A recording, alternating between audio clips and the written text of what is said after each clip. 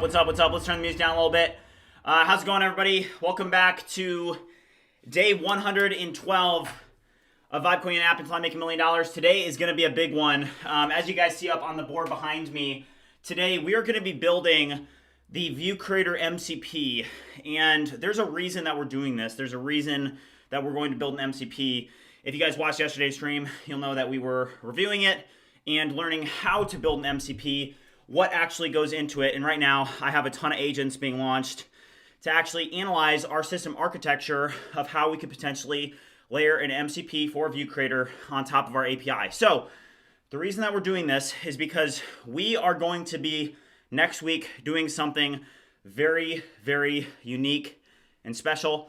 And I need to learn how to build an MCP. I need to learn how to build this. And what better way to build and learn how to build an MCP than just doing it and just building it. I get tons of messages and comments of people asking me, hey, how do you go about learning? How do you build stuff? And here's the thing. It's easier than ever before to actually build. And it's easier than ever before to learn. And what we're going to do today is we're going to build the ViewCreator MCP, and we're going to make mistakes. We're going to learn along the way. But we're going to be streaming for 6 hours today, and we're going to get this done. We're going to learn. We're going to get it knocked out. And we may fail, we may succeed, who knows? But there's one very particular thing that I know is going to be accomplished, and I know that we're going to give it our all and that we're going to try our best. So, up on the board today, I have something written up here. Progress is exponential. And there's a reason that I wrote that up on the board today. And the reason is because it's like, hey, when you're doing something like this, right? I've been doing this for 112 days, right? And it's interesting because I just remember early on, when I was getting started, what every day looked like, right? Just very incremental progress, but it was progress. And it's crazy because now when I make progress, it represents 10 days back when I started, if that makes any sense. So I'm so deep into the future and I'm so deep into this journey and this mission that all the progress that I make, all of the work that I put in is now 10x what it used to be, because of A, what I've learned, B, how big things are getting, C, there's A, B, C, D, the F, there's all the, you can just go and go and go. But my point is that progress is not linear, it's exponential. And people need to understand that. Hey, whenever you're early, we've been doing this for 3.5 months now, right? Coming up on 4 months. And it's that is so early on in the grand scheme of things. And the progress is exponential. So even the progress that we're experiencing now on day 112, it's going to look fleeting when we're at day 180 or day 200. It's going to be oh, I remember when we were at day 112, things look completely different. And that's why I emphasize this fact of hey, you have to lock in and you have to focus in on what can I do to just make a little bit of progress today, okay? And that's what we're going to be doing today, because now we're so deep into the future. We're so deep into this mission, even though it still is, in my opinion, just the beginning. We're still way further along than we were at the very beginning. And we're just going to keep compounding progress because we know that it's exponential. So with that being said, guys, you guys can see that I actually have a bunch of agents running, and we did learn a lot yesterday. We learned, I had if you guys watched the stream, I launched 54 agents simultaneously to completely refactor the styling of one of the projects, the website, which was just absolutely insane. But yeah, guys, it's going to be a great day. J35 was first. What's up, J35? Preparets, what's up? Kino, what's up? Josh, what's up? How's it going? Good to see you. Sang, what's up? Lazy Stack, what's up? How's it going? Josh, what's good? Automate, what's up, man? How's it going? Kino, what's up? What's up? Dead of Personal Efficiency, what's up? Yeah, the stream just started. So, it's very interesting to see, everything as it's gone along. I am going to start a poll here. We are going to be doing a cold plunge at 300 likes, but today we're going to be going for 6 hours. We're going to be grinding hard. We also have the project sharing event today. So for those of you that know, we do project sharing events every Tuesday at 2 p.m. Eastern Standard Time. And today we're going to have 6 people that are interested in sharing their project present what they've been vibe coding. So members of the BridgeMind community are going to have an opportunity to share what they've been working on with the stream and with the community. So it's going to be a great day. We're also going to do 500 push-ups, 100 pull-ups, and yeah, it's going to be a 6-hour stream. But the main focus of this stream is to build the ViewCreator MCP. And here's the thing. We're building the ViewCreator MCP because for several different reasons. I talk about having the vision. There's something ruminating in the back of my mind. You guys don't even know it's coming, and it's going to be good. Next week is going to be insane. As you guys know, we're basically going on a side quest. We're going to do a vibe-a-thon. Details will come out in the next few days, but it's going to be incredible. Josh, yep, let's grind. Josh said 6 hours. I am with you. Let's go. P&K Sounds, what's up, man? How's it going? So I'm going to start a poll real quick, but guys, we are just getting started for today. We're going to go for 6 hours, and we are going to build this MCP, and we're going to learn the complete MCP architecture. We learned a little bit on it yesterday, but now we're going to take it a step further and we're actually going to build it, because in my opinion, hey, it's one thing to learn about something and it's another on, hey, how do I actually make it so that I can, build it and then deploy it, if that makes sense. So I'm gonna start a poll real quick. A ViewCreator MCP, yes. So an MCP, so we're gonna be able to interact with ViewCreator from basically just like a CLI. But let me get started real quick. I'm gonna do a poll, and let me get the music on as well. The Wise Sleeper, what's up, man? How's it going? It's good to see you. You've been sick. You're back now. Let's go. Good to have you back, man. Yeah, let's get the music going. Let's get the vibes up. And I am sick today. I did wake up with a sore throat, but like I say often, it doesn't matter how you feel. You got to keep pushing forward and making progress. Here's the music. Let me get the music up. But yeah, it's like, hey, I woke up with a sore throat today, and you know what my solution is? Hold on, I'm going to show you guys my solution. You guys see this? This is called Mucinex. Mucinex. We got Mucinex, guys. Let's go.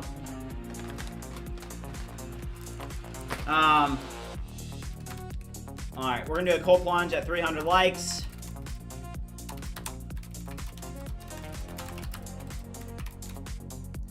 All right, have you liked the video? All right, also, let's see here. All right, apparently the music's a little loud. I'll turn it down a little bit.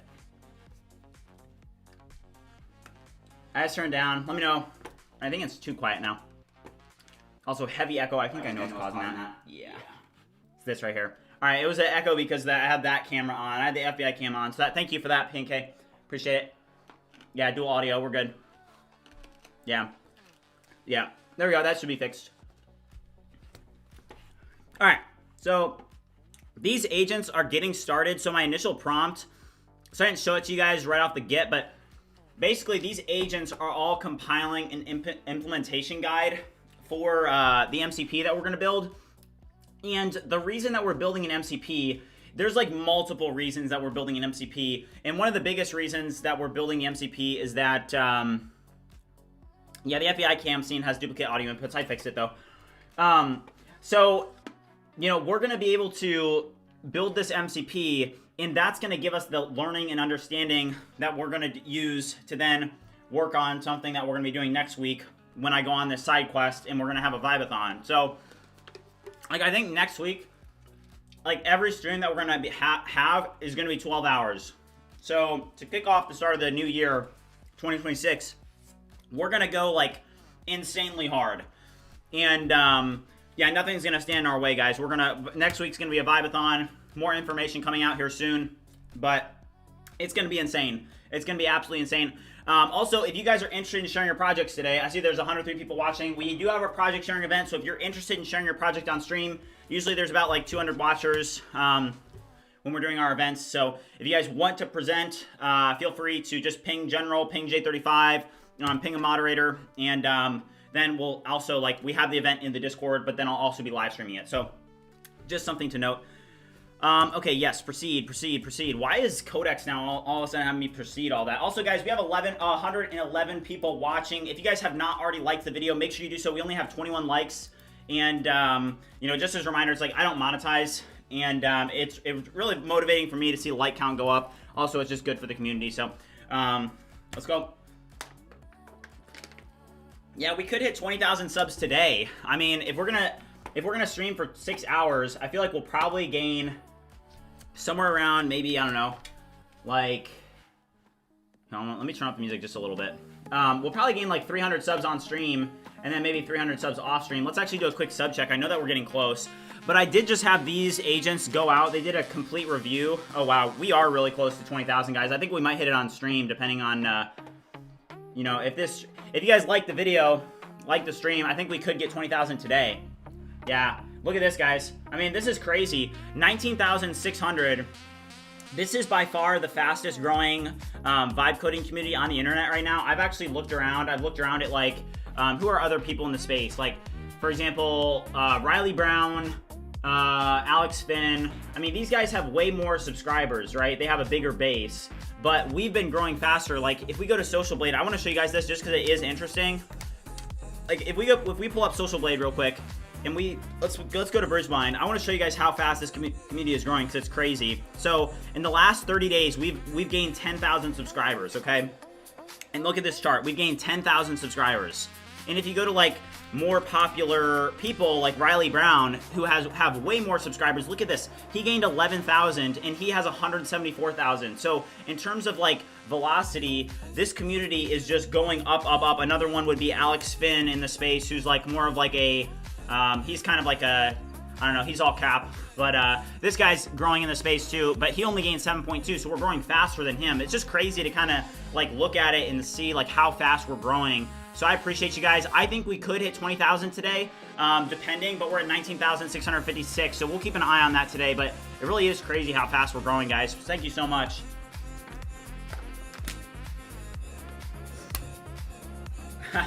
Yeah, Zuhaib, technically, yeah. Mikey Builds, what's up, man? W, let's go. Back said, couldn't miss this. Let's go. Let's go. Kimmy said, hello, liked and sub. Good energy on your live. Starting my first big app this month. Fully vibe coded. Wish me luck. Yeah, man. Good luck. You got this. Yeah, thank you, Mikey Builds. Yeah. So, okay, so I had these agents all compile, like, a complete implementation guide. So there's all these guides now, and actually what I want to do is I want to launch an additional agent that is going to be able to review all of these other agents. So this one's going to go, hold on here. So this one is going to go, like, right there. So this one's going to be really important because this one, and I have such a sore throat, but it's fine. All right, so this one, I'm going to drop in the readmes that it created. So let's actually find these readmes that were created. Does this even create a readme?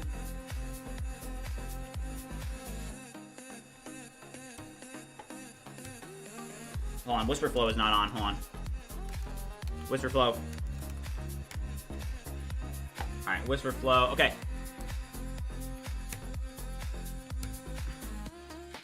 Hold on here.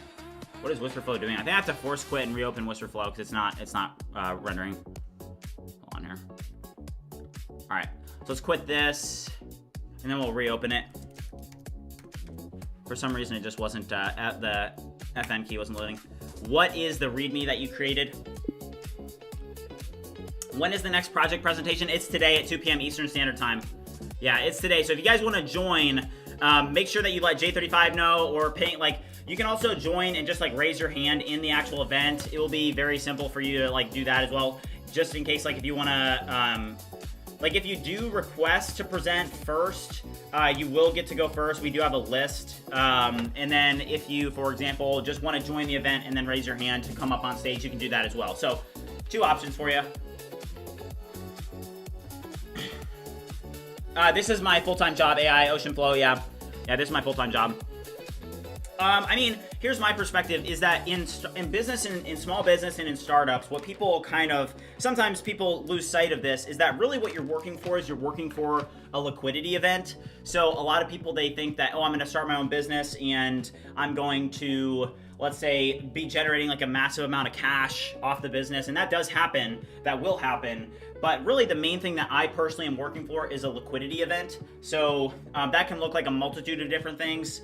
But I will just say this, like a lot of people, I think they lose sight of this fact of like, oh, you know, you have to be making money from a business for it to be successful, like right out the gate. No, like you build up a ton of IP, you build up a ton of assets, you build up a platform, you build up a community, you build up all these things, XYZ, you kind of get the gist. And then at the end of it, once you build up all those assets, you are able to get to a liquidity event based off of, you know, certain factors. But that is what I personally am working towards. I'm working towards a liquidity event, just so you guys know.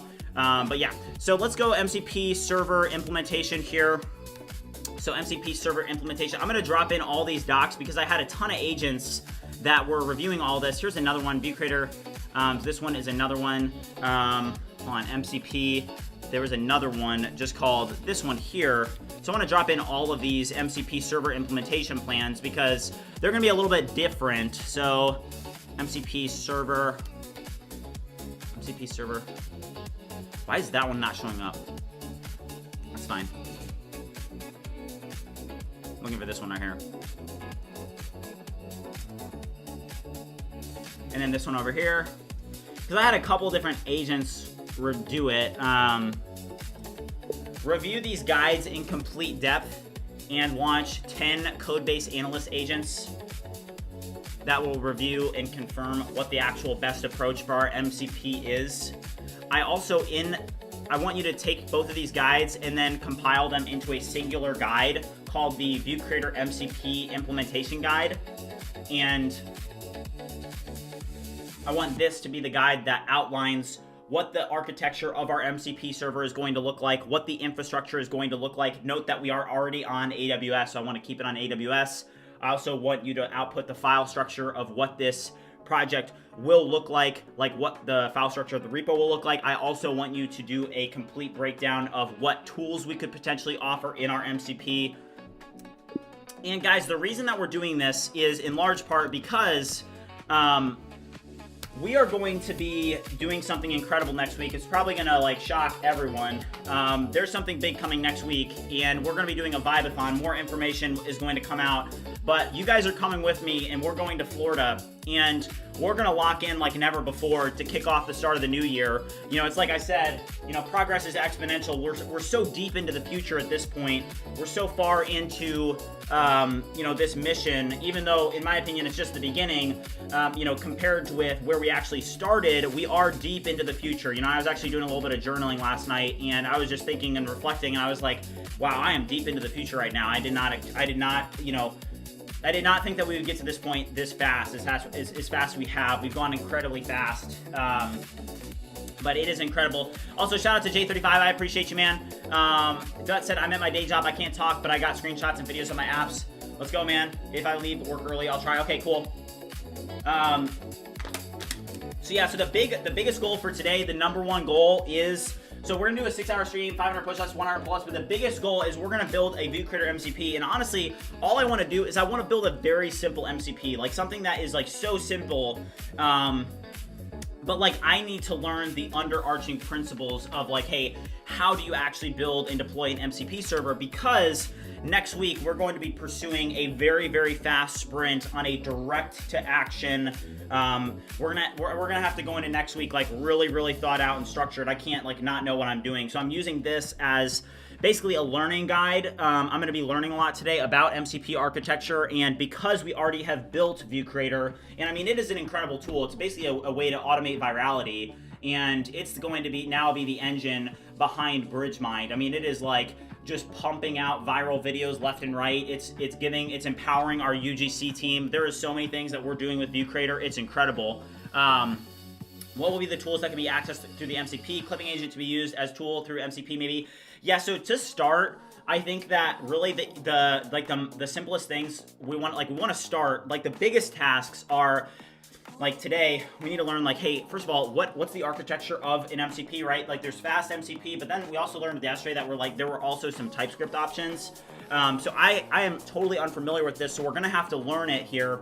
And this is going to help us here. So we're launching a bunch of code-based analysts, and we're going to learn, like, just, hey, how are we going to construct this? And we're probably going to talk to ChatGPT for a little bit just to learn, like, hey, what does the file structure of this MCP repo need to look like? What tools does it have? You know, yesterday you basically have this tools directory, and then there's authentication, which is going to be potentially a tricky part, because for that you're going to need to come up with a page on ViewCreator. There's like a lot of moving parts to it, but I know that we can do it, guys. So, you know, we're just going to lock in today, and we're gonna crush it. We're gonna get it done. So let's move the desk down. Again, just as a reminder, I'm like super sick right now. I've got a really bad sore throat, but we're powering through. You know, we got this Mucinex, sore throat, and we're good. I mean, who cares how you feel? Let's make progress. Let's go. All right. What are the best tips for vibe coding successfully? Yeah, I mean, the first thing is, like, hey, you definitely want to be using the right tools, but then you also need to make sure that you understand what we're doing. Like, I think that today is going to be a great example of how we are going to build this. Like, for example, I know nothing about MCPs, right? So I'm going to be taking this, and you guys are seeing me. I'm going to do an in-depth review of the code base. I had these agents get launched so they could actually gain the context about the code base, and then kind of gain and do an in-depth review, and then build a README, and then we're going to take that to ChatGPT just so we can ask ChatGPT some questions and learn along the way about the proposed plan from Claude Code. Just because it's kind of weird to work inside of Claude Code on an implementation guide. I kind of want to ask ChatGPT questions. So we'll see this. I don't know yet. Apiriam, how's it going, man? Good to see you. All right, so this looks good. All right, let's pull up ChatGPT. All right.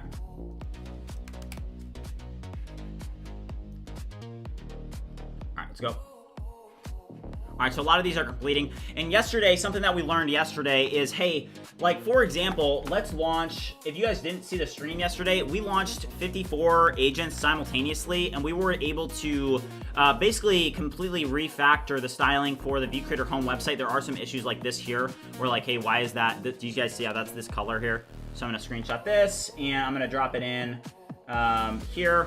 Let's launch an agent real quick. So let's launch just another random agent here. Let's CD into ViewCreator UI. Let's launch Claude. And then all I'm going to have to do is just drop in that screenshot. And I'm going to say, review the image from the hero section on the home page. You can see that this component does not properly integrate the dark and light theme, as it's on dark theme and it's showing the white color. Fix this. You can see it in the screenshot. Okay, Imperium, that's awesome. You're going to Dubai. That's sick.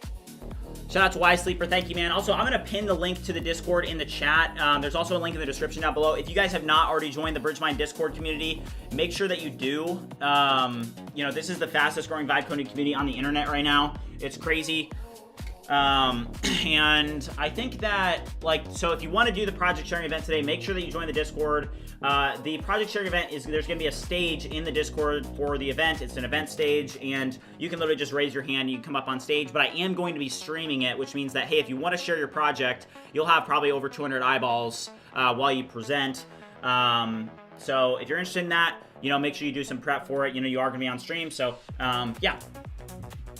How much do I spend with AI usage? So I spend $600 a month.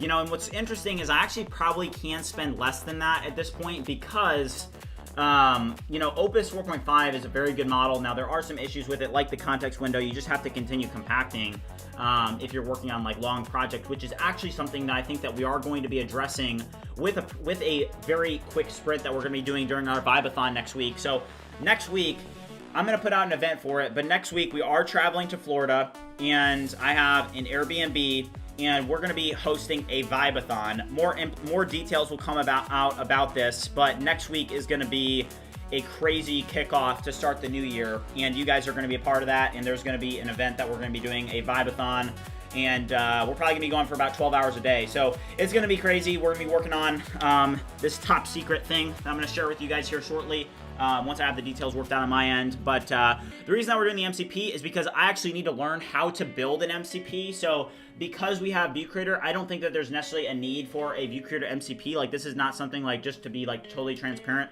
this is not something that I'm, like, oh, we need to get an MCP out because, you know, our users need an MCP. I'm creating an MCP, first of all, because ViewCreator is now the engine behind BridgeMind. We built a product that is so good at automating virality that, like, hey, the reason that you guys are seeing so much success with BridgeMind in the community and the platforms and all these things that we're doing is because we have AI agents that are now the engine behind our platforms and our community. We have a UGC team that's using ViewCreator to be able to create content and publish content.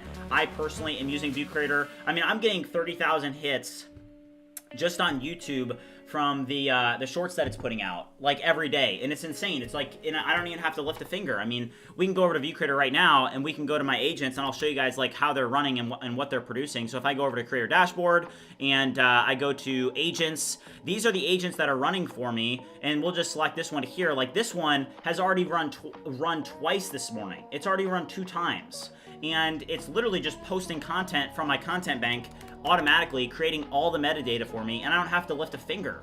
I mean, look at this. Let's even see, we can look at it, go to shorts, and look at this, 1.3, 1.3, 1.2, 2000, 1.2, 2.2, 1.3, 3.3, 8.4, this one got 8,000 views, 3.4, 4.6, 4.2, I mean, it's insane. It's insane.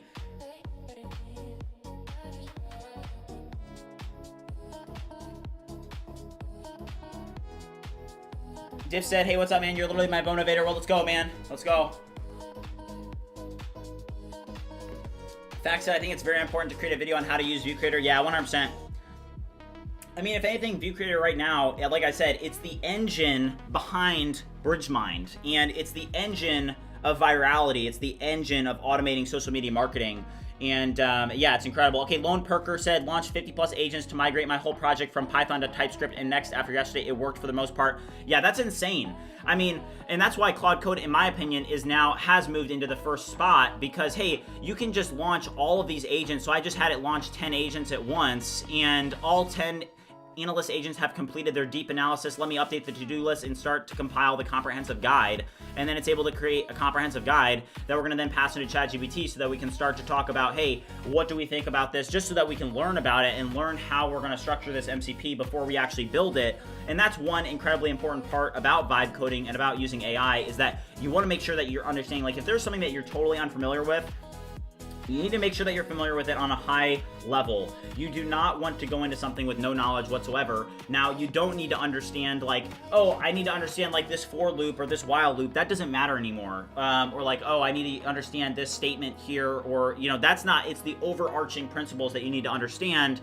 so that you can guide the AI as your agents that are actually going to be doing the coding for you. So that's our plan here, and we have 6 hours today where we're going to build this MCP. We do have 3 hours until our project sharing event, so let's just see how fast we can get in the you know, in the next 3 hours. Crypto said, yo, I just built an MCP for the chat app store. That's awesome.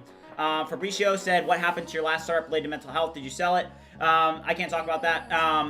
VWSNX said, I like to just play his video in the background and do my work. Let's go, man. Let's go. How much do you pay for AI code monthly? I say that often, $600 a month, and honestly, I think that that's going to go down because, for example, like this month, I was only using Claude Code. I've become like a total Claude Code advocate just because of its ability to launch so many agents at once. You know, I think it's absolutely incredible to see, hey, like, you can just create all of these agents now. Just like, hey, I want you to update all of this, create a implementation plan, and then launch 54 agents to be able to update all the code across all these pages, and it's able to do it. So it really is interesting to see and watch that happen. Now let's go to this MD file that it creates. So it's it docs ViewCreator MCP tool catalog. Now, was that just related to implement? Okay, so here's the implementation guide. So we have a couple different docs that we're going to want to look at. So docs, it's in the ViewCreator implementation guide here. So ViewCreator MCP implementation guide. So this is the MCP implementation guide that I just created. So we're just gonna copy this. All right, sorry guys, I am sick today, so bear with me. All right, so let's do just raw markdown. And we're going to now go over to ChatGPT and we're gonna paste this in. Also guys, I do think that we could potentially hit 20,000 subs today. We'll see. Right now we're at 19,684. If you guys have not already liked and subscribed, make sure you do so. I think that we can hit 20K today. I mean, yeah, we're the fastest growing vibe coding community on the internet right now, so I think that we can do it 100%. So let's go here and let's pass this in. And I am going to be doing instant just because it is faster. Thinking can be a little bit long. Review this implementation guide. You are my teacher, and I am trying to gain a full understanding of MCPs, especially in this particular case. I know nothing about MCPs, so I'm going to be asking you questions throughout this conversation, and you need to answer with this as reference. First question that I have, what is the repo going to look like for the MCP server? Excuse me, guys, sorry. Super sick. All right. Hendrix said, by the way, brother, I love the stream. It gets me motivated. I'm a firefighter and sweet, trying to build like you. Let's go, man. That's what I'm talking about. Thank you for your service. All right, so here is the repo at a glance. All right, let's go. All right, repo at a glance. So you have SRC, index, server, transport, auth, tools, resources, API client, common, types, test, suite. So what actually is this? Is this the fast MCP or what is this? So I'll treat this like a rule guide. Everything according to your architecture. So think of MCP server repo as a thin protocol adapter that sits in between MCP clients, so like Claude Code, Cursor, VS Code, your existing ViewCreator API. It does not re-implement business logic. So I think that that is something that is very important to understand. Like, take these products, like, so let's say Postdog, for example. MCP is not like a product in itself. The MCP is like this. So let's say that you have, like, you're working in Claude Code, right? So you have Claude Code, Claude Code, and this is Claude Code. You basically can make it so that Claude Code interacts with this MCP that has like several important things, and we'll go over that, but then that is able to interact with your existing API. So your MCP, this will have things like very important things like auth is going to be a critical factor here. So like, even in order to connect an MCP, like if we want to build an MCP that's able to connect with ViewCreator, there is going to have to be some sort of authentication process that users would go through to be able to do that. So that's going to be interesting to learn today. But auth is big, but the biggest thing with MCPs are like tools. So with tools, like, hey, this would be something where you would have an MCP that has a tool, and Claude Code is able to either intuitively be able to call it, or you tell it to call it, like, hey, I want you to interact with the create agent tool on ViewCreator and create an agent that is going to be able to automate my TikTok account and post content from my content bank, right? And that tool, I don't know how it would be able to understand how to use that tool, but we'll learn that today, and we're going to learn it together. So we'll see this here. Yeah, MCP is like documentation for the AI agent. Well, yes, it's documentation, but also it gives it tools to be able to use, and then it also gives it like the authentication and stuff, which is very important.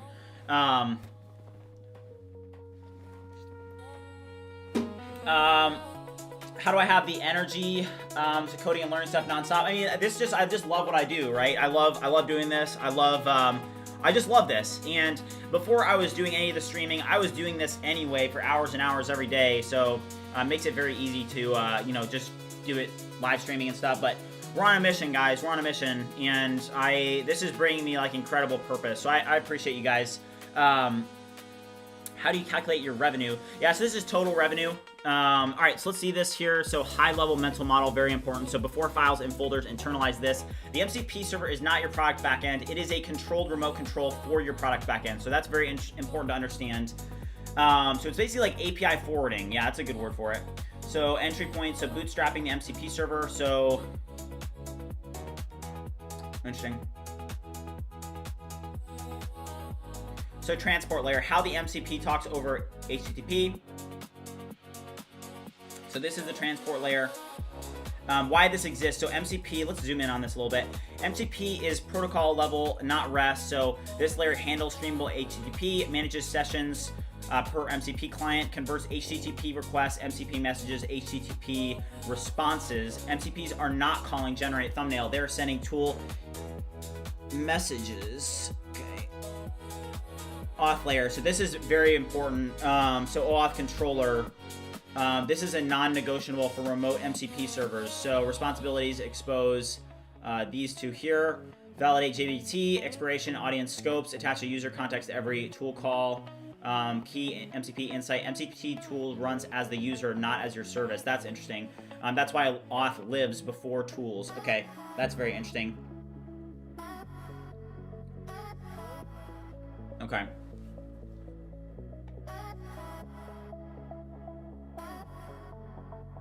All right, this is the most important directory. So the tools is the heart of the MCP, which we did learn yesterday. So with this, it literally gave us, wait, what could that potentially look like, right? So generators, agents, publishing, accounts, jobs, how to think about tools. Each tool equals one MCP tool. For example, YouTube thumbnail tool, tool name, description, Zod input schema, Zod output schema. I wonder what that is. Handler function, important mental shift. A tool is not an endpoint. A tool is a capability exposed to an AI agent. Bones just asked, what are you working on right now? Today we're building an MCP server. So right now we're kind of exploring and learning a little bit about MCPs, because before we just start, diving in and vibe coding, we want to actually gain a full understanding of like, hey, what does the project architecture actually look like? What do we need to do? And I know nothing about MCP servers or how to build one. So that's what we're gonna be doing today. So when Claude runs generate YouTube thumbnail, what happens? Claude calls generate YouTube thumbnail, MCP server validates the input, checks scopes, deducts credits, MCP server calls, and this is what it looks like. So that's very interesting. J35 said, I am pretty sure there must be a pre-built boilerplate MCP templates that you could build over. I don't think that we really need a boilerplate. This is a very simple project. This is very simple. I think this is actually simpler than we may think. Because yeah, this is like the middleman, and you're setting up basically an additional layer of, hey, now AI agents are able to use our system. So, okay, hold on. My throat is killing me. Oh my gosh. Okay, Rob said it's like USB-C. The idea, I think, is when we move in world where agents talk to each other, they are speaking the same language. Yes. All right, Tune Expected said tool equals use code for a specific task rather than a prompt, much faster and cheaper. Yeah. Yeah. Aperium said, in simple words, an MCP is just an API, but for AI agents. That's well said. Okay, so API client. So the bridge to ViewCreator API. API client, clients. I feel like to get started, we just need a very, very simple, one tool. And the biggest things that we're gonna need to figure out is auth. That's big, auth. Okay, so help me understand, what is the architecture of this MCP? Are we using any framework for it, or are we just building it from scratch? Review the documentation and then let me know. I'm very curious about this. Also, guys, we probably need to, we're gonna do 500 push-ups today, so we do need to hit 500 push-ups. So I did 25 at the start of the stream just to get us started, and now we're gonna need to keep it going. We're gonna be going for 6 hours today, and just as a reminder, we do have our project sharing event today, so if you'd like to share what you've been working on and what you've been vibe coding, make sure you join the BridgeMind Discord. There's a link pinned in the chat as well as in the description down below, but you can share your project today. We're gonna select 6 people from the BridgeMind community today to share on stream. There's probably gonna be about 200 people watching, I assume. So if you wanna share, feel free to do that. Yeah. Ian, thank you, man, I appreciate it. Yeah, I'm feeling sick today, but it doesn't matter. We're gonna power through. If it's, honestly, it just makes it that much more challenging, right? All right, let's get the work music back on. All right, so what an MCP server actually is. Okay, so short answer up front, then we'll unpack everything. Okay, you are not building this from scratch. You are also not using a traditional web framework. Nest, Express, Fastfy as the core. You are building on top of the official MCP SDK and optionally wrapping it with light HTTP primitives. Let's walk through. Okay, MCP server is not a REST API, a GraphQL server, a normal backend service. An MCP server is a protocol server that exposes tools, resources, and prompts to AI agents over a standardized contract. That contract is MCP. So your framework decision is not Nest versus Express versus Fastfy. It is MCP SDK versus inventing the protocol yourself. Okay. So what language will our repo be written in? That's a good question. Is it TypeScript or is it Python? Yeah, J35 said there's no room for sickness in the arena. Yeah, I woke up today and I was like, oh my gosh. I was like, when you wake up in the morning and the sore throat is so painful. I was like, that's gonna be tough, but not much more of a challenge, right? Yeah, vibe coding on hard mode. Yeah. Line graph is actually great for this. Yeah, time for Pushups in just a second. All right, so it is going to be TypeScript first. This is not arbitrary. It's a deliberate architectural alignment with both MCP and ViewCreator. Okay, cool. So it's going to be TypeScript native. The MCP SDK is TypeScript native. Who created the MCP SDK? What company? Was it Anthropic in what, 2024, right? Okay, yep. It was created by Anthropic. So they were the ones that created this. So Anthropic is the company behind Claude Desktop, yes. Yes, we know that. Okay, so I think I'm understanding this. After you have now reviewed the implementation guide, what are your thoughts? Like, what are the biggest things that I need to know about the ViewCreator MCP implementation guide? All right, so we're gonna drop that in, and then let's hit some push-ups, guys, and pull-ups. Let's go.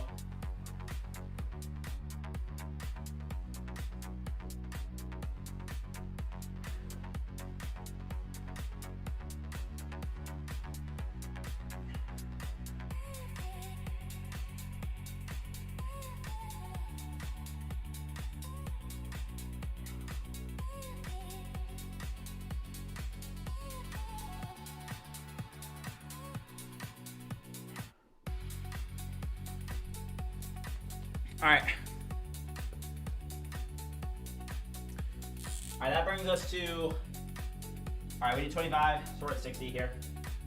60, let's go. All right, the 7 biggest things you must truly understand. This MCP is a capability service, not an API. All right, thin MCP, thick core.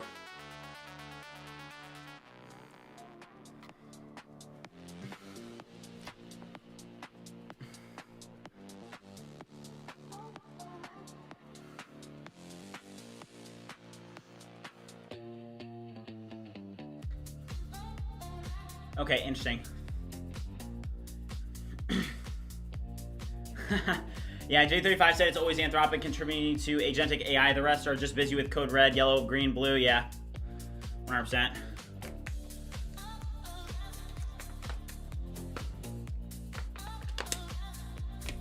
Okay.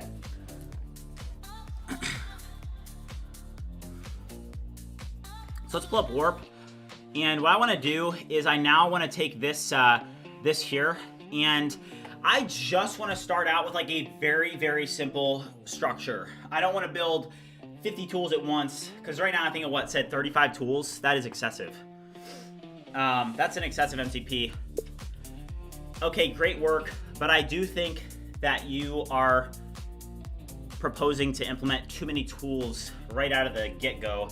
I want to implement a very simple MVP for the MCP, meaning I want simple tools, like tools, for example, that will list out all the agents that we have or that a user has in their ViewCreator account. Very simple. Or the MCP should have a tool that will be able to create a new agent, respectively, based off of a request. Very simple things to start. A maximum of 5 tools are needed to start out. Update the implementation guide according to this revised guidance. Yasir said, good morning, you inspired me. I started building. Let's go, man. That's what I'm talking about. Another day, more progress. Let's go, John Zay. Let's go, let's go. Yeah, so I am going. So you guys are actually coming with me next week. For those of you that are curious, next week, we're going to be having a Vibe-a-thon in Florida. It's just me. We're going. It's going to be insane. I'm going to be grinding for like 12 hours a day. You guys are coming with me. And there's going to be more information in the Discord coming out. But I do need to use the restroom real quick, guys. I'll be right back. I'm going to hit some pull-ups before. But let's go. This agent's working for us. Let's go.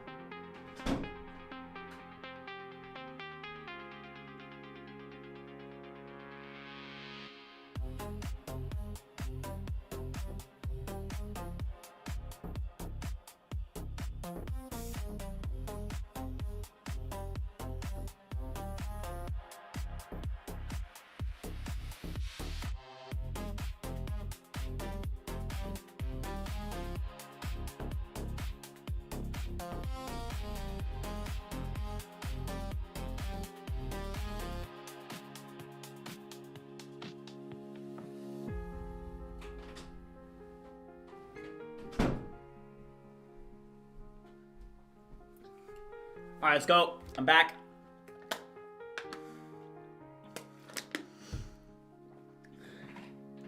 Yeah. All right, so here's what we have. So also we just did hit 10 pull-ups on the way. 10. All right, so MCP server here. Revised guide complete.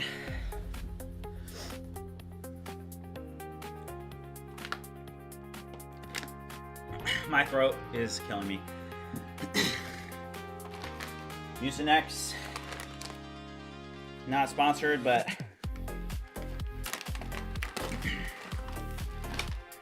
all right, the MVP now focuses on just 5 tools around the agent system. Run agent. All right. Okay, great work. All right, so it says 2 to 3 weeks for working MVP, so this should take about an hour or 2. All right. I now need you to create the new repo for this MCP called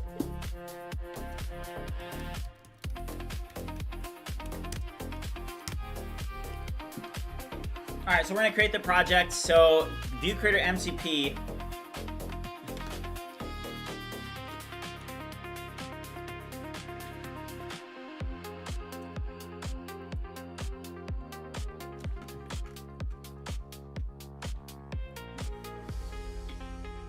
Yeah, so all right, if I have a hard time talking, it's because my throat is like on fire.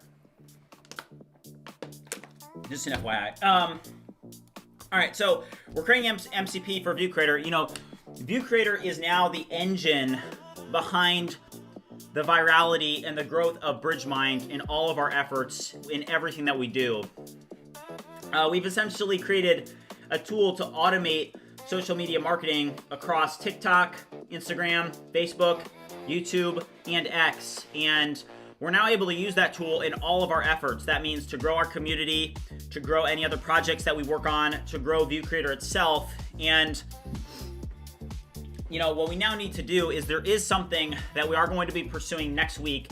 More information is going to come, but I need to learn how to build an MCP, and we're going to be learning how to build an MCP today because we're going to need to build a structured MCP for some of our efforts next week during our Vibe-a-thon.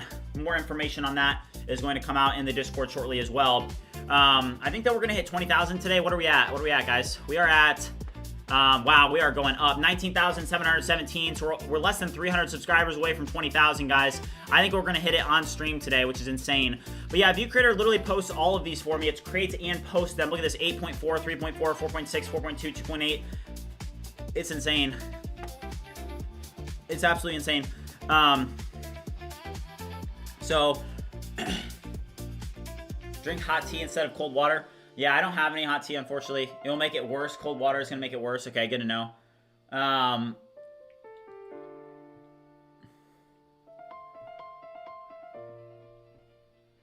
Tanker said, I feel like this is a small prompt for a huge project. I doubt it can do it. Well, Tanker, the thing is that, so at the start of the stream, how deep are we? So we've been doing 48 minutes now, and we were working here. So if we go to this pane here, we were using 4 agents that then launched. Like you can see that we launched, like here, you can pause the stream up here and look at the initial prompts. So this is, if you pause the stream, you can look at the initial prompt that I gave it, but I gave this prompt to 4 or 5 different AI agents that were then able to create a comprehensive guide. And the reason that this comprehensive guide was good was because I launched 10 code-based analyst agents to actually review the existing ViewCreator API, and then to actually, like, for example, some of them were going and searching the internet for best practices for creating MCPs, some of them were reviewing the API, some of them were reviewing the front end, and then based on this implementation plan, we're now actually structuring this and building out the project. So I should hold back on the cold plunges until I get better. Nah, it's all good. It's all good, guys. I don't know. It's all good. We're gonna power through. We're gonna power through. I appreciate it, though. We got Mucinex. That's gonna make the cold plunge even better, right?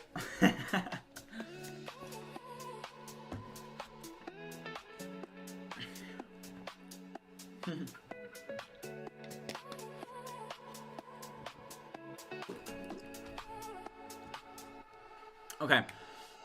So this is compacting. I hate when it compacts, and that's an issue that we're going to be addressing in what we're going to be working on next week. You know, really what should happen, just my analysis and my understanding of vibe coding is that, hey, when you have something like this, right? Like, let's say that you're creating something where this is a very complex task that we're doing, right? We're building an MCP server, right? And we did create an implementation guide, but right now the best practice for vibe coding is, let's say you want to build something like an MCP server. The best thing for you to do is you go out and you do exactly what we just did, which is you create like a README file. You get a README that's like an implementation guide, which is fine. So this is, you know, our implementation guide, but you can even see the issue here is that this was compacted, right? Because this agent is working on so much at once, and it's an issue. It's an issue. You can see that it has all these tasks that's completing in the background, and it reaches its context window very quickly. And I think that a better approach is something where, let's say you do have a very difficult task, right? That you know is going to have a ton of different like subtasks, right? Well, there should be some sort of system that's able to take and understand your initial like implementation guide or what you're trying to accomplish. Let's say it's like a sprint, or for our case right here, it's an MCP sprint, right? We're working on building an MCP. So with this, the best way to do is it really should, let's say, like take this higher level task and be able to then break it into like 50 subtasks. So rather than creating a README, it should instead be able to have like some type of initializer agent. So let's just call it the initializer. And this is actually, like, we learned this yesterday when we were kind of reviewing Claude's own, or Anthropic's own documentation for this. But you have an initializer, and then this initializer is then able to give tasks to all of the sub-agents accordingly based on this tasks, like on the overarching task. So these are then all the agents that would then be working based off of this main initializer agent. And like one issue now that we have is that you can even see like here, it's having issues with, it's having some issues here, but the main reason that's having this issue is because it's just working on like in a singular chat, and then once this chat is done, then it loses all its memory and context that it had. It just goes based off of that implementation guide. So, show your Claude usage. Okay, yeah, I'll show my Claude usage, no problem here. So Claude usage here, I am on the 20x plan, and they are offering, like, Anthropic is doing like 2x the normal limits, so I'll just pull up my usage here, so you guys can see my usage here. Current week, which resets on the 1st, is 23% used, and then 30% used, and it resets in about an hour, so I'm like totally good. I don't hit my limits a lot on the 20x plan, to be honest.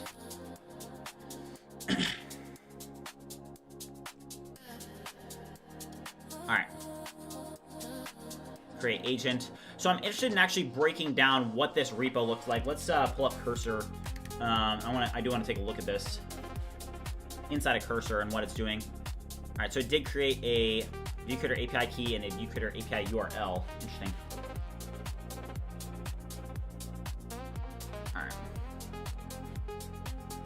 All right, so now what we have is we do have this ViewCreator MCP. So let's actually take a look at the file structure that it did create. So source directory here, so we have tools, and then here is what it creates. We have a create agent.ts file. I do want to review the code just so I understand what this is doing. So what is Zod here? Let's do a new agent real quick. What is Zod? That's interesting. Robin said, love the live streams, man. Appreciate it, Robin. Shout out to you.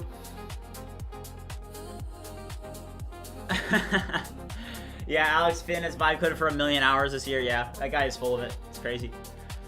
All right. Zod is a TypeScript first schema validation library. It lets you define schemas that validate data at runtime and infer TypeScript types. Okay. I wish there was a better way for us to like have this open. That's fine.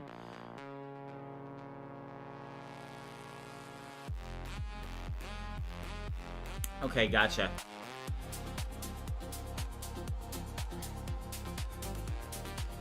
So is this described? Does that mean that the agent will have access of the, like that's what's going to be passing the agent, I assume? So that's the tool. This is what the tool files look like. So it's about defining the interface for it. Okay.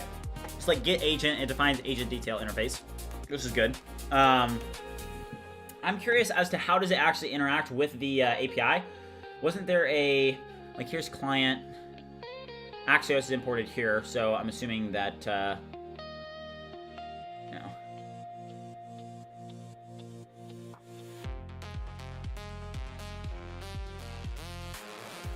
Okay. Option Command S to hide this agent sidebar. Option Command S. Shout out to W Dan. Thank you, man. Appreciate it. I'm gonna shut my window here. 1 second. It's getting a little bit cold in here.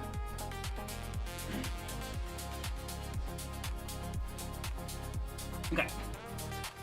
So client tools, and then we have server. I mean, this is very simple. Excuse me. Sorry. Tell Claude to use fetch instead of Axios. Axios is dying. It connects via API key. That should not be the case, though, should it? Hold on. Okay, help me understand this, though. For users that are using the MCP, I want them to be able to connect their own ViewCreator account. So why would there be a hard set ViewCreator API key here?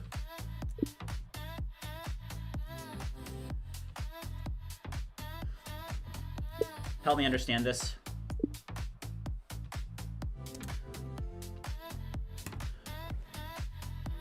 All right, Toon said too much code. Langsmith would be a lot similar. These are Apple headphones. John said, have you tried AI tools for trading? I'm exploring profitable strategies using AI. I mean, I'm not super into like the stock market in general. I went to school for finance, and you know, it's interesting. Like, hey, doing stock market trading, like, yes, you can make money in the stock market, but honestly, like, I just think it's better to just put your money in like an ETF and to just not really worry about the stock market. Everybody has their own thing. People are profitable traders, but also you can lose a lot of money trading. It's hard to time the market. I'm not really into stock trading. I'll just put my money in an ETF and then let it sit. Okay, so they install the MCP package locally. So this is how it works. So how it works, the MCP server runs locally on each user's machines. There is no shared or hard-coded key. So user A's machine, so let's say that it was the ViewCreator MCP with users A's token.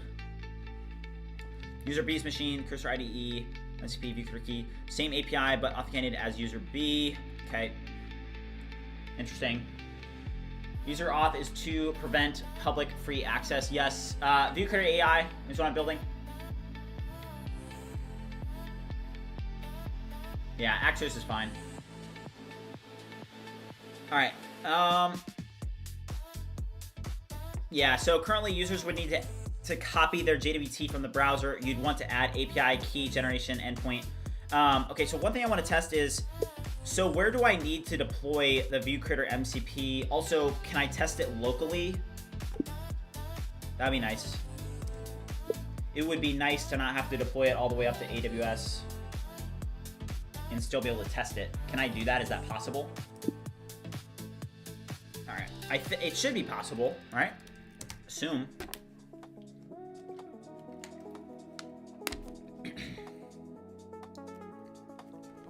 Also, guys, if you guys are watching, have not already liked and subscribed, make sure you do so. We've got 186 people watching, only 136 likes. Also, we are going to hit 20,000 today, I think. Look at where we're at, guys. We're at 19,730. So we're now only 270 away. I think that we're going to hit 20K today. So if you guys haven't already subscribed, make sure you do so. We're going to be going for 6 hours on stream, so we should actually hit it on stream. I feel like that's definitely possible to hit it on stream. So 19,730, which is crazy. I think we're going to hit it on stream, guys. Let's go. Let's hit some push-ups while this is working here. Very important for us to hit push-ups. It keeps the energy level high. Also, I've been getting pretty jacked from it. I was getting into the shower the other day, and I was like, what in the world? I was like, I'm making like crazy gains from it. So let's keep it going, guys. We're at 60 for the day. We're gonna do 500. So let's go.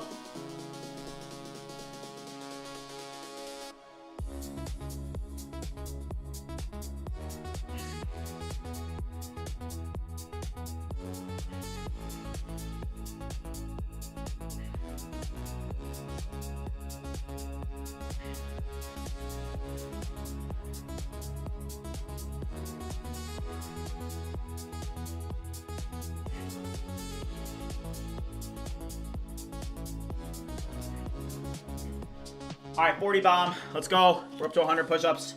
Also, let's hit some... okay, wait, hold on. This is finished. Let's check this out. Okay, so users configure their own API key, pointing to production. Okay. The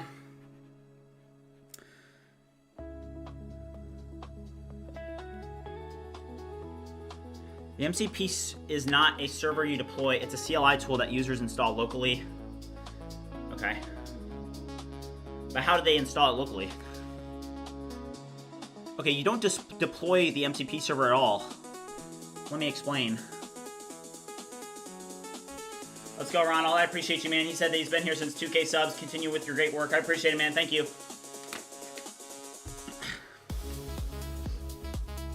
All right, bear with me, guys. I'm sick, so. All right, MCP architecture, local, not remote. So the MCP server we built uses Studio Transport. It runs as a local process on each user's machine. Okay, the MCP is not a server you deploy. It's a CLI tool that users install locally. Claude or Cursor spawns it as a child process and communicates with it via stdin or std out. I have no idea what that is. We'll learn about it though. So you can 100% test it locally. MCP inspector is the easiest way to test it locally.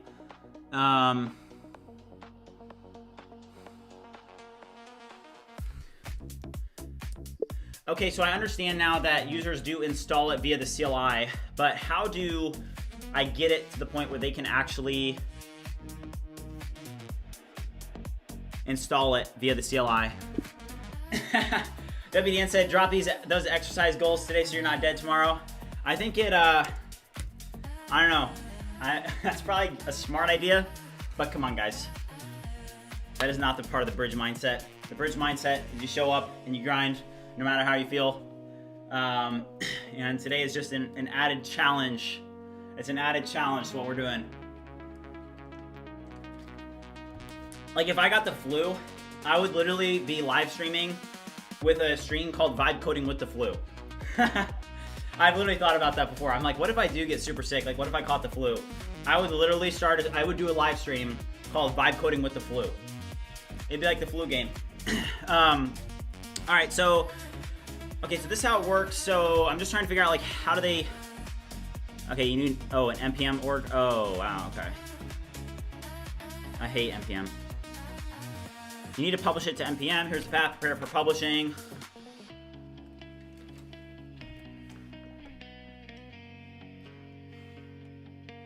What's like a, I want to look at how, okay, also guys, we're at 19,739, getting closer. Gonna hit 20,000 today. PNK Sounds said that I'm using MCP right now. It's using 24 tools, according to my IDE. Let's go, J35. All right, let's look up the post-hog MCP, because this is an MCP. This is like a pretty big, so they're MCP docs. I just want to see what this does, so yeah. So MPX, post-hog wizard, MCP add. Okay, yeah. Cursor.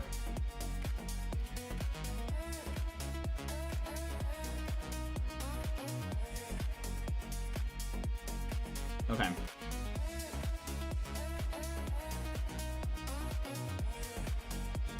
And then here are all their tools. Like you can see, Claude MCP add transport header on.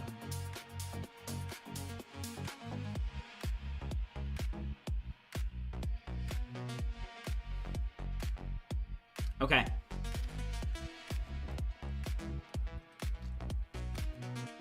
Yeah, do you know, does anybody know in chat, are you supposed to publish this on NPM, or is that a hallucination? Let's ask chat real quick. How does the MCP server get deployed? Like, where do I put this so that users can actually download it and use it?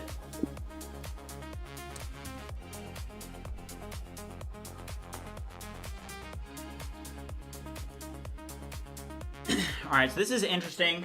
All right, this is a crucial MCP concept. It's where most people get confused, so I'm glad that you asked.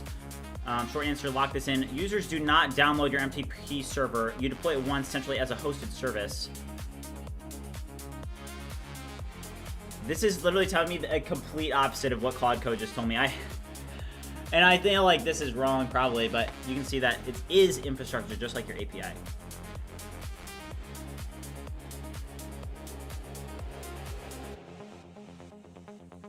It literally, we just got told the exact opposite from ChatGPT versus Claude Code. Because Claude Code was telling us it's like a CLI, and this one is telling us it's like an API rather than a CLI. Hosted on AWS. That is not right. That is not right.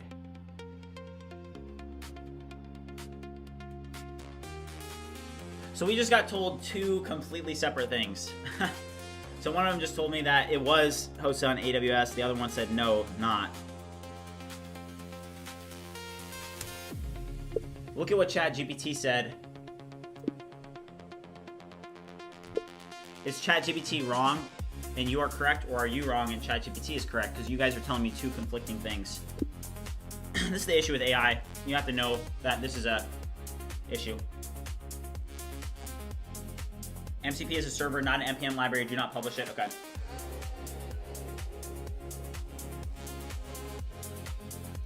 Oh wait, Hung said, curious to learn the real motive behind you building an MCP server.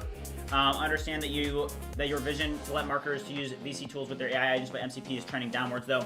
So yeah, so Hung just asked a great question. So the reason that we're doing this is not because I'm actually probably not even going to deploy this. I could potentially do it. I just want to learn how to use MCPs because next week we're going to be having a Vibe-a-thon and we're going to be working on a critical project that is going to involve an MCP server, and I just want to learn a little bit more about it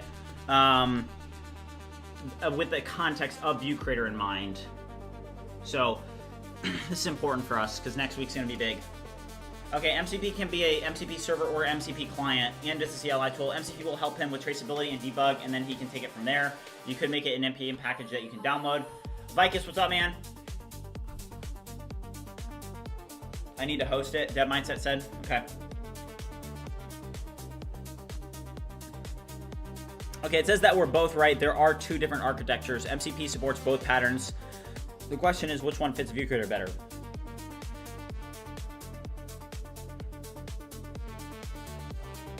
So, like, here's what now that we can actually take this and understand. So, for example, let's just have this go here. And what you can see here is like, hey, look at this here. See this URL that they have in here? Is that because that's where they're... yeah, look at this, mcp.posthog.com. Do you see this? So even just like this example here, hey, Posthog, the way that they're doing their MCP is it is like, you know, just a server that has a load balancer in front of it. So Claude Code, same thing, https mcp.posthog/mcp. So I think that you're gonna want to host it in something like ECS, right? Just like from the architectural perspective. But let's go and let's see Warp here. What does Posthog do? Is theirs a CLI or is theirs hosted?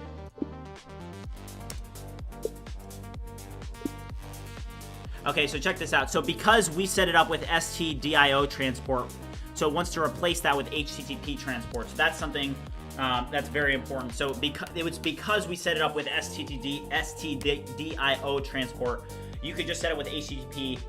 Use AWS Lambda. You could, yeah. So we'll see. I'm like 99% sure.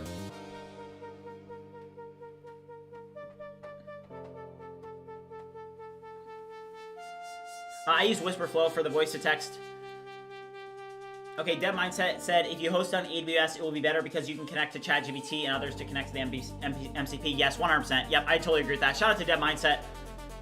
Overnight Software Developer said, I was thinking that the term server is used for the API endpoints to communicate with the AI model, but I think people are getting confused over that they are thinking this refers to cloud versus local. Okay. Yeah, Lambda will save you a lot of money. Okay, good to know. Yeah. I mean, it's going to be cheaper than running in ECS for sure. ECS can get a little bit expensive. All right, all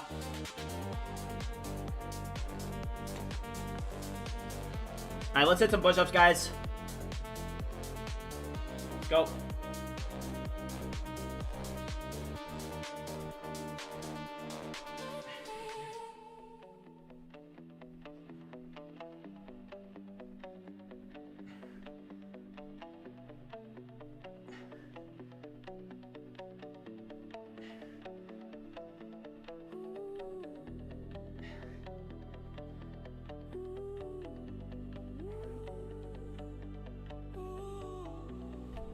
go. 35. I'm on like 1 HP, so I'm doing a little bit less of the push-ups all at once. All right. Let's go. Oops.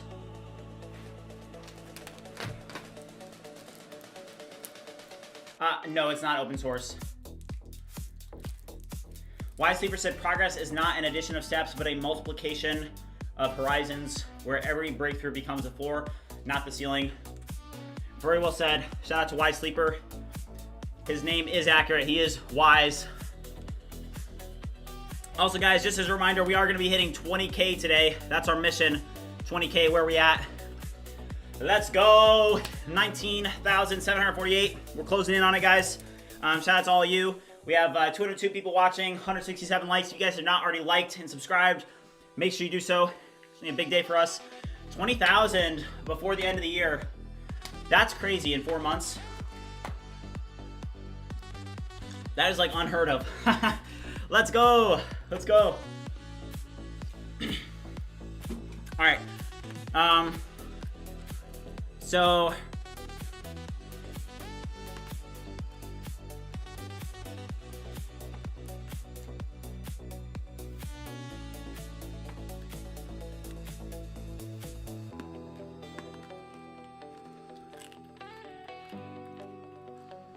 yeah, so look at this. Yep. So ChatGPT was right. So obviously we already noticed that. So that is a hosted URL. So you have the PostHog MCP server. So PostHog's infrastructure, mcp.posthog.com, MCP remote, which is the user's machine. And then the npx MCP remote command isn't their MCP server. It's a generic bridge that connects local STDIO to a remote HTTP SSE endpoint. Okay. What's up with this bridge? What is that?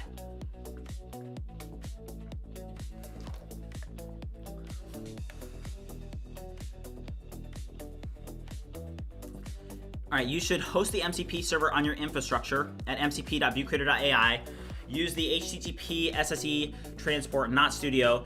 Users configure a URL, not install a package. Authentication via API key header or OAuth. The code I wrote for the SSE tool is still valid. We just need to change the transport layer from STDIO to HTTP SSE.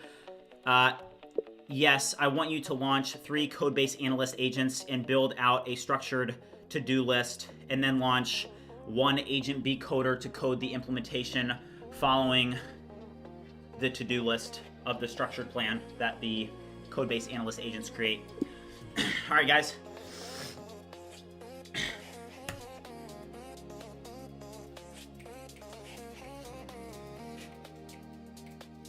So, yeah, so people are asking, why am I creating the MCP server? So just as a reminder, we are creating the MCP server for experience right now.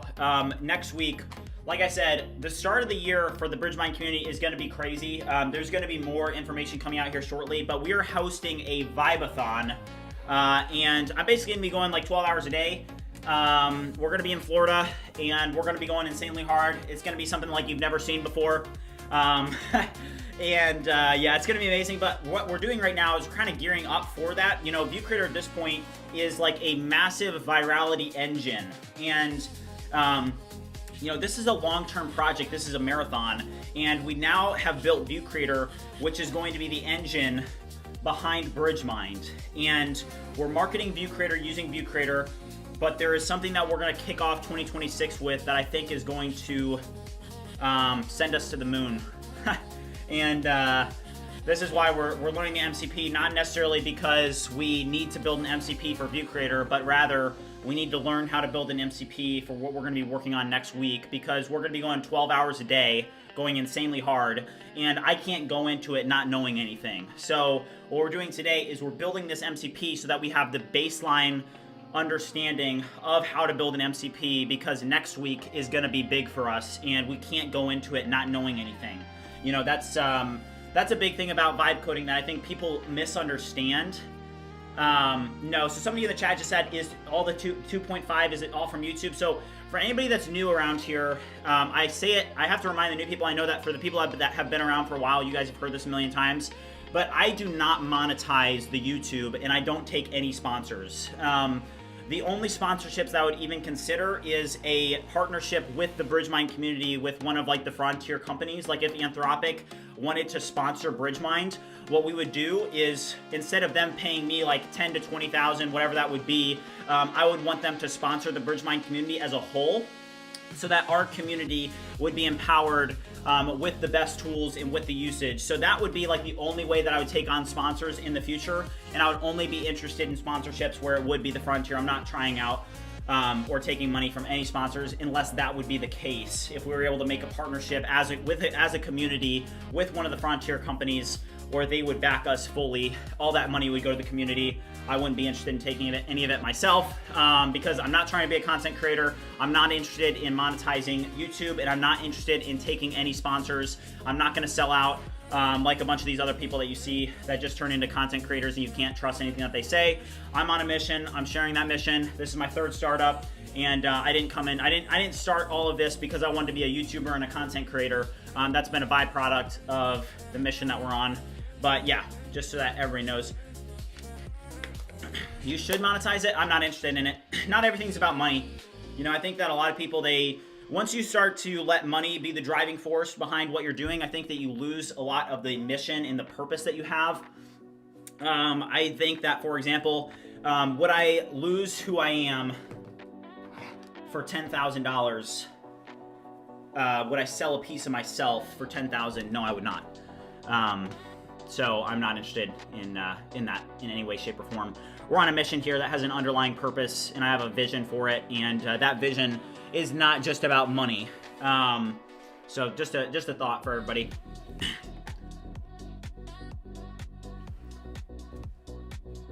Thank you, Overnight Software Developer. Appreciate it. Yeah, that would be awesome. Yep. No, I'm not really concerned about that, Michael. All right, so this is looking, so we launched 3 code-based analyst agents that are now reviewing this, and then it's gonna be able to come back and it's gonna launch one agent B coder to actually fix that. Now, there is something that's actually not written up on the board that I do wanna take a look at. I wanna test something inside of ViewCreator briefly with all of you. Also, where we at sub-wise, we're at 19,759. Let's go to ViewCreator real quick, just so that we can test this. I want to keep an eye on our agents, but we're having an issue where people are not able to connect their Facebook and Instagram accounts. Let's go over to ViewCreator real quick, and let's go to Connect Socials here, and let's disconnect all of our, I don't want to disconnect that one. I just want to disconnect these here. Now I want to disconnect these here as well. All right, and now I'm going to add Facebook. It's going to launch me into the auth flow, and then I'm going to do continue as Matthew Miller. Connect. Yeah, okay. All right, hold on. I'm going to use the restroom real quick. This agent on the left is working for us. Make sure you guys keep an eye on it for me. I'm going to use the restroom real quick. I'll be right back. And just as a reminder, guys, I am really sick today, so I'm pushing through. Again, I don't believe in like taking days off and stuff or rest, so let's go.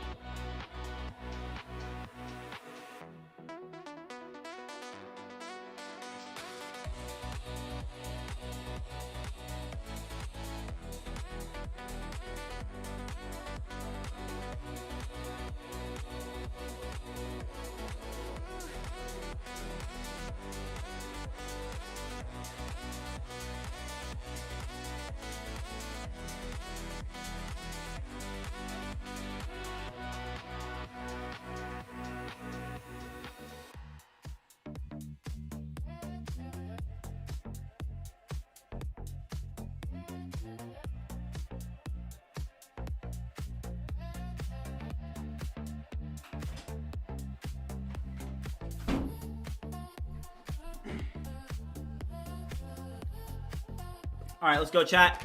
We need the re-ups on the Mucinex. Let's go.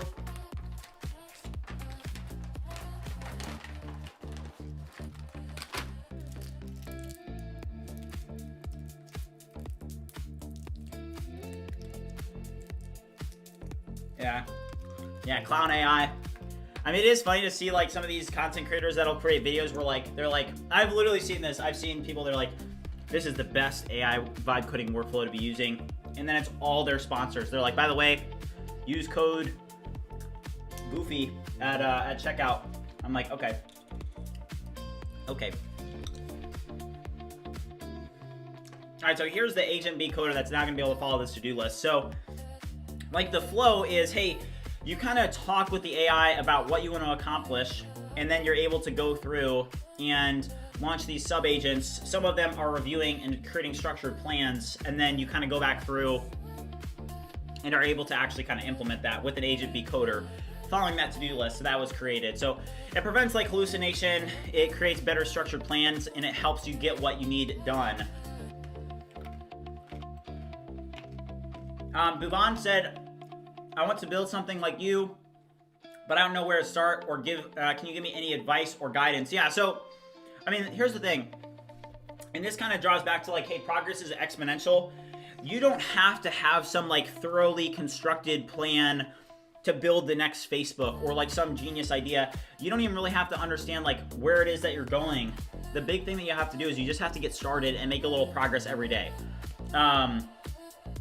That's what you have to do. And that's like when I started ViewCreator, I didn't necessarily know where it was going. I knew that I had a vision of, hey, I want to create something to automate social media marketing because it's so hard to do social media marketing. And, you know, so I just started working, right? And I just started putting in work and effort, and I started to give it everything I have, and I showed up every single day. And then it got to the point where, hey, now I'm making, like, I have a ton of progress to show for it. And it's like, yeah, if you go back to the start of this series and, like, can see what I was working on, you'll be like, whoa, you know, things have changed a little bit around here, right? And it's because progress is exponential. And the biggest thing that you can do is to just get started and to just start making a little bit of progress. Because even a little bit of progress, when you compound that over a 100-day period, you just have to stick with it for that 100-day period. And trust me, you will be in a completely different situation in life if you can just go hard for 100 days. That's it. That's not even that much time. So, just a thought.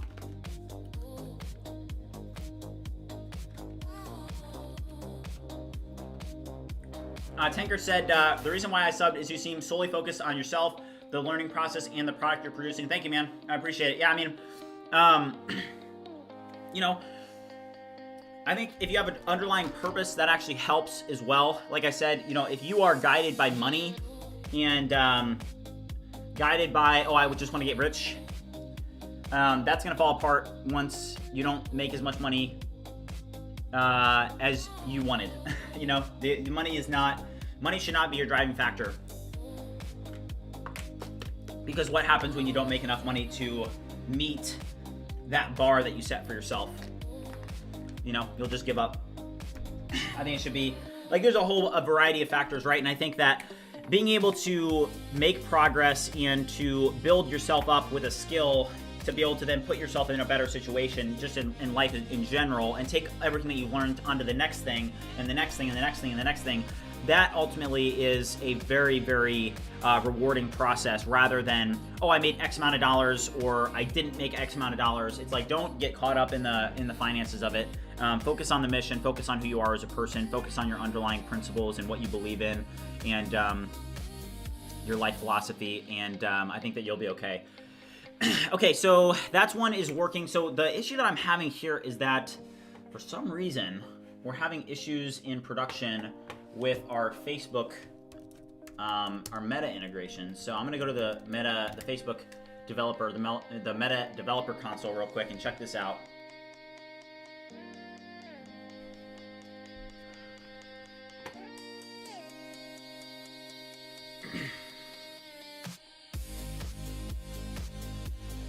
Wiry said, that's what changed everything for me, showing up every day and actually working. Yeah, I mean, you'd be surprised at what will happen and where that will take you. If you just show up every day and just give it everything that you've got, if you're in the arena, it's gonna take you far. It's gonna take you far. And I think that it's very, very important that you know, stick to that and work towards those things. It's very important.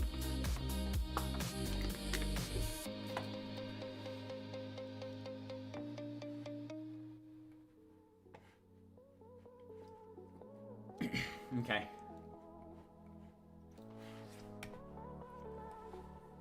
All right, Rob said, just an idea, ViewCreator NPM package you could install that had a method exposed to someone who could call your MCP server and interact with your agents. Just make dev faster with an SDK for integration.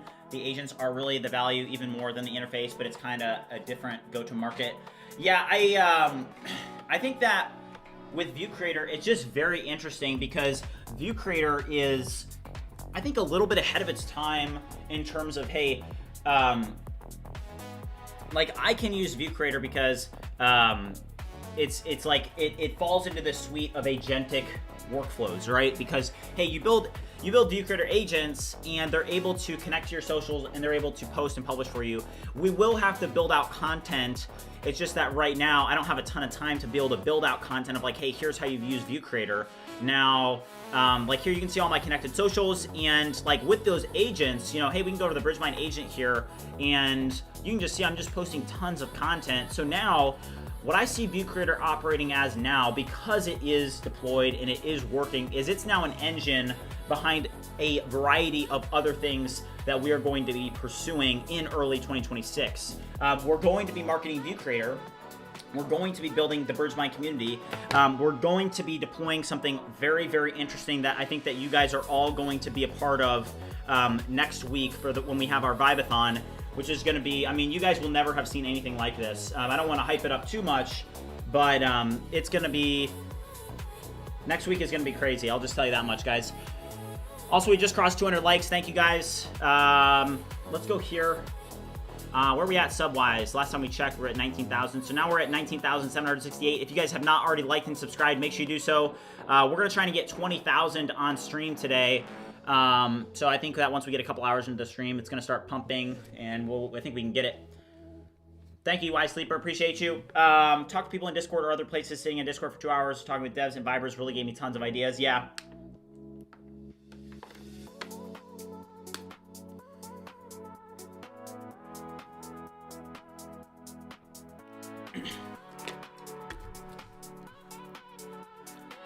All right, this agent's still working.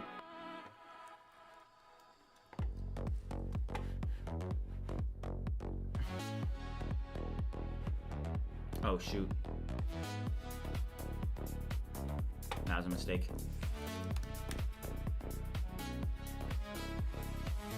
Wait, what's the command to reopen a conversation? What is the command on Claude Code to be able to reopen a past conversation? Yeah, Hung, I've seen that too. I saw this one guy. Oh my gosh, this was a good one. So I saw a guy on Twitter yesterday, or on X, and he literally was like bashing me, right? He totally bashed me. And I just made a comment of, I just said, hey, you bring negativity to the world and I bring positivity to the world. And I told him I wish you the best of luck. And he took the post down. He took his post down. It was very interesting to see that. I think because he probably just realized, oh, like, I mean, I'm going to do the best that I can to just bring positivity to the world. That's a big aim of mine, guys. That did not give me the correct command. Is it resume? Yeah.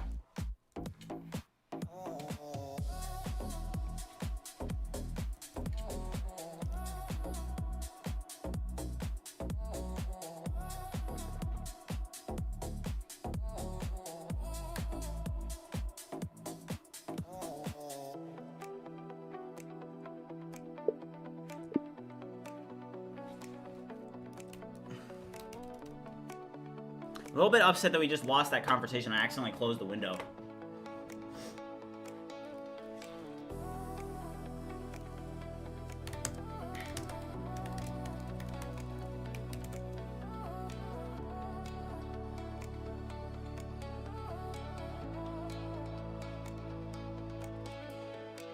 Ah, that makes sense.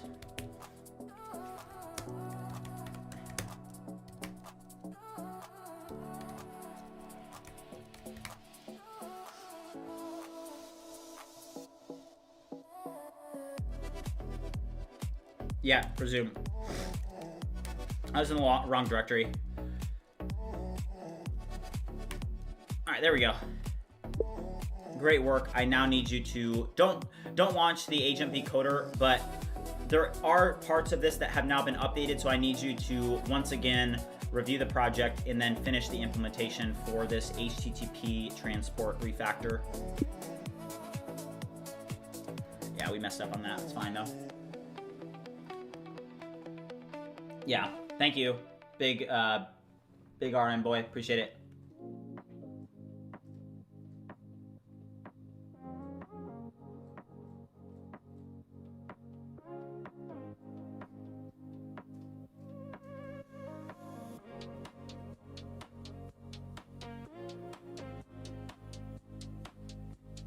Well said, Wise Sleeper.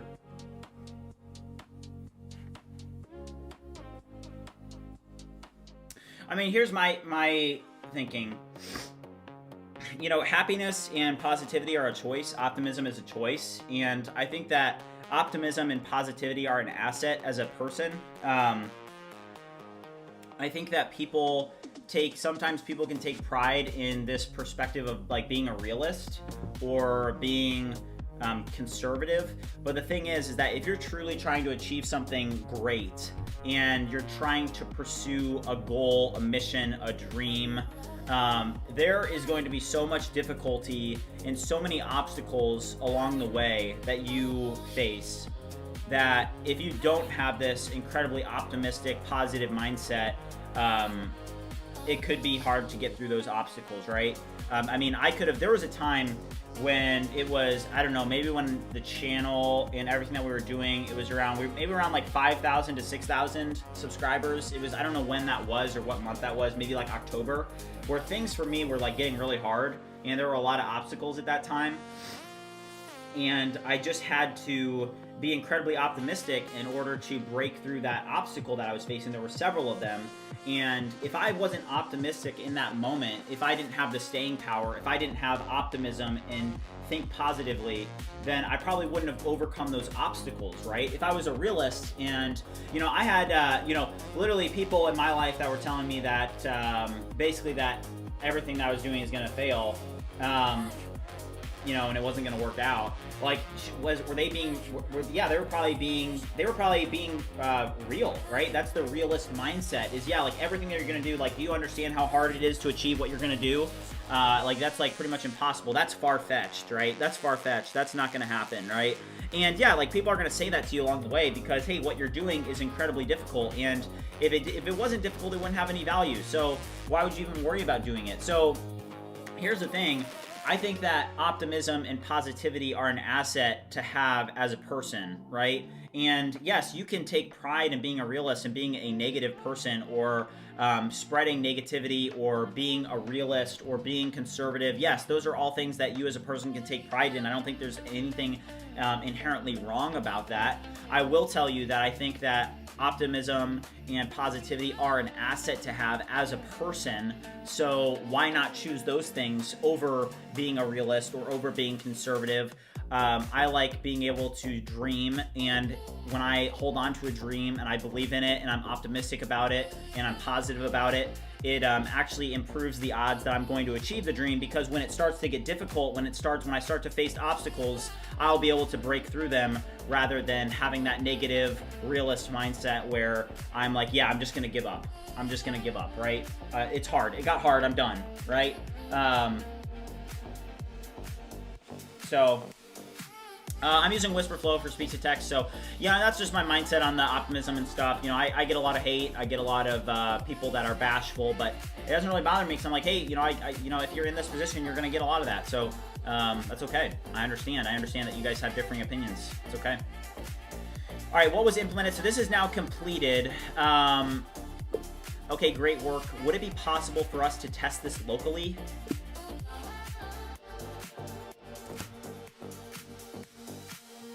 Yeah. Yeah, let's hit some push-ups, guys. Let's go.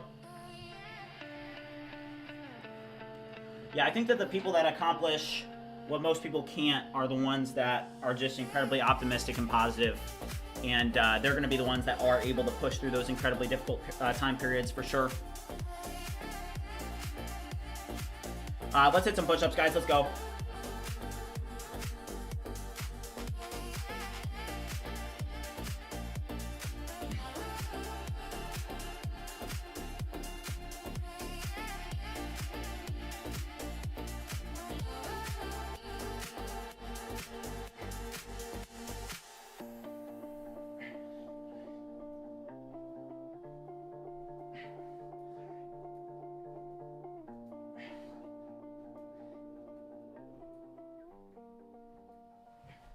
All right, 40 bomb. Let's go. All right, we're up to 175.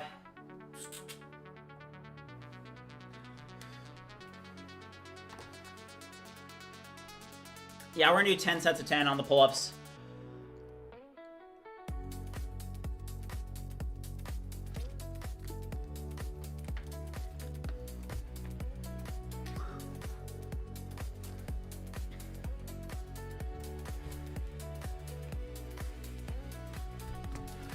Okay.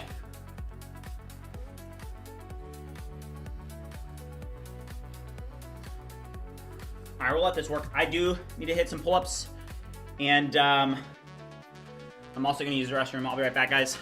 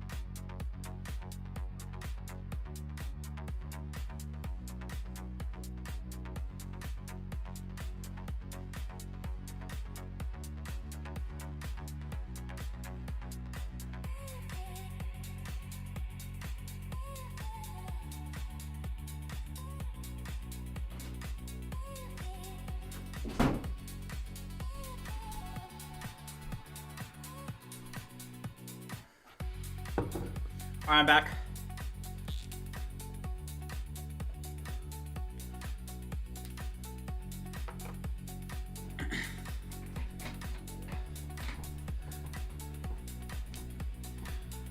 No, it's just you got a bunch of people that are passionate about what they're doing and are driven, and they want to succeed, I think is what you're seeing, user. But you can call it a group therapy session. All right, so what we verified, so a health check auth token. So I do think that we can run this locally. So start MCP server. All right, so it looks like we're gonna be able to test this already.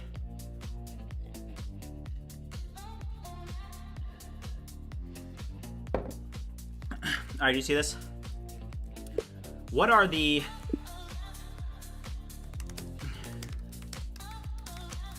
set in at ViewCreator MCP?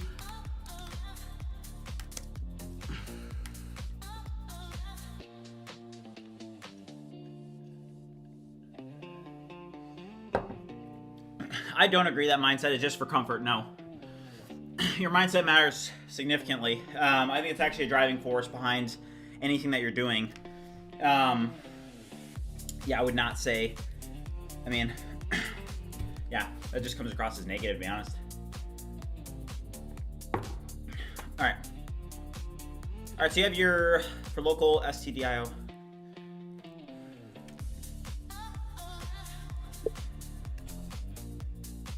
I thought we were removing the STDIO option.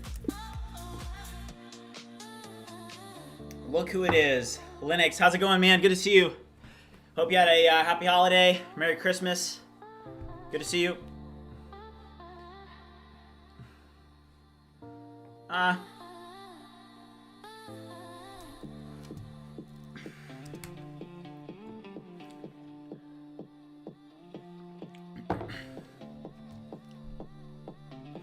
think there's a balance between being optimistic and being real, but the thing is that, like, if you're doing something like this, you need to understand that there's going to be, like, literally incredible lows. So sometimes, hey, in those incredible lows, that's actually, like, where greatness, so to speak, is made. And I don't think that you'll be able to make it through unless you are optimistic, because when it's incredibly difficult and it's incredibly hard, if you're being real in that moment when things are insanely hard, you're probably going to give up. So that's my perspective. I'm just sharing it. It's worked for me. But you guys can disagree with it. It seems like we got a lot of realists in the chat, which is totally good. It's cool.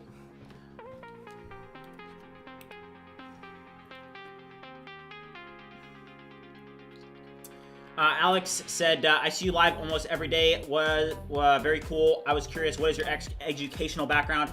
So I went to Purdue University and I studied finance. And then I actually dropped out my junior year because I got super into vibe coding. And I decided that there was no point in getting a finance degree that was leading me nowhere in life. So I'm self-taught. I learned how to program on Codecademy. I have hundreds of certifications on Codecademy. That was what gave me the jump start that I needed in order to have the baseline understanding to do what I need to do with all the projects and businesses that I've started. And yeah, I've been going pretty hard for about 3 years now, and that was my baseline understanding. But the thing about software development is you learn the most from actually experiencing it and building things, right? So for example, people that went to school for computer science, I mean, I've worked with people that have, I've worked with people that were from Purdue and did have CS degrees from Purdue, and it had no effect on their work ethic or what they were able to do. If they had just their computer science degree, then it doesn't matter. You need to work on real projects. That's like, I would hire somebody that's worked on projects versus somebody that has a master's degree from Purdue for CS, for example.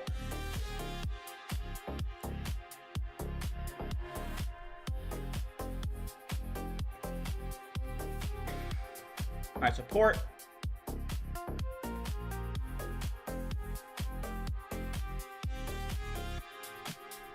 Would you output some environment variables for me to copy and paste with the correctly set values? All right, so I'm gonna open up my env file real quick. Give me 1 second here.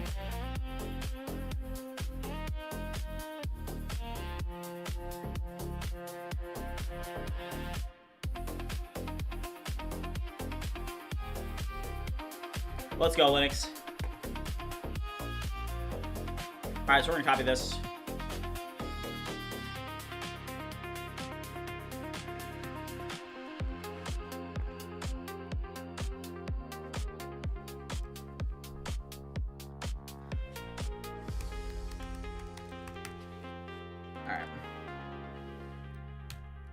All right, so I have those set.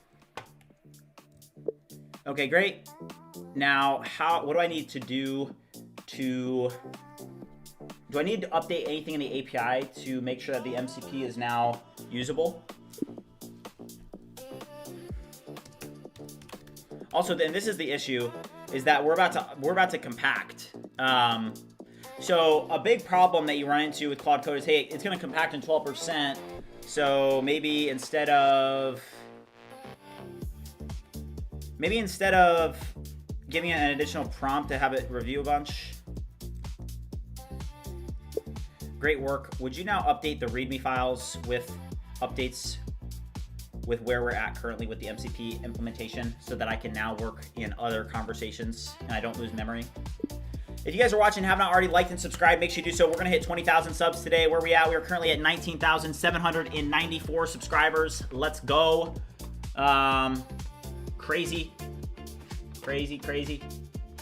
So we're closing in on over just a little under 200.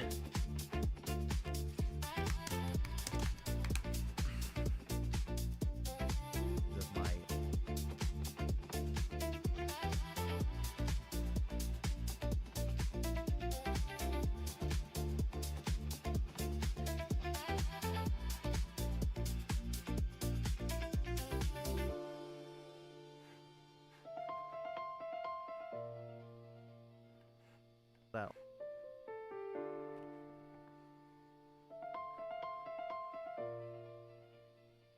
All right. So yeah, so the reason that I just did that, so sorry, you can see that the context here in the bottom corner is left at 9%. So instead of me giving it another task, I'm having it update the readmes. So instead of it running out of context and then having to auto compact, it's instead just going to update the readme. So now I'm going to be able to pass this into an additional agent. So let's actually launch an additional 2 agents here. And this one will launch Claude. This one will launch Claude. And then I'm also going to add the ViewCreator MCP in this one, as well as the ViewCreator API. And then I'm going to have it... I want you to launch 20 code-based analyst agents that will review both the MCP as well as the API. Refer to the documentation associated with our MCP implementation. And I need you to then think deeply about what needs to be done to make sure that the API is open to the MCP and that the MCP is properly configured to be used and tested. Launch all these agents and then come up with a README with any additional implementation that still needs to be done in the existing state that things are in.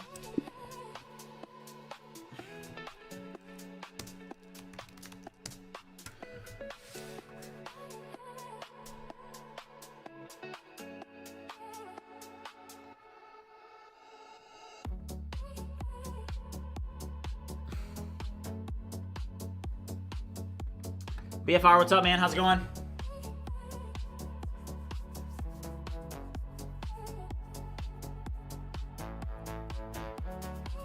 I usually do per session with a lot of changes is how often I'm committing to get.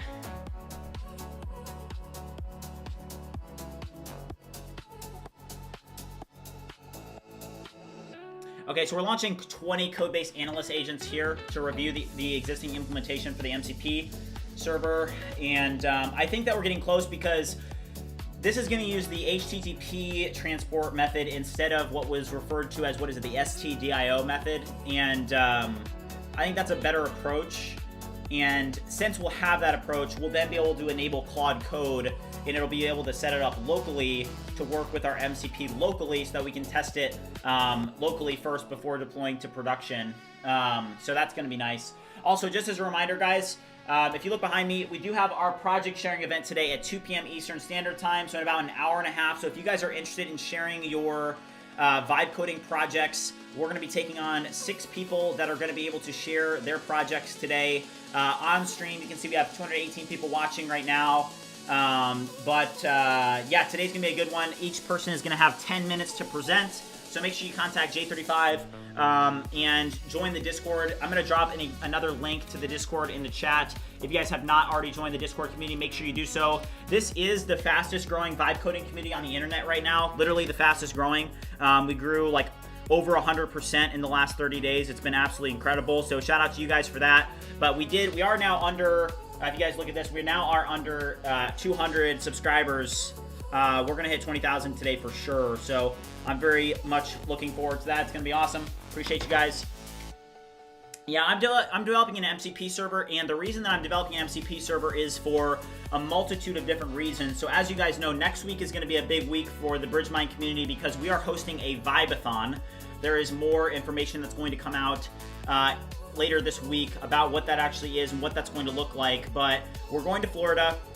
You guys are coming with me. We're going to be grinding like you've never seen us grind before, and we're going to be giving it everything that we have. And we're going to build something very, very powerful that's going to be a vibe coding tool.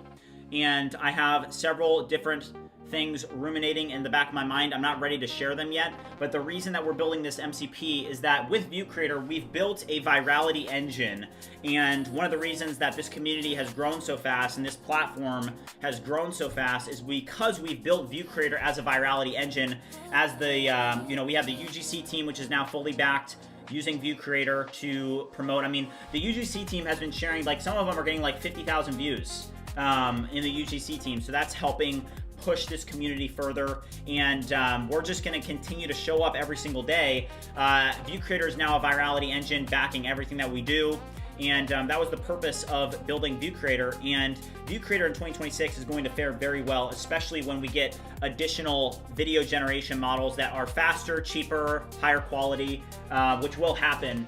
And once that happens, once we get to a point where we are able to have ViewCreator agents that can just take in, for example, a screenshot of my face and create 30-second videos of me pitching ViewCreator or me pitching BridgeMind or me talking about XYZ, or we can pass in ads that are like highly realistic, and ViewCreator is just completely able to automate content scheduling, creation, all of these things. It's gonna go like crazy. So, we're really looking out into the future for what's gonna be done here. We have a long-term vision, and we're gonna execute in 2026 like crazy. There's a ton of stuff in the back of my mind that is, obviously I'm planning and strategizing for the future. So you guys don't know a lot of it yet, but it's going to be, it's gonna be pretty crazy year, that's for sure.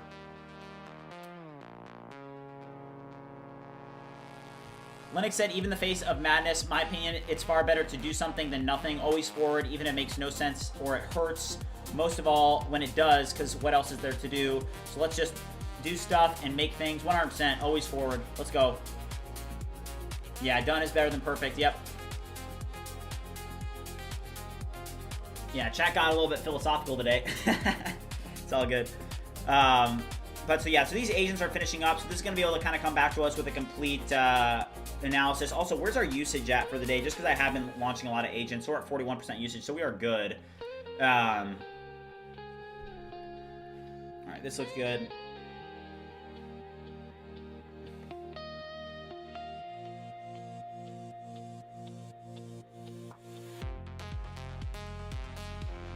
Also, guys, if you guys haven't already liked and subscribed, make sure you do so. We are at 250 likes, only 50 likes away from our Cold Plunge.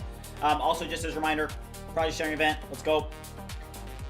These are all finishing. The one thing I don't know about is it does, when you do launch these, it does take a little bit longer. We still have 11. They are finishing up, so it's okay. But I'm excited to try this MCP because I think that what we should be able to do, this one it's auto compacting in 4%. So this one's not going to be, this conversation is pretty much dead. I can compact it right now just so we can still use it. We'll compact it real quick. But this is now kind of like a fresh conversation. But this is one of the biggest issues with vibe coding is that, I'm using these agents and I have these tasks that are like in progress, right? But the problem is once I auto compact, you'll get to a point where unless you create those tasks ahead of time, or unless those agents are intuitively thinking through which agents are going to work on which tasks, it can be incredibly difficult to have the perfect prompts for each particular task. So let's say that for this project, even now, I want to build an MCP for ViewCreator, right? There should be an initializer agent that's able to think through all of the different subtasks of being able to create that main sprint. Let's just call it a sprint or a project, right? The task is create a ViewCreator MCP with 5 different tools. That's the overarching task, right? Well, there should be tasks that are broken down based off of that initial prompt intuitively, that each are specified and have all of the information that they need to be able to create the tasks or to complete the tasks in those tasks. So that's going to be something very at the start of 2026 that we're going to be diving into, and we're going to be solving that issue. And with all the experience and all the knowledge that we've gained thus far in this journey, we're now going to be basically going harder than we've ever gone before, and we're going to be doing a Vibe-a-thon. More information coming out about it, but yeah, we are going to Florida, and we're going to be going insanely hard. Like, we're going to be doing 12-hour streams, and there's going to be like nothing that you've ever seen before like it. It's going to be good. I'm excited. All right, so this is auto compacting in 2%.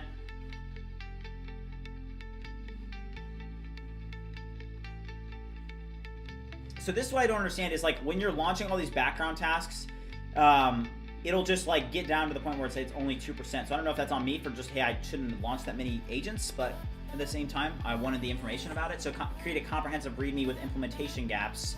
Now it's been running for 8 minutes. What I want to do is I want to get this implementation guide, and then I'll launch like 50 agent B coders, which are the actual implementation agents that we use. And those agents should be able to complete the tasks. Now, the issue that we run into is that we're just launching so many different conversations, and we have to be mindful of the memory of each. So now it's creating comprehensive README, but now is it compacting?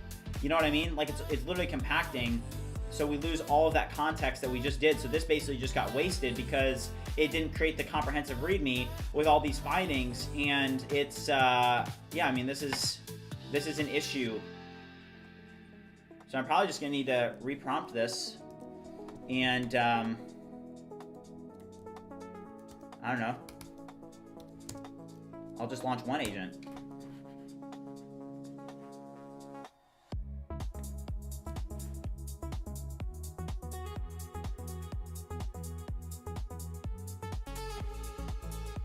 Will there be a virtual version of the Vibe-a-thon? Yeah, it's gonna be. We're just gonna be live streaming.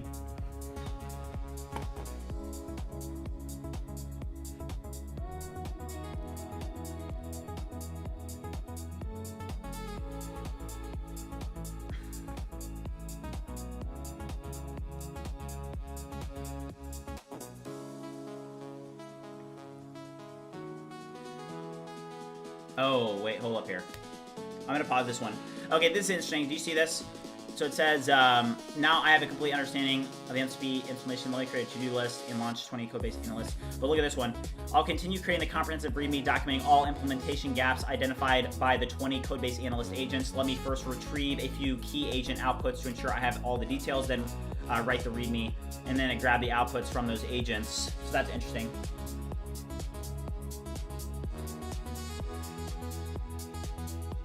Oh, Twitter Spaces? I've never done a Twitter Space.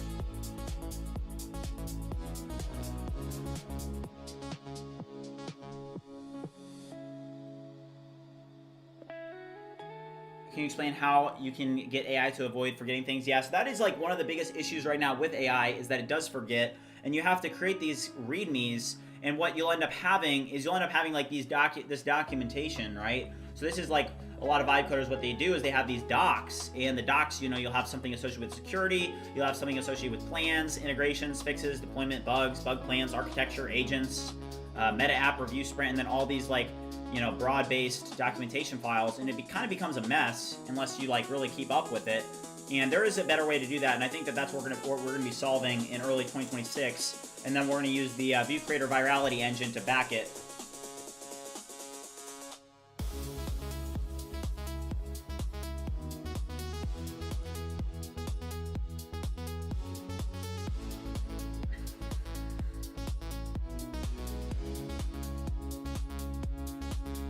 All right, so it's now, it just wrote the MCP integration gaps. Let's hit some push-ups, keep the energy high. Thank you, Wise Sleeper. Let's hit some push-ups, guys.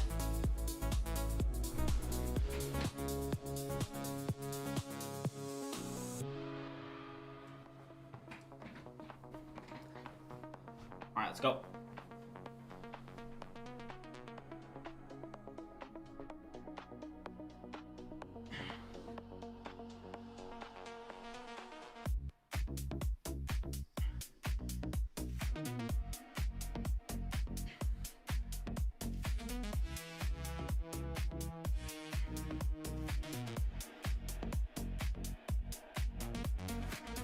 Let's go.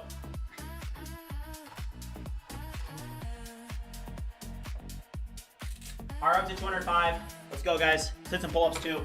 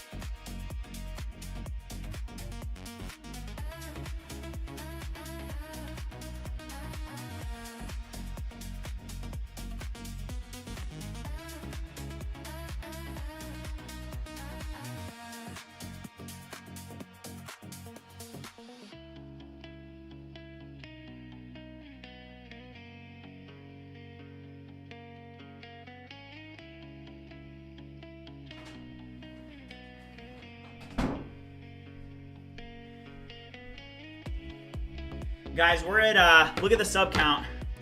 This is crazy. Look at the sub count. We're getting so close. 19,823.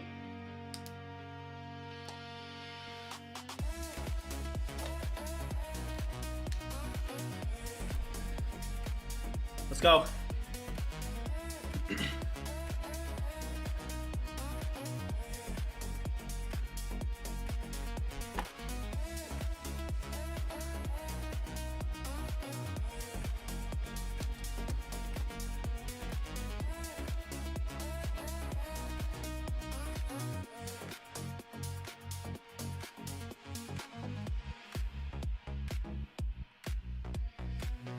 All right, so we created MCP implementation gaps. So now what we're gonna do is we're gonna launch Claude in another window, and we're gonna pass in this README. MCP integration gaps. Launch agent B coders. Launch as many agent B coders as needed for each task to properly implement the changes needed to fill all the gaps. All right, hold on. So here are the gaps. Let's just take a look at it. This is important. So MCP code should be create plan. Okay, so just wrong enums, missing API response fields, get run status. What was the one about? I did see a Docker health check. That's fine.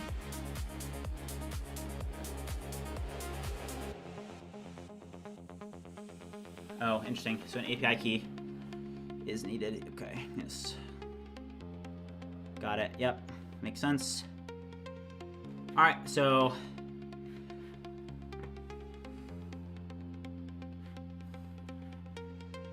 all right. So this is going to launch a ton of agent B coder agents here. Yeah, there is no BridgeMind crypto tokens. So, yeah. I've seen people that will like take my stream and they'll put it on Pump Fund.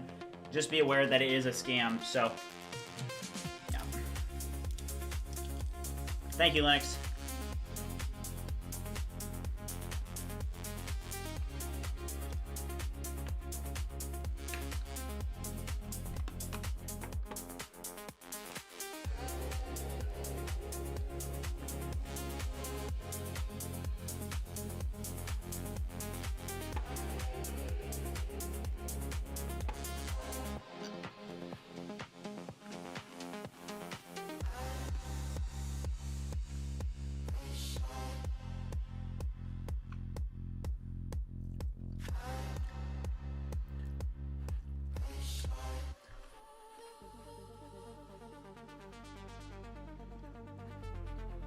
All right, so it's running 3 agent B coder agents, running 4. So it's going to run as many as it needs.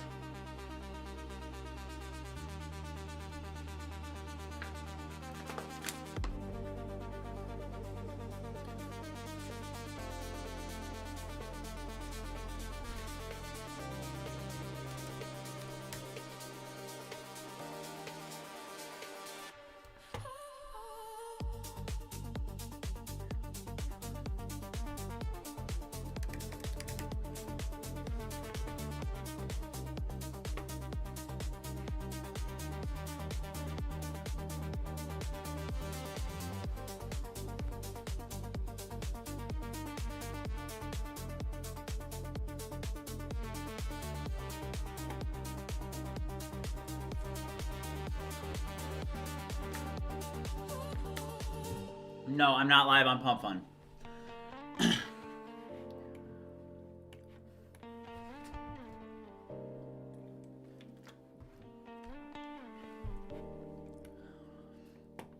All right, so these are, so if you guys are watching, so we're working on our ViewCreator MCP, right? Because we need to learn how to build an MCP, we need to learn how to create it, deploy it, etc. So we're creating a ViewCreator MCP, which is going to help us improve the virality engine that we have with ViewCreator. And what we'll be able to do is, now that we have this MCP and we know how to build an MCP, we're then going to be able to take that to something that we are going to be grinding on next week for our Vivathon. More information coming soon. But let's see this. So you can see that it's launching as many agents as it takes. Right now, how many are even running? So 6 agent B coders are all running in parallel to address the gaps that this agent found. So here we launched, what was it? Like 20 agents to be able to identify the gaps, and then we pass that off to a new conversation with fresh context so that it could then take that and actually update each task. Now, the one thing that I will say is that, hey, what we're going to be working on next week is we're going to be addressing a issue in vibe coding, and we're going to be building a BridgeMind specific system for vibe coding to actually help us improve our vibe coding workflows. Now, what this is going to look like is, for example, hey, this problem where I have to create all these README files, all this documentation, which there's some strengths to that, there's also some weaknesses. Really what I want is I want to be able to have like the ability to call an MCP that's going to be able to act as that initializer agent that we learned about yesterday, that's then going to create all of the subtasks that have the context and the information needed to complete their task, right? So let's say, for example, this task here, right, that we're working on right now, which is like, hey, we had initialized, this basically acted as the initializer agent, which launched a bunch of sub agents to do an in-depth review to then create this MCP integration gaps MD file, which has all the tasks inside of it, right? So we can go to this this gaps file, and you can see all of the context in this file here, right? You can see this. I mean, this is what it looks like, right? And what we're looking at now, and I mean, look at this, generated 2024, 12/30. I mean, it's not 2024. It doesn't even know what year it's in, which is fine. But what we're gonna be doing is, hey, we need to create a system that's going to help improve our ability to build. And we're going to be addressing this problem, and I have a couple things ruminating on that, but that's why we need to build this MCP, is because we need to learn how to build MCPs, and ViewCreator is a perfect candidate for us to do that. No. Somebody in the chat said, are you a nicotine enjoyer? Yeah, so I don't drink, I don't smoke, no nicotine, no Adderall for everybody that thinks I'm on Adderall, no Adderall. I was raised well, and if that makes any sense to you guys, and I'm very disciplined. And the thing about any of that stuff, right, is like, let's take nicotine for example. Like, I have tried nicotine before. I've tried like Zen pouches, right? And when I was in college, I tried those, and I will say, like, especially for things like coding, which is going to sound terrible, but like, I remember when I did nicotine pouches, I could be like locked in, right? Like, the focus that I would get from like putting in a Zen or whatever, you could like, it really helps you focus, right? But then the issue is after you do it for like a week, instead of it helping you focus, it just brings you back to baseline, and then without the Zen or without the nicotine, then you're struggling at baseline. So it makes it so that, hey, you're depending on this substance, and it's just not good for you. So Grindathon, yes. You did hear that.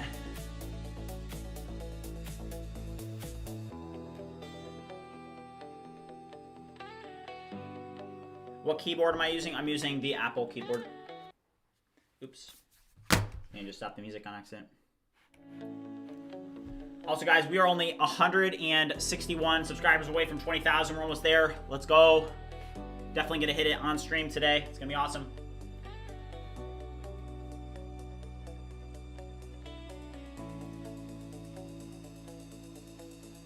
Okay. Is this done now?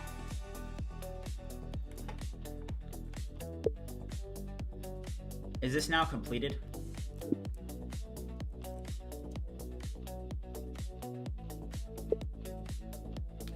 we need to build the API key system.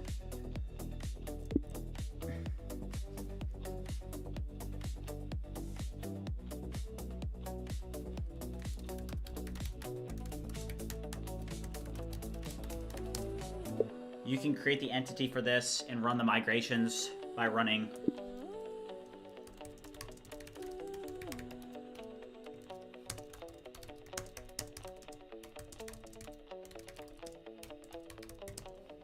and then building the API endpoints for this respectively.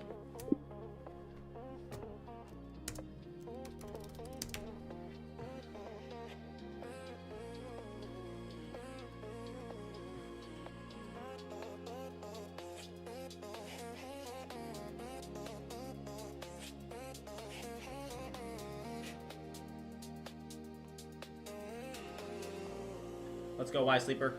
All right, guys, 27 likes. We're gonna do a cold plunge. Let's go. All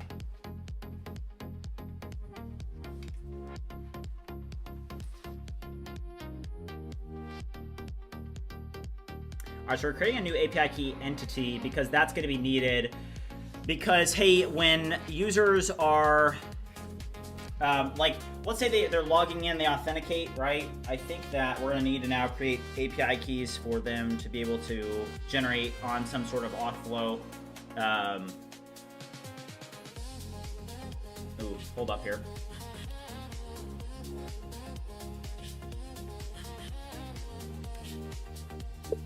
Okay, I just finished updating and completing a lot of the integration gaps. I now need you to review, are we able to test our MCP yet, and how would we be able to test it? Give me the command in order for me to test this inside of Claude Code. I mean, I think right now for us to get, for example, like the bearer, we're gonna need to just grab it out of, like we can authenticate, and then we can just grab it out of cookies, which is fine, but what does ultra think mean? It's just gonna think longer and harder. I use it a lot. It's smart to use it.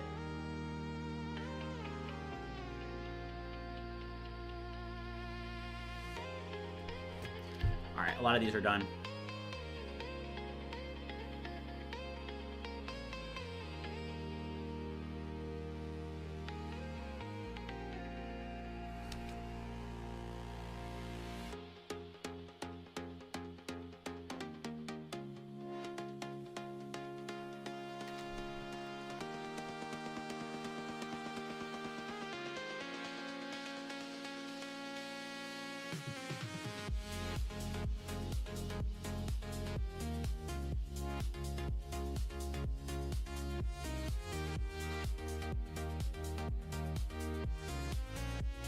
All right, so you see this. So this is the command. So we're gonna be able to test this. So Claude MCP add transport HTTP. ViewCreator drops in the local endpoint, and then header authorization bearer your JVT token.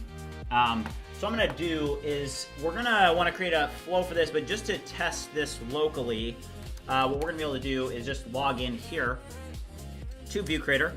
So let's go over to Docker real quick just to make sure that this is all launched correctly.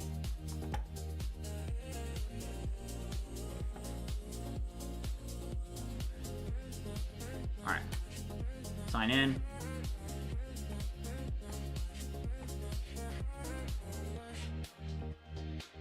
All right, hold on.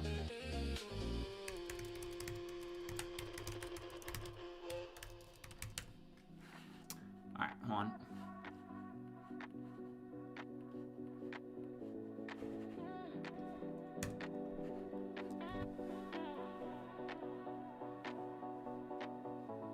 Yeah, you can code software without, no, well, okay, so I would say that, hey, you can code without, like, truly, like, if somebody asked me, hey, I want you to build ViewCreator with, like, coding line by line, it would be basically impossible for one person to do that in the amount of time that I've done it in. But I will say that, hey, now with vibe coding and agentic coding, you're able to, basically, the impossible is now possible, is what you should know, is that the impossible is now possible, and, yeah, you can accomplish a lot now using AI.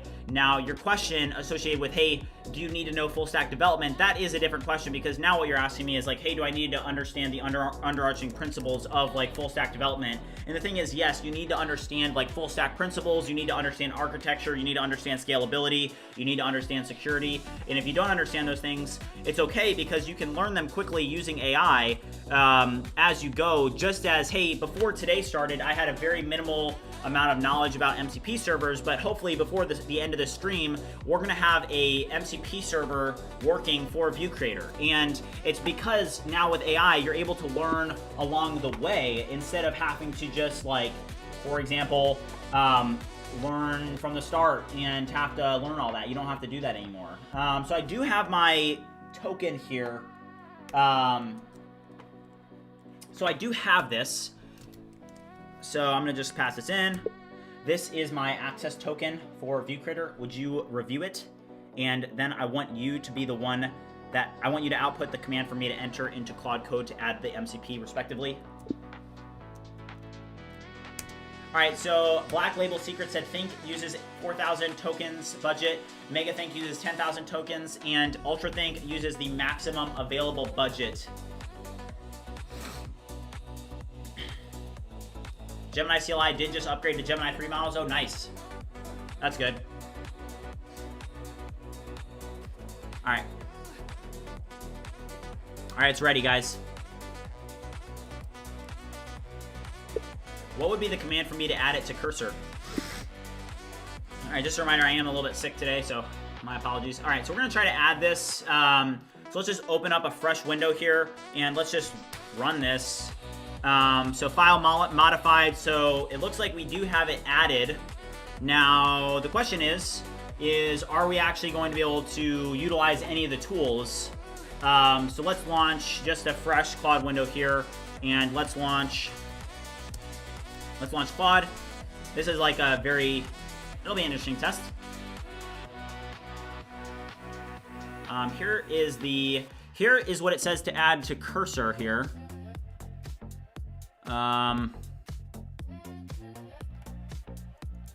What is the command that I can run to test the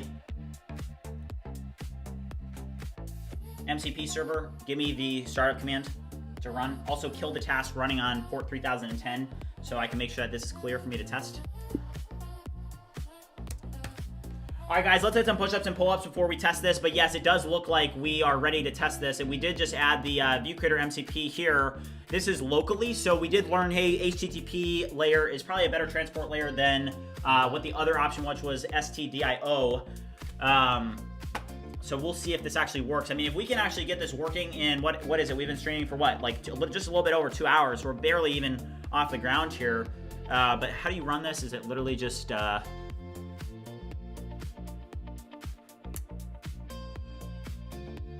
I mean, I think I can just run npm run dev, it looks like. Come on here. Go here. All right, so I'm just gonna cd into cd ViewCreator MCP, and I'm gonna run npm run dev here. Is that gonna launch it on command here? I don't know if you guys can see this. Yes, that's fine. Okay. It started. Okay, health check is good. So, oh, it's running on port 3002 though. Hold on.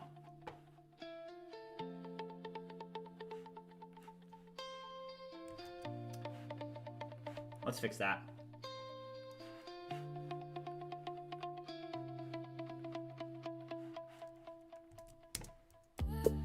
Review what I ran. I ran npm run dev, then got this. Help me in order to make sure that it starts up on port 3010.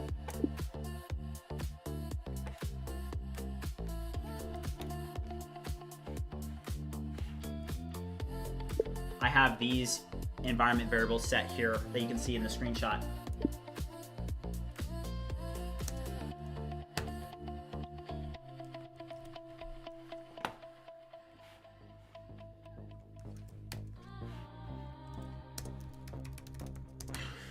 All right, let's hit some push-ups, guys. Let's go.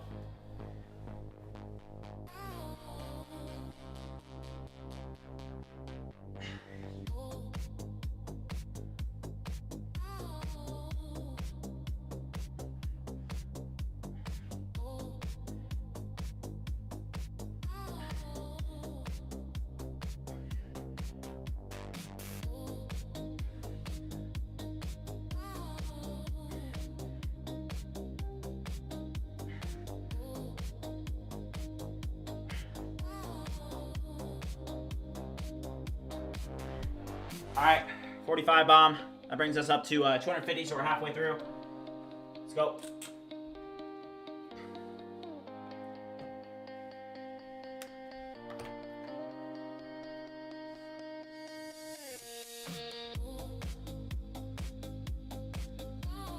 Project sharing event is at 2 p.m.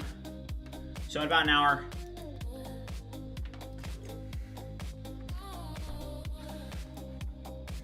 All right.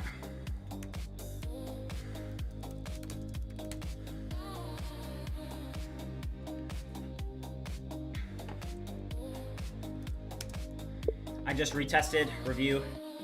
Why is it still having the health check on the wrong endpoint?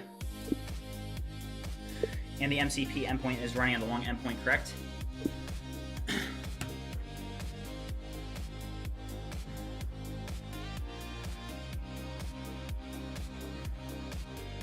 Alright guys, 7 more likes and we're gonna do the cold plunge. We almost have our first test with the MCP, which is, I'm very, very excited to get this. This is gonna be interesting. Very easy. I mean, if we can get this done, got it.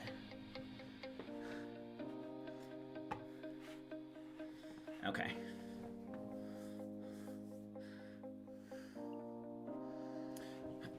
Okay.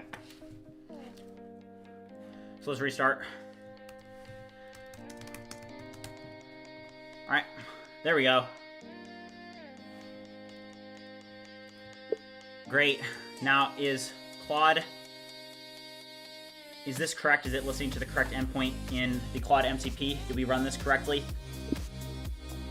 2 p.m. is in an hour, yes, for Eastern Standard Time. It's 12:58 p.m. right now for me, so about 1 hour. I think it's listening on the right endpoint. Yeah, it is.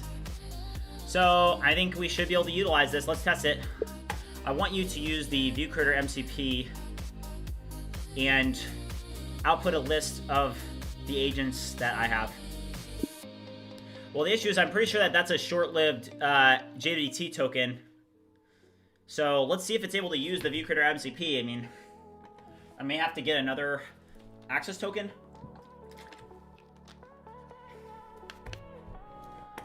All right, hold on. So it says I don't see any ViewCreator MCP tools available in my current session.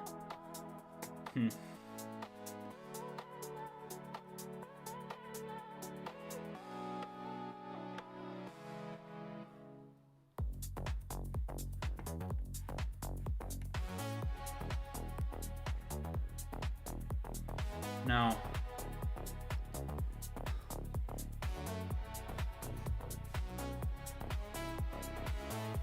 What did we do wrong?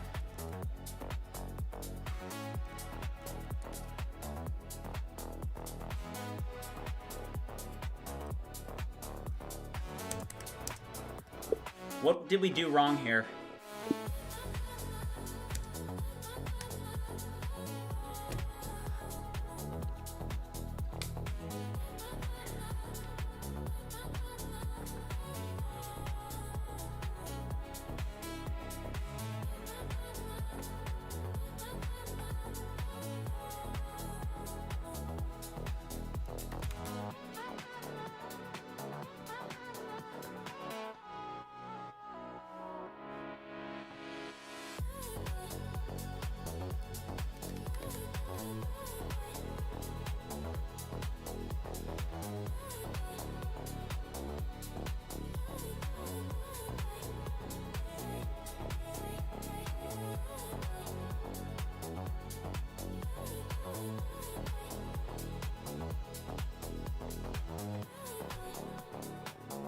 Alright, Claude Code needs to be restarted to load new MCP servers. This current session was started before you added the MCP. Okay.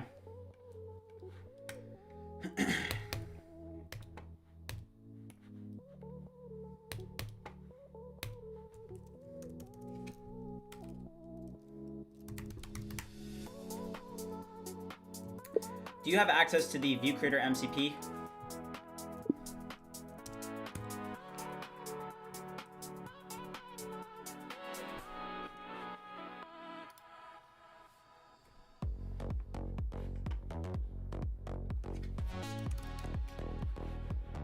Oh, whoa. All right, it says that it has access to the ViewCreator MCP. I can see the following tools are available. Wow. Okay. Would you like me to list the available agents or do something else with the MCP? I want you to list the agents and tell me which agents I have. I mean, if this works first shot, I mean, that's absolutely insane. Let's see.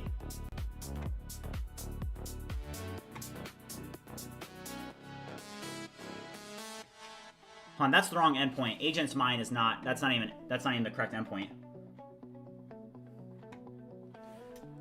Yeah, that is not correct. Okay, so that's actually good. This is good. This is good. I got a 404 because I believe that the MCP server is calling an incorrect endpoint to get the list of agents. Would you review this and update the MCP server accordingly? I mean, this is, this looks like it's gonna work, guys. Yeah, the MCP's already cooking. Let's go, Imperium. Good to see you, man. Oh, shoot, we just hit 300, so we're gonna have to do a cold plunge, guys.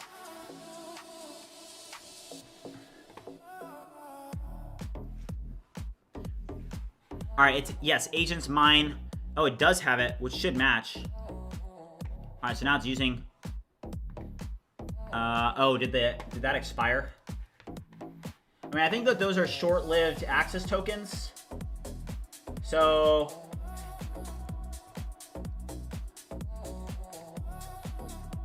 but it would turn a 401 if that wasn't correct. It's working, just change the endpoint. Yeah. The API has a global prefix. Oh, okay, obviously, yeah. Okay, nice, nice, nice. Let's go. Oh my gosh. All right, guys. Okay, we're gonna do the cold plunge, but we just hit like a. I want to get if we can get this working before we do the cold plunge. That's insane. I mean, how long have we even been streaming? Is it 2 hours and 30 minutes? And guys, I mean, that's insane. In 2 hours and 30 minutes, we were able to learn everything there is to know about MCPs and then build one ourselves for ViewCreator. That's pretty cool. All right, so now we're gonna kill this. We're gonna kill this. Look at this. Look at this. Registered 5 tools. This is so cool. Okay. Oh my gosh. All right. So you know we can build MCPs now, guys. Let's go. All right. So let's start this up again. So I'm pretty sure that it should be good. We should be able to just test this again. So let's just try. Hold on, let's just launch another agent here. And let's just confirm the same thing. Do you have access? Yeah, big W's in the chat. Let's go. Also, let's do a quick sub check. Where are we at on the day, guys? Oh my gosh, look at this, guys. 19,863. We are definitely gonna hit 20,000 today. Probably a little bit later in the stream after the project sharing event. I mean, this is just insane. Shout out to you guys. Community's growing. All right, so it has access. So now I'm gonna say, use list agents to tell me the different agents that I have available to me. I mean, if this lists my agents, that's insane.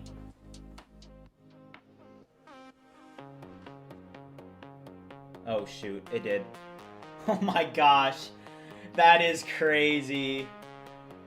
You see this? This is the JSON coming back, the agents. Wow. Wow.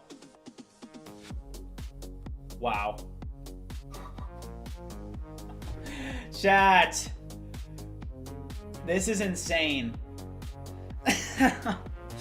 Alright, what other, I want you to create a new agent that hooks up to the BridgeMind YouTube channel and will have a step where it grabs something out of the content bank and then publishes it to YouTube respectively. Well, the issue here is that, like, and this is the issue that, like, with Create Agent, it would need an additional tool to be able to list out the profile. I mean, we can just build that right now. But, like, hey, where you make a actual useful MCP is where, hey, I know that if I want to use ViewCreator intuitively, agentically, I would need, like, yes, I can create an agent, but let's say that I wanted to create an agent that was able to publish content, it would have to know the, it would have to have a list of the connected accounts that I have. So we need to create another tool I mean, we do need to do a cold plunge. Hung said the pleasure of finding things out. I mean, how cool is this? I mean, so for all of you guys watching, I mean, in 2.5 hours, and this is the beauty of agentic coding that I think people may or may not grasp, is the fact that coming into this stream, I had a very minimal amount of knowledge about MCP servers, but now I can build one. Now I know how to build one, and I have built one. I've built my own MCP, and now we can actually deploy it. Now, we do need to do a cold plunge. Thank you guys for all the support there with the likes and for subscribing. We are going to hit 20K today. But, I mean, how cool is this? How cool is the fact that we can just come into a stream and say, we're going to build something that we've never built before. And people, you know, people are saying, oh, no, you can't do it, you can't do it, you can't do it, X, Y, Z, and we go and we do it. That's why optimism is so important. But with that being said, guys, I think that this is a good stopping point where, hey, let's go do a cold plunge. We hit 300 likes, so let's go do a cold plunge.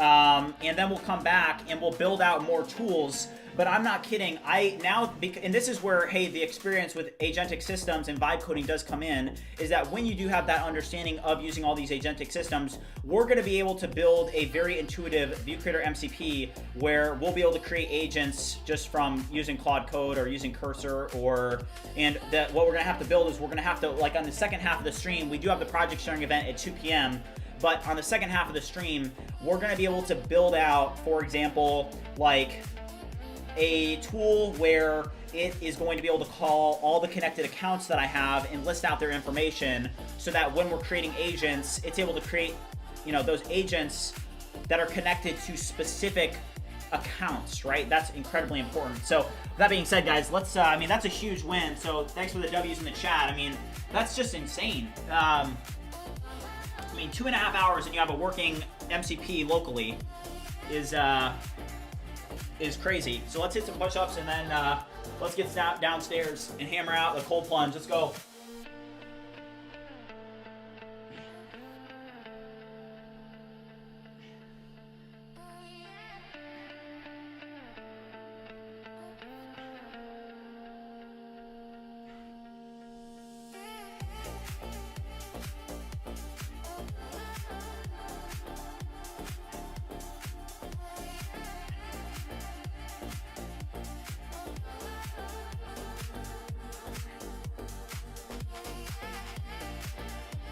All right, 40 bomb. Let's go, 40 bomb. All right, we're up to 290. We're up to 290. And I think that we can probably deploy this to AWS on stream today. We do have the project sharing event, but I mean, let's go. I'm gonna have to throw my swim trunks on, guys. I'll be right back. Yeah, I'll be right back, guys.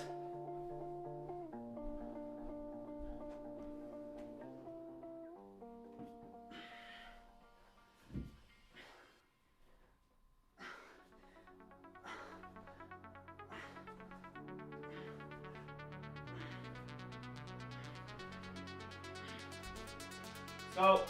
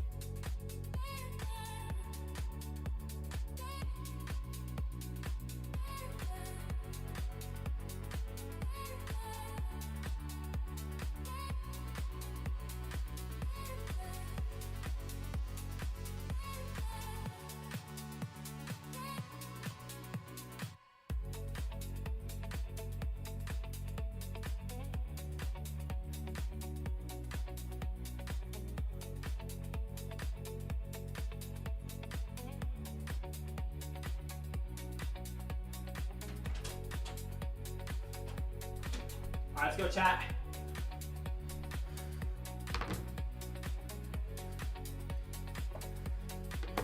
Let's go.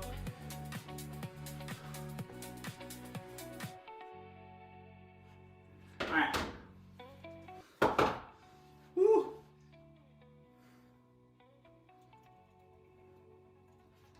All right, what are we at? We're at 40. Let's go.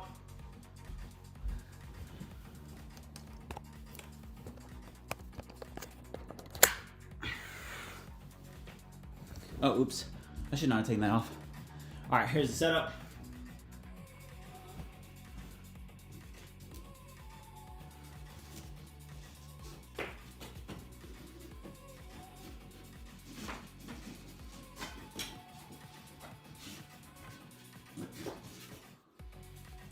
All right, yeah, so here's my setup.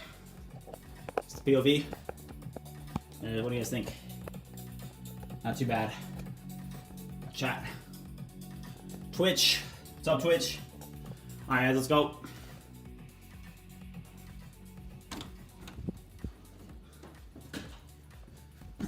All right, I mean, that is crazy that, what are we, about 2.5 hours into the stream, and we're able to create an MCP for ViewCreator.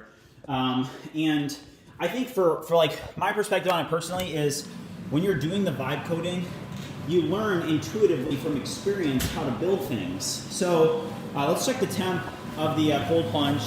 I don't know, maybe this is why I'm getting sick, but we're at 43 degrees today, which is cold. Let's get her set up here. You guys know the drill. And yeah, we're gonna be doing a 6-hour stream, so if you guys wanna keep on grinding with me, I mean, we already have a working MCP server.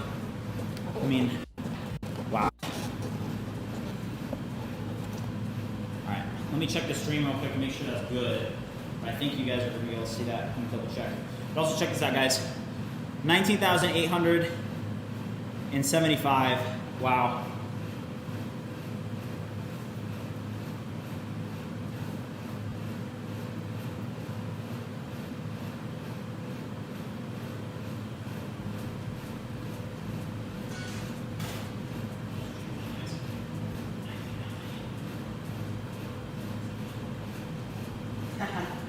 All right. Like usual, we're gonna do 2 minutes. It's very frigid. Also, I am cold. I have a sickness. Set a timer for 2 minutes. Let's go.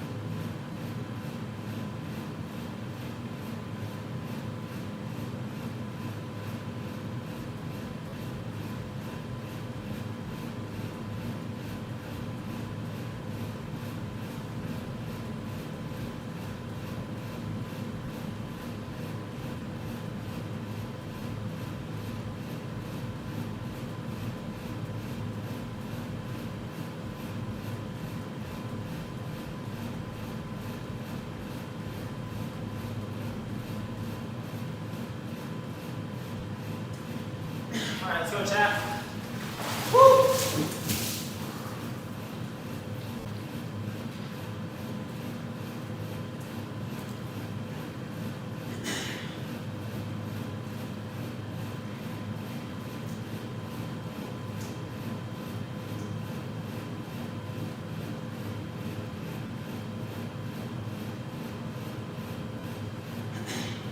All right, guys, let's get back to the grind. You know the drill.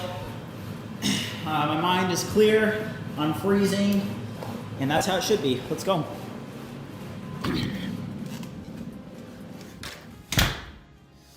All right, so MCP, I mean, we probably will. We do have our project sharing event coming up here soon. Also, we could do a piano event for, I don't know, maybe we can do 500 likes. We'll do some piano. But we are going to hit, 200 likes or whatever it is, 20,000 subscribers a day. So it's going to be sick.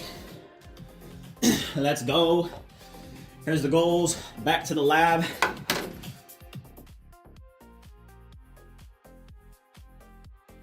All right, guys, I'm going to change back into my jeans. And yeah, if we can get to like 500 likes, we'll do a piano performance. But yeah, we're going to hit 20,000 subs. So look at this. I'll leave this up here. But yeah, 19,883, which is insane. But and we have this, the MCP now working. So I mean, what a W's in the chat, because this is a big day, guys. We're learning. So let's go. I'll be right back.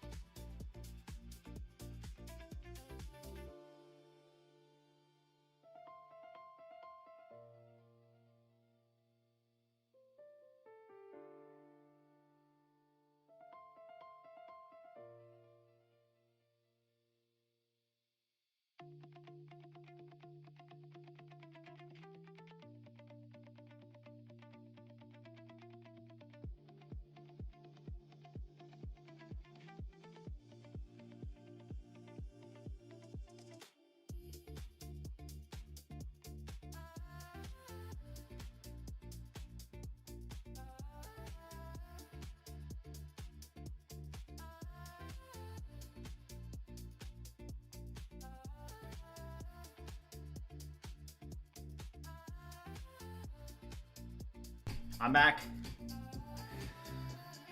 What's up?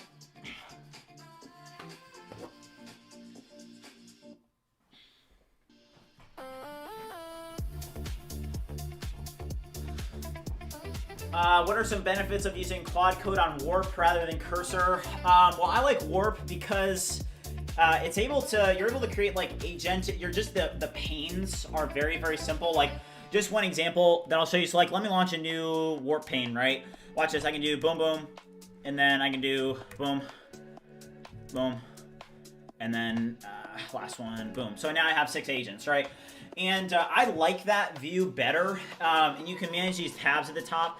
It's a little bit better than Cursor, where you're kind of like managing like so many things in the same place. I think that Warp, just with these panes, it can be a little bit easier to manage. Yeah.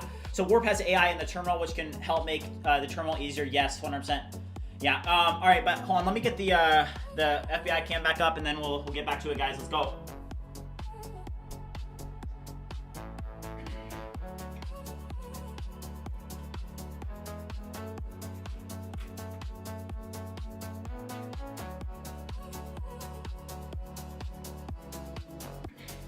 All right, let me check this real quick. It should be good. Let me see. I think there's gonna be an echo at the start here. Hold on. All right, there. And then I think it is a little bit.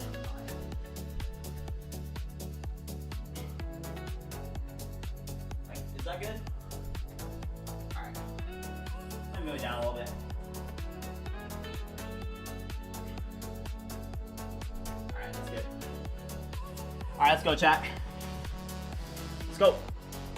All right, so we have our project sharing event in, what is it, 37 minutes. So where we're at here is that we do now have this working. Now, the biggest question is, first of all, now we can do a little bit more of a tool build out. So, like now watch this. I want you to get more information about the meme creator agent. Would you show me what, in a diagram, how this agent, what this agent can do? What am I going to eat for lunch? I usually don't eat lunch, just on stream. What I can eat is these. I'm like super sick, so Mucinex is on the menu. Sore throat, Mucinex. I've already like went through like 10 of these, but all right, hold up. What's up with this? Validation error.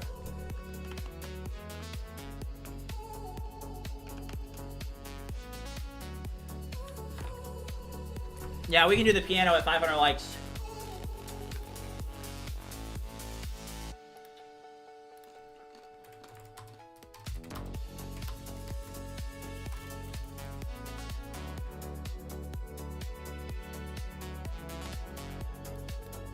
All right, hold up here. I'm gonna update the poll.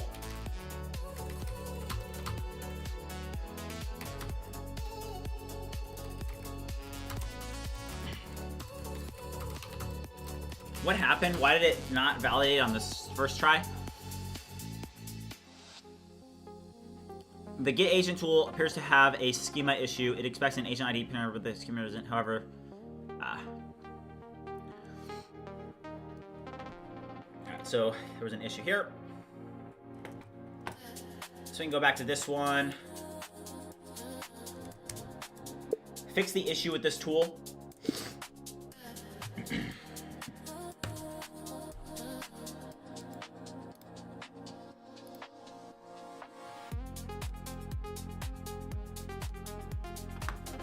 Yeah, I had Panda Express yesterday, but that was because I hadn't had anything for breakfast.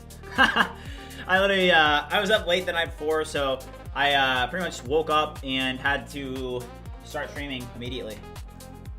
Yeah.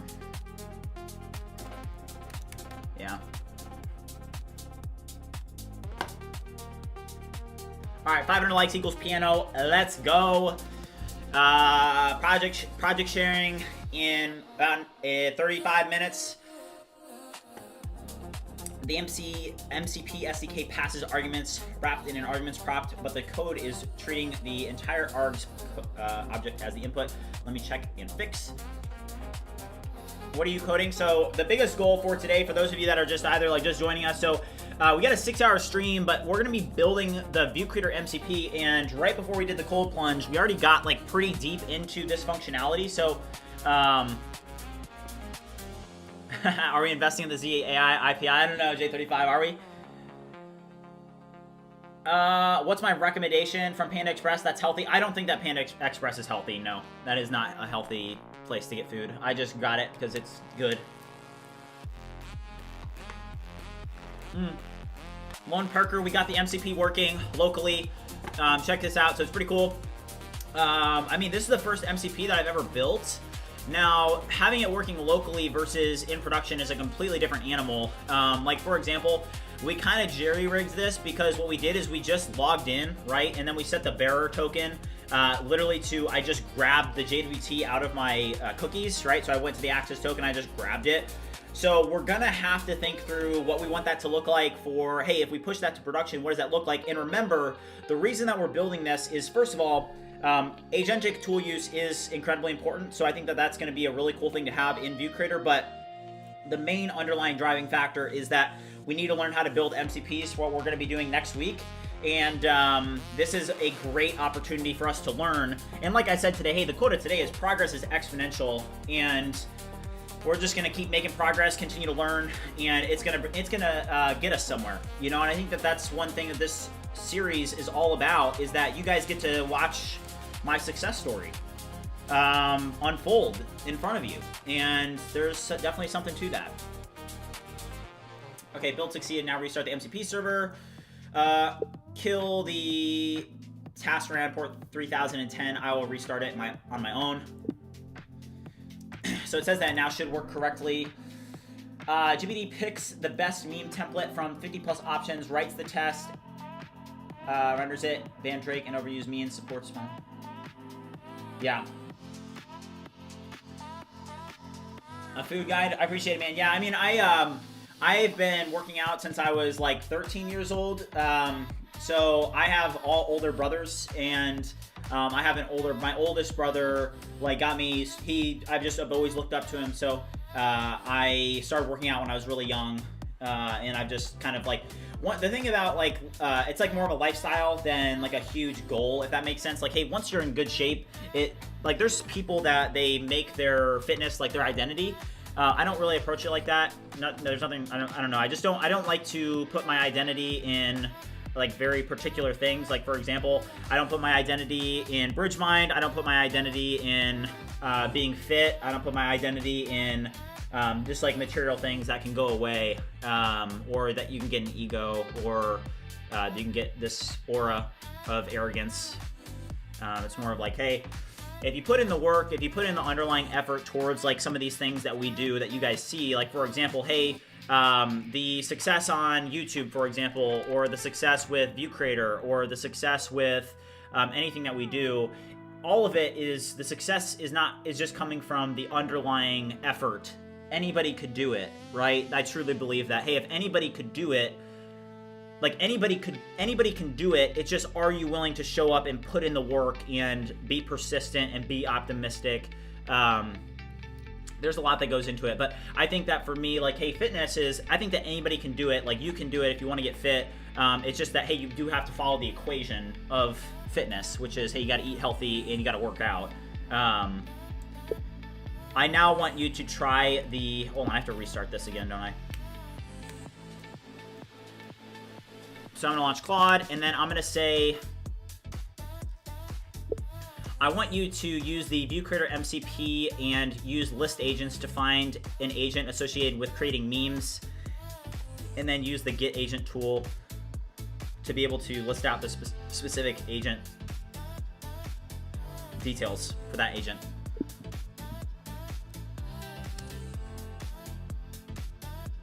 I don't work out at home. I actually work out at a gym nearby, but also, I mean, I literally am doing hundreds of push-ups on stream, and that has, just so you guys know, the push-ups on stream have made, like, I've been working out for long enough to know, like, hey, if I'm doing X amount of time in the gym, it's gonna, you know, I mean, look at this, get agent. This is insane. So look at this, guys. I found 2 meme-related agents, the looking back meme and the meme creator. Let me get details for both, and then it got the details for both, and then it just listed out the information related to both. I mean, that's crazy. So you're talking about a true, I mean, this is a working MCP. I mean, can we run one of the agents locally? I have a question.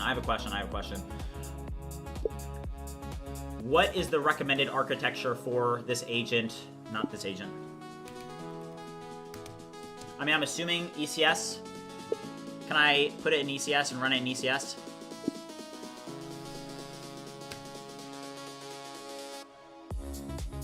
Can I? Whisperflow missed that. That's right, though.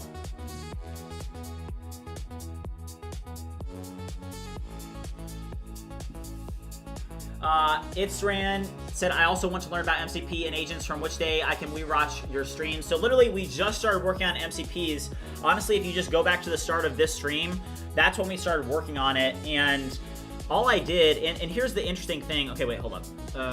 This would require, why would I have to use Elasticache? What the heck? Redis sessions better for scale?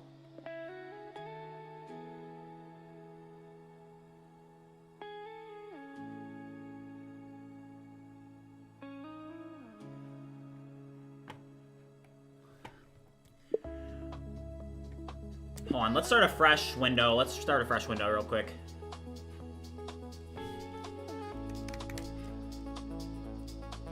I need you to do a complete in-depth review using 5 code-based analyst agents of the ViewCreator MCP project repo in this repo. Hold on.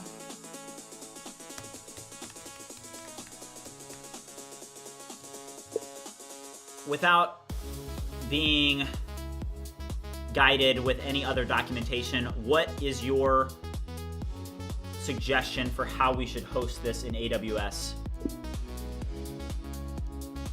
So Wavy just said, if I want to start vibe coding, what's the best way to start things?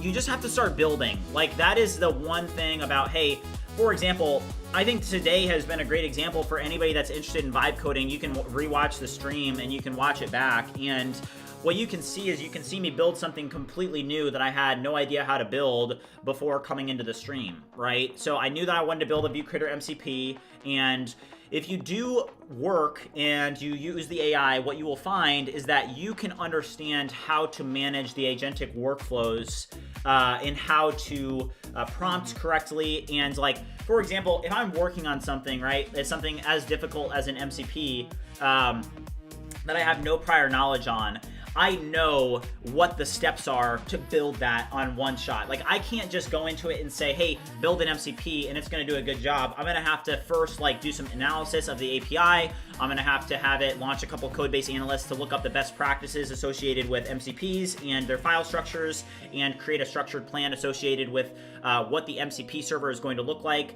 And then I can refine it from there, create an implementation guide, and then I can start to move forward with actually building that out. And then you iterate based off of that. So I think that today was a really good day for anybody that's interested in vibe coding to learn, like, hey, if I have minimal knowledge on coding or minimal knowledge on how to do XYZ, how do I actually use agentic workflows to be able to make up for what I don't actually understand myself, right? And you can now work through the agents to be able to understand and to get much further than you could if you were just like, for example, manually coding from scratch. I mean, if I wanted to manually code that from scratch in MCP server, I would have had to review the documentation. I would have had to decide all of the, like, how it's going to be architected, and I just passed off all of my conscious of what I wanted to build to the AI. And I was able to have and offset all of the thinking and the processing and the computing to the AI, and then I was able to guide the AI. I was able to orchestrate all of these agents to build it for me. I think that that's what a lot of people miss, where it's like, hey, there is a skill to agent orchestration, there is a skill to vibe coding, and for the people that are resistant against adopting agentic coding, or what most people call vibe coding, I would suggest that you do differently, because you can look at things like today where, hey, I did just build an MCP, and before this stream ends, I'm probably going to have it up in AWS and we're going to be testing it in Claude Code. You know, so that's the only thing that I would suggest is, hey, you know, to get started, just get started and learn as you go. Learn from the AI, learn as you go. So somebody said, so instead of you letting the AI do everything for you, even make the idea, you tell them what to do, so you're still doing the scripting, they are just typing it for you. I mean, so like the way that I see it is that AI is making, it's like filling in the gaps of what you may not truly understand, right? So for example, like, hey, a couple years ago, you know, I first started out, when I first started doing software development, I started out coding manually, right? Because when I started out, it didn't really make that much sense to be using AI. It wasn't that good. So I did start coding manually. And early on, you would be able to use like ChatGPT to be able to like ask questions to learn like, hey, what could the syntax possibly look like here, or what's like a potential line of code for this section here. But as things have developed, the agentic systems have gotten like literally night and day difference. Obviously, like it's not even comparable how far we've gotten in 3 years. But early on, you know, you had to kind of like have an understanding of like, okay, this is how it's gonna be architected. I'm going into VS Code and I'm creating these files manually, and I'm doing all these things manually, and that's what it looks like. But it's now slowly evolved, gotten better to where you need less manual coding, and now you pretty much need none. I'm now at the point where I am like full on agentic coding all the way, because I think that that's the future. So I'm going to get incredibly good at agentic workflows because there's an underlying skill there. J35 said, it was amazing to see you doing that research on MCP and building this. That's what tech is about, exploring. Like, I'm currently exploring ways that AI agents can communicate with smart home appliances. Yeah, I mean, it's just crazy. Like, hey, you're able to learn things so fast, J35. Like, it's just incredible how fast. It's like, hey, you no longer have to, I mean, you learn, right? You get that understanding, that baseline knowledge, so you're not oblivious to what the AI is doing. That's, like, bad if it's, like, a black box. But hey, you no longer need to like understand the code line by line. That's just my opinion. I know a lot of people are gonna be like, oh, whoa, you know, but I just think that yes, review the code, review how it's structured, but like reviewing code line by line at this point is like no longer really necessary. What's gonna end up happening is you're gonna have a bunch of feedback mechanisms. Like you'll have MCPs, and this already exists, but let's say that I use Datadog for my CloudWatch for logs, right? You're gonna be able to have streaming, and AI is going to be able to process the logs and create tickets that are solved by other AIs. Like you'll have AI reviewers that are reviewing logs that then are able to create tickets that are then able to send those tickets off to coding agents that are able to code the fixes, that are able to then pass it off to testing agents that are able to create the tests, that are then able to ship it up to production to do it. You know, it's like you're going to have these huge agentic, basically AGI systems that are managed by a singular person. And if you don't see that yet, then I recommend that you start thinking about that, because that will happen. Now, right now, it's very early on, but if you even look at, for example, you know, 2025 and what was done in 2025, it's shocking to see how far the agentic systems even got in 2025. So let's see. So it is recommending, I mean, this is a very standard structure for, I mean, this is what I wanted to do. So you can see here that it's just suggesting ECS Fargate, which is definitely the best option. So this is how this is architected. So for anybody that is unfamiliar with like infrastructure, AWS, or networking in general, this is very simple. So we already have the, you know, the ViewCreator VPC, right? So what we're gonna have is I think this is a good opportunity to just show you guys how this is constructed. I'll move this up here and I can kind of show you. I mean, this is a good example already that's being shown in the chat here. But you know what we'll have is we're gonna Dockerize this, right? So like we're just gonna have, hold on, I'm just gonna write this here. So how this is gonna work is we have this MCP now, and the MCP is gonna be in so it's gonna be in ECR, right?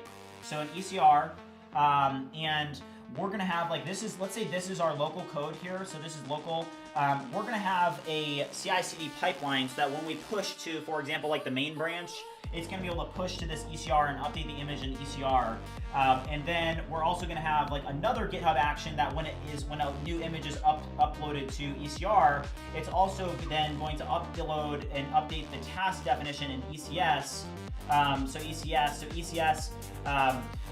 And then once that task definition is updated, it's going to be able to restart the service that's running all of these tasks, okay? So you can see that, hey, how auto-scaling works is, you have a specific amount of compute associated with each task, so I can go into my task definition, I can say, hey, I want, whatever gigabytes of vCPU, and, again, you're able to set up auto-scaling so if it meets certain thresholds, it's able to spin up another task. And it is serverless, so it is very nice.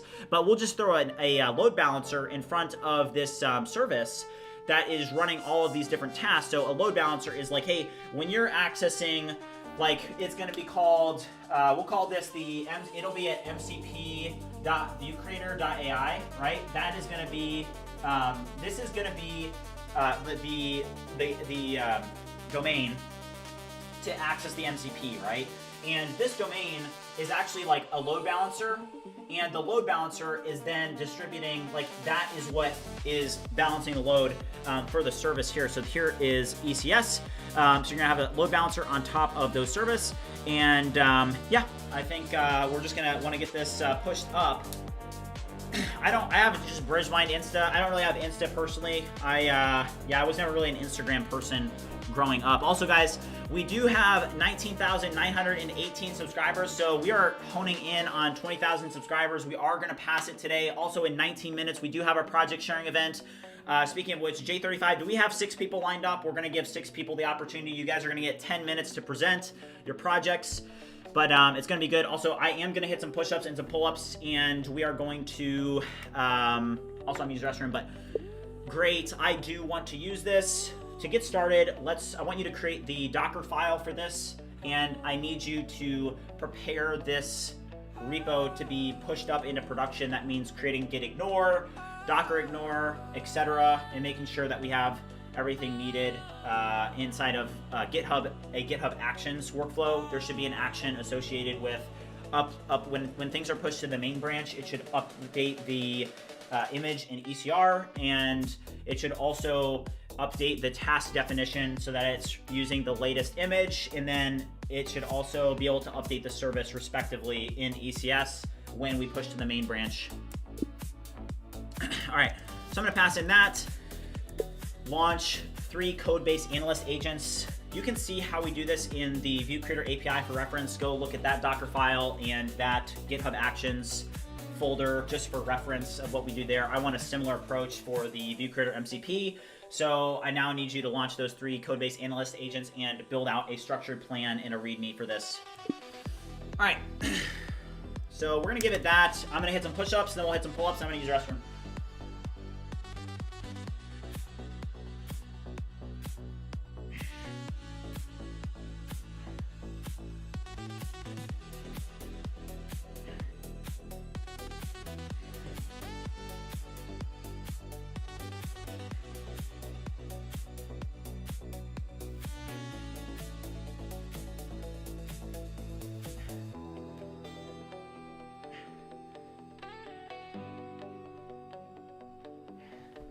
All right, 40 bomb, let's go. All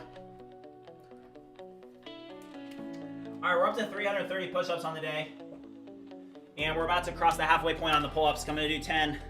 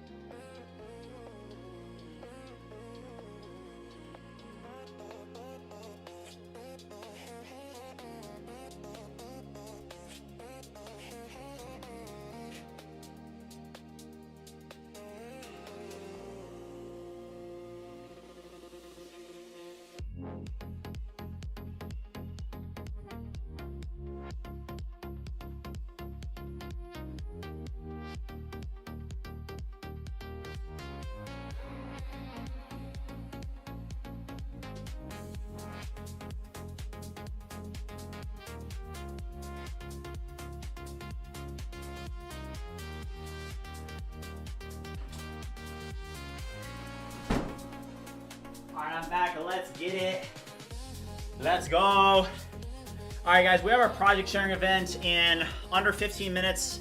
This agent here is just created a structured plan, and awesome. All right, cool. Start building the infrastructure file. So yeah, so not only are we going to build the MCP and get it working locally, but we're also going to deploy it up to AWS because, hey, my perspective is the faster that you can get things actually deployed to production, build the CI/CD pipelines that are needed to get things up into production, the better. For example, there could be issues like, hey, part of software development is sometimes there's issues that you don't foresee that come up as you go further along. So just a side note for sure.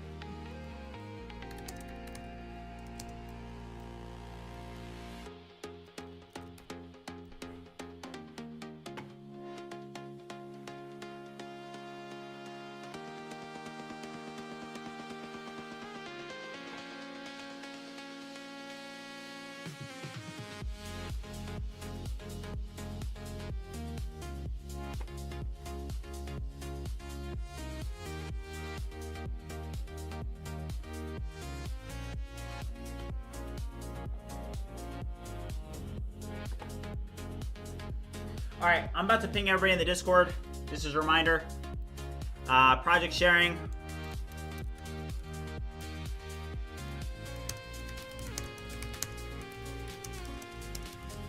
Project sharing event starts in 12 minutes, everybody.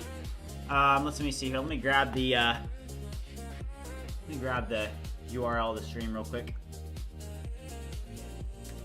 I'm really excited to see your guys' projects.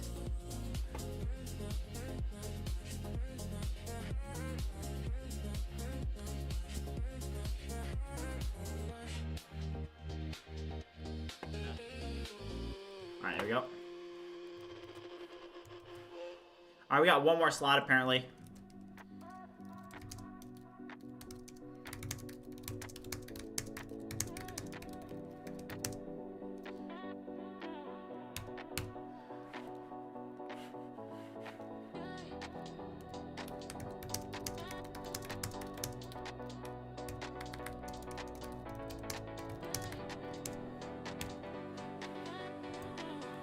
All right, so that's done. So I do want to explain this to you guys a little bit. You can join the Discord and you can hit up J35. J35 is the one with that's setting it up today. Appreciate you, J35. J35, appreciate you. Okay, so the file structure for this, so how it works is you have this .github folder, right? And then you have a workflows directory inside there. And these are your GitHub action workflows. And you can see that we have a deploy MCP YAML file. And that is where all the code associated with this CI/CD pipeline exists. Here is the Docker file. You obviously have you have your get env example file now, docker ignore. Do we have a git ignore? Perfect, already good. All right, so it looks like we are ready. The one thing I do want to do, so we're going to deploy this right before the project sharing event. It starts in 10 minutes. And what I want to do right before we start is I actually do want to go to AWS, and also we are at 19,930 subscribers, which is just crazy. I'm going to drop a screenshot in here. Wow. We're only 69 subscribers away. It's just nuts. Wow. Thank you guys. I really appreciate it. All right, so what I'm going to do is I can't show you guys this, but the first thing you need to do is, hey, once you actually get this set up and structured, what you want to do is you want to be able to set up the repository inside of ECR. So I'm gonna actually ask, what should I name the ECR repository? You know what I can do though? Okay, this is crazy. So this is actually crazy. So instead of me even setting any of this up manually, I believe that I can just pass in a prompt here. So you can see that it's called, okay, so one thing that I do want to change, I don't want to worry about dev, I only want to focus on prod for now. Remove the dev logic from the GitHub action workflows as well as the anything associated in the Docker file associated with that. We are just going to focus on production for right now. So yeah, so we did get this MCP working in under, what is it, 3 hours and 15 minutes about. We were able to get this MCP working locally. So now what we need to do is we're going to actually get it deployed to production so that we can use it. Actually get it configured and testing in production. It'd be pretty cool. But what I want to show you guys is I'm going to give it a prompt that is, instead of me having to go in and create all this locally. And I mean, the best practice is probably to use like CloudFormation or Terraform to be able to do this. That's another approach that you can use. I don't think that that's really needed for this case if we're just trying to build it quickly, right? So instead of doing that,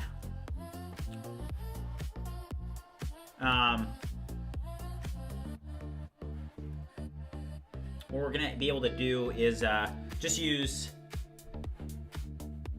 we're gonna be able to use a CLI tool, and we'll just instruct it to create a structured plan to then use the CLI to build all this. So I'm gonna have this now. I'm gonna launch another Claude agent here. Should already exist. Perfect. Yep. Looks good. All right, so I am gonna get into my AWS account real quick. All right, I need a little snack. Mucinex, sore throat.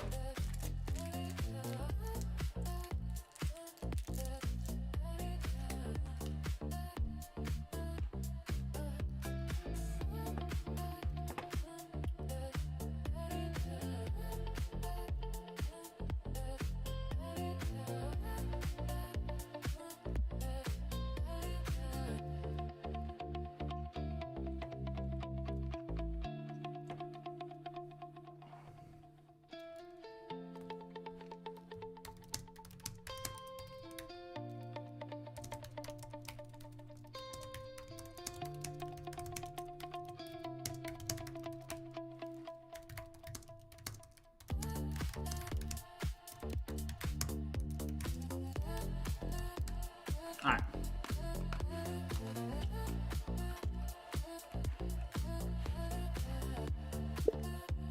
Great work.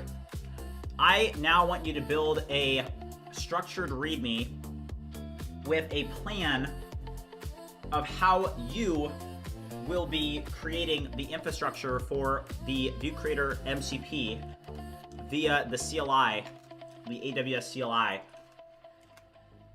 You need to create a structured plan of how you will be creating, for example, the ECR repository, the task definition, the service with the load balancer and task definitions respectively, as well as the security groups.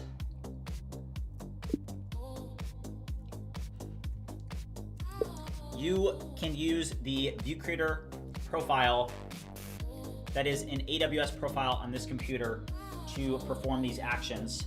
In order to build this structured plan, what I need you to do is I need you to actually do an in-depth analysis of our existing architecture in AWS using this ViewCreator profile to access our AWS account to review how things are currently constructed. And this will allow you to build out an intelligent plan to then build out the implementation plan for building out the ViewCreator MCP infrastructure in AWS. I don't know if you guys are following that, but that's what I think. And okay, so you guys can't see that because it's gonna have a bunch of sensitive stuff. So yeah. Let's pull up cursor.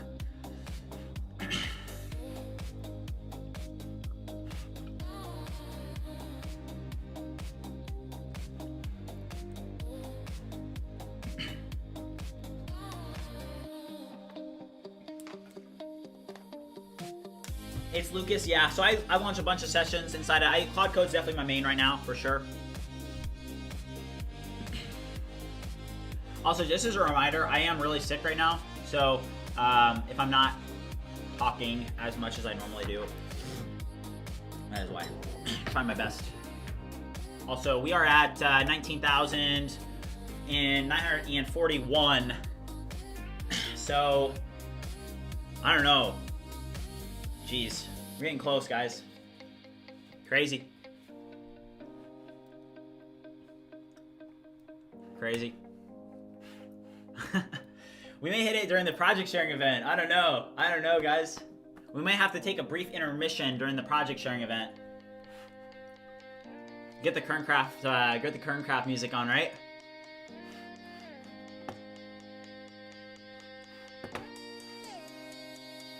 Yeah, we're almost at 20K. Ugh.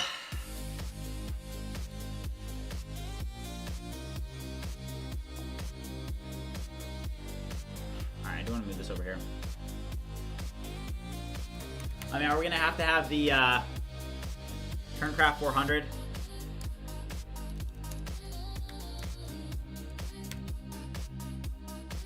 I like the techno one. This one. Alright. So somebody's gonna get cut short in the project sharing event, because I think we're gonna hit 20,000 during the project sharing event. So we'll see. Rob said, do you have Fargate scaling the task right now, or is it a firecracker approach where if it goes down, you increase the task size? Yeah. So we're gonna do auto scaling is how we're gonna do it. But yes, auto scaling. Yeah, bring out the champagne. There are more than 6 participants per project sharing. What do you want to do? We're going to have to keep it at 6. We want to keep it at 6, J35. So in whatever order they reached out is the order that they're going to go in. Because we want to keep it at 1 hour. Every participant gets 10 minutes. So just based off the order that those people reached out to participate is how we'll do it. But yes, 6 people today. Will be presenting. And, you know, this gives everybody an opportunity to show, hey, this is what I've been working on. This is my workflow. This is what I'm building. And for those of you that are presenting, just do your best. You know, don't get nervous. I don't think that it's not super high pressure. Just a cool thing that we can do as a community to just share what you're working on, share what your vision is, share what you're doing. And that makes what we're doing so much more of a community. And yeah, I don't think that there's anybody really doing that. No other communities doing that, so it's pretty cool to do that. But yeah, we're gonna hit just a side note, we are gonna hit 20,000 on stream, and I think that we're gonna hit it while we're in the project sharing event. So that's gonna be something that we may, I do want to like have like a little bit of like a I do want to get the Kerncraft 400 on, and I want to be like celebrate a little bit when we're hitting 20,000. So maybe if we get like close, like 10 away, we will maybe like 10 or 5, we'll kind of like be like, hey, let's put a pause in the event and maybe like get the Kerncraft 400 music going. But that'll be cool. Okay. All right, so let's get this event started. If you guys have not already joined the Discord, make sure you do so. Drop in the Discord here. Nick, appreciate it, man.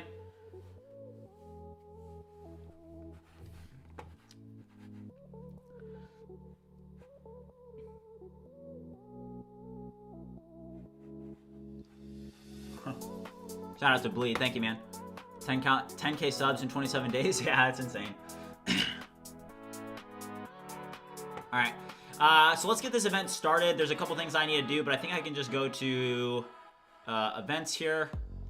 And we can click start, right? Yeah. All right, let's start the event. All right, we are starting the project sharing event right now. And I think all I need to do is I need to disconnect quietly, and then I need to rejoin.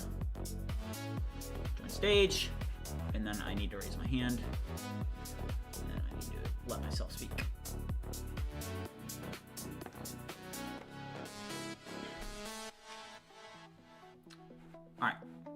All right, guys, can you hear me all right? Can everybody hear me in the chat, in the Discord? All right, cool. All right, I'm gonna move a couple things around. But I don't know if you guys were watching the stream, but one thing to note is that we are like about to pass 20,000. So it just so happens that the project sharing event is kind of overlapping when I expect that we'll hit 20,000. I mean, right now, if I'm checking, I don't know if you guys are watching the stream or not, but we're at like 19,952. So like when we start to get a little bit close to 20,000, I want to take like a brief let's just call it an intermission, and I want to kind of celebrate 20,000 with the community, but we'll like stay on stage, we'll stay in the group, and then we'll kind of just celebrate a little bit, and then we'll get back to it. But I think that here's kind of the overall premise is, you know, these project sharing events are an opportunity for you guys to be able to share what you're working on and what projects you are building, and to talk a little bit about your experience with vibe coding, what you're doing. And it's a great opportunity to just share with the community and with the world, like, hey, here's what I'm doing, here's how vibe coding is affecting my workflow, and here's my vision. With that being said, you know, we have 219 people watching live on YouTube right now, so no pressure, but you know, the pressure's on. So let me see here. We're just gonna go in order of the people that raised their hands. It looks like, okay, wait, it looks like, okay, first of all, big credit to J35. He's the head admin in our Discord. He's been around since like very early on, and it looks like Danny is going to be first. So I want to make sure that I get you guys in the correct order here. So let me pull this up. So it looks like Danny is going to go first. But with that being said, guys, like I said, everybody gets 10 minutes, and that's going to start right now. So Danny, come on up. I'm going to invite you to speak, and let's get started. Hey, Danny, how's it going? Can you hear me all right? Yes, sir. I'm in my car. All right, cool, man. How's it going? Doing good. Thanks for your time. Yeah, of course. All right. So, hello, everyone. I'm Danny. And so, quick question. How many of you pay for ChatGPT, Claude, Copilot? Cool. Not many. Like, how many of you actually know if it's worth it? So, I didn't either. That's why I built Rory. So, let me go ahead and share my screen. So hello. Okay. You can see my screen? Yep, we can see it. Awesome. So Rory is a Chrome extension that tracks your AI usage across all platforms, and it shows you what you're actually getting done. So this is my workflow for today of what I got done. And so this is my real data. And so you can see that there's a total yield, lines of code, prompts, and over here you have a net yield and my actual ROI. Like I almost broke positive for my subscription for Claude in one day. And so you can see that I generated 331 events today. So if you're like also interested in this, it's free. And actually there's a link in the chat, in the YouTube chat, for rory.com/install. It takes like 10 seconds, but it'll take you to a Chrome extension, and then you can kind of the Chrome extension is kind of what feeds the engine, and then the dashboard is what shows you what data is in the engine. And so try it out and let me know what you think, and I'd like to open it up to questions. Yeah, really cool. Let me know if you guys have questions that we can ask Danny. But yeah, so when did you get started on this? So it's called, I see Pied Piper in the top left. So that's what it's called, Pied Piper? No, that's just a meme of like a Silicon Valley show, but it's like an org banner that I put up here. Okay. So, but yeah, it's the actual app is called Rory, and so ROYRY, and yeah, that's what it's called. Okay. So yeah, so when did you get started on this? What was your inspiration for building it? Obviously, you know, you're doing vibe coding, so it was just an idea of like, hey, this is a tool that I can use, or what was the big inspiration for you to do this? Yeah, so honestly, I was at work and there was like a mandatory 8-hour innovation meeting on AI. And there was like people from like Microsoft and like these research partners there. And everybody kept repeating the same thing over and over, like the same problem. And it was that we are paying for these AI tools, but there's no way of actually measuring if they're helpful. And so everybody was kind of nodding, but no one really had a solution. So that night, like while it was fresh, I went home and I built it, and that was like almost 2 weeks ago. And so I got it into the Chrome store, and then I got this dashboard, and it's all powered by, it's on Google Cloud. So there's an API that powers all of this. And then I built the extension software, and then so it all kind of works together. And now I'm starting to, like, the vision is that now, like today, what I actually, this workflow was all for was, I built it for the CLI for Claude Code. So now it'll track it for your Claude Code, like all the same measurements. And I'm more of like an OG vibe coder. I think you called this before, where it's like, I'm in the UI, and then I'll read everything it does, and then I'll be like, oh wait, stop there, and then I'll stop it, and then I'll go back and then make it a specific way, and then so like I'm always in sync with like what's happening. So like watching you is like it's kind of like in the Matrix because you have so many prompts open. But I'm like OG vibe coder status. So I've been doing it for Let's maybe go. like for like 3 years back when like Chat GPT would say like I'm just an AI model. I can't do that. So yeah, that's pretty much the vision. Yeah, that's awesome, Danny. So a couple people in chat are asking, how do you plan to monetize it? Do you have any plans? Or obviously you just got started about 2 weeks ago. So what's your plan? Do you have any thoughts? Yeah, so right now I'm throwing everything against the wall. So part of it is it's mostly for enterprise customers. So right here I do have my Stripe set up. So it'll work. So like I think monthly, what did I have it as? But it'll kind of go through like for 5 it's 145, but then if you do the annual it's way more cheaper. But right now I'm just trying to get more customer data so that it's better. So like I've been making like LinkedIn posts. I submitted like for AppSumo. I'm just trying to get like people on it for now for free, and then I think in down the line I could charge for it, but I just want to get it as stable as possible. Yeah. Well, this looks like a great project, man. Does anybody else in chat have any questions? Dizzy said that cool stuff, all the best. What's your vision? Like, hey, when you like, who are you? So you're looking for like enterprise customers. Is that because of that interaction that you had, like when you were at work, where they were like, hey, we don't know how much value we're getting out of this? So did that give you the perspective of like, hey, obviously there's people that are organizations that are needing this. So is that kind of the direction that you want to head? Is like, hey, B2B or B2C, or what's like your perspective there? Yeah, exactly. So after like some research, so initially it was B2B just because of how you mentioned in the meeting. And it was like all the presenters were just talking about there's no tool out there to really do it. So I was like, I could be the first one there. So that was like part of it. But then as I do more of the research, um, just to get the initial users, you could just do like smaller startups. But then I do want to fill in the enterprise role where it just makes it so much easier for like people. So like let me show you what it would look like um, when you have more people in here. So if you go here, then you can start to Oh, see like whoa. yeah, exactly. Then it fills in. Like then Yeah. you really start to see the magic. So this is where it's gonna be vision wise is you have your whole team working on this and you're able to break it down. Like you're able to go in here, you're able to see the activity kind of like GitHub, you're able to do all the like things over here. I think like get like breakdowns per different models. That's like the vision of like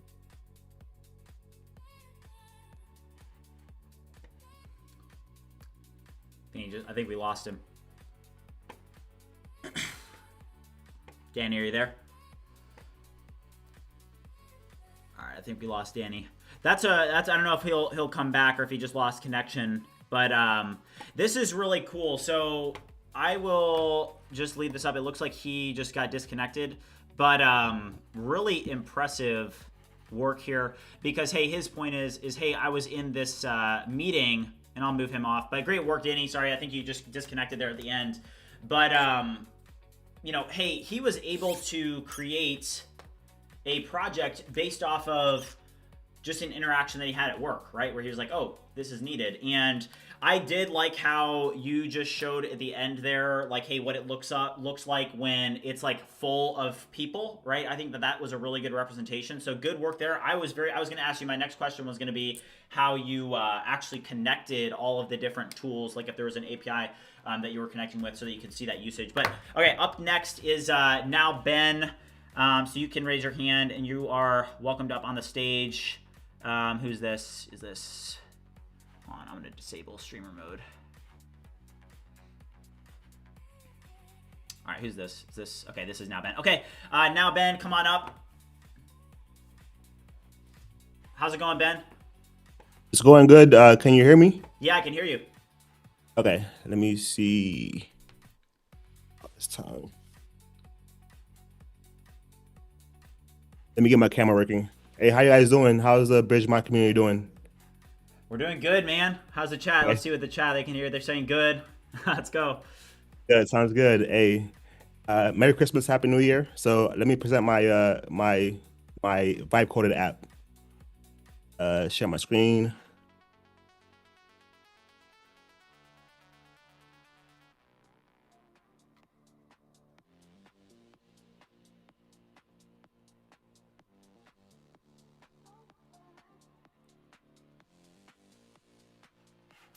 All right, he just disconnected. He probably needs permissions to share with Discord, so we'll give him a second to come back up. I'm assuming that's why he just disconnected. So he can come back in. We'll give him some time to come back in. But while we're waiting for Ben to come back in, let's check where are we at, guys. Where are we at? Let's check it out. Oh my gosh, we're at 19,960, so we're 40 subscribers away. We're getting close to 20K. We're gonna hit it on stream, potentially during the project sharing event. So, all right, we're going to invite him back up. All right, there we go. Sorry, I had to change my... You hear me? Yeah, I can hear you. Do you just have to change your permissions, I assumed? Yeah, and then I had to all restart good. it. So Yeah, now all good. I'm back. Yeah. All right, cool. Okay, so let me share my screen now. Okay. Share my entire screen.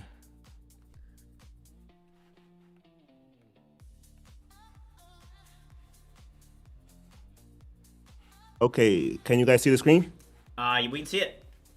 Okay, so yeah, this is my vibe coded app. It's called makethisclear.com. It's actually pretty straightforward. So you can go on here. So it says your intelligent workspace for writing, editing, and creativity.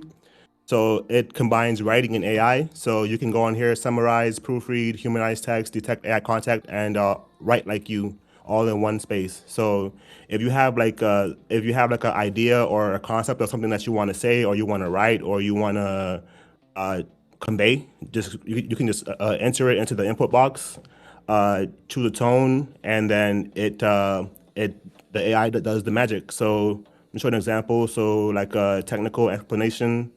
So you can have it, make it professional, make it more friendly, and make it more concise. And it's also good for vibe coding. So for vibe coding, if you kind of like don't know what the technical terms are, or like what the thing is and what it means and what it's supposed to do, you can just kind of just type what you want to say, and then it's gonna like make it clear. So that's basically what it is. Makethisclear.com. I like that. I like that name. Yeah. Makethisclear.com. Very simple. So yeah, features, clarify text. There's also an AI detector, writing score. Actually, let me go in the app and show you the app. So this is the app. This is the main app page of the app. So yeah, there's an input box, so you can input text, attach something from your drive. Yeah, so yeah, here's the sidebar. Here's the options: summarize, humanize, proofread, reword, simplify, expand, translate. You can make images. You can, there's an AI detector, so you can paste text, and then it can give you a score. Let me go to the, actually, yeah, let me give you an example. So let me go to the live stream. You're right here. Let me check. Let me get the text from your description. Let me see if this was AI generated. Was it AI generated? Yeah. It was. Yeah. Yep. It's not perfect, but it's yeah, 22% of AI likelihood. All right, so let's humanize this. You can, so that was AI generated. So let's go ahead and humanize it. Make it more.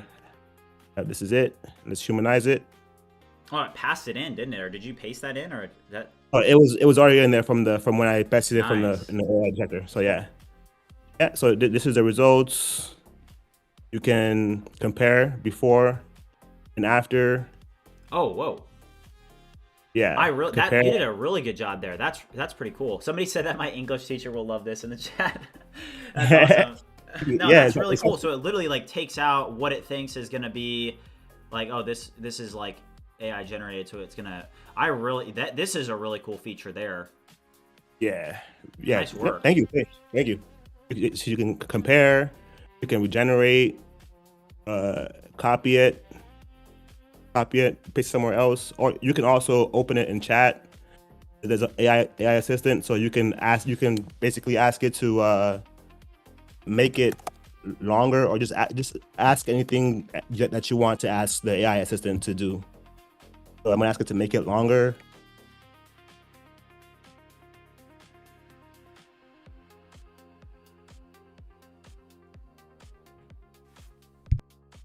It's cooking.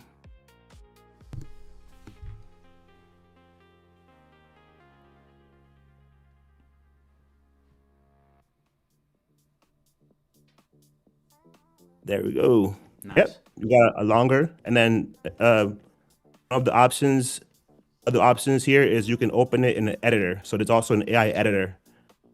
So you saw what I did there? Yeah, that's awesome. Open an editor, so that then you can modify the text, make it bold, italics.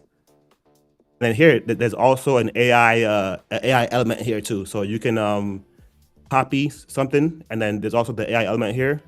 The same options in the sidebar. It's also here, so you can quickly just use a. Oh, I'm being rate limited, but yeah, you could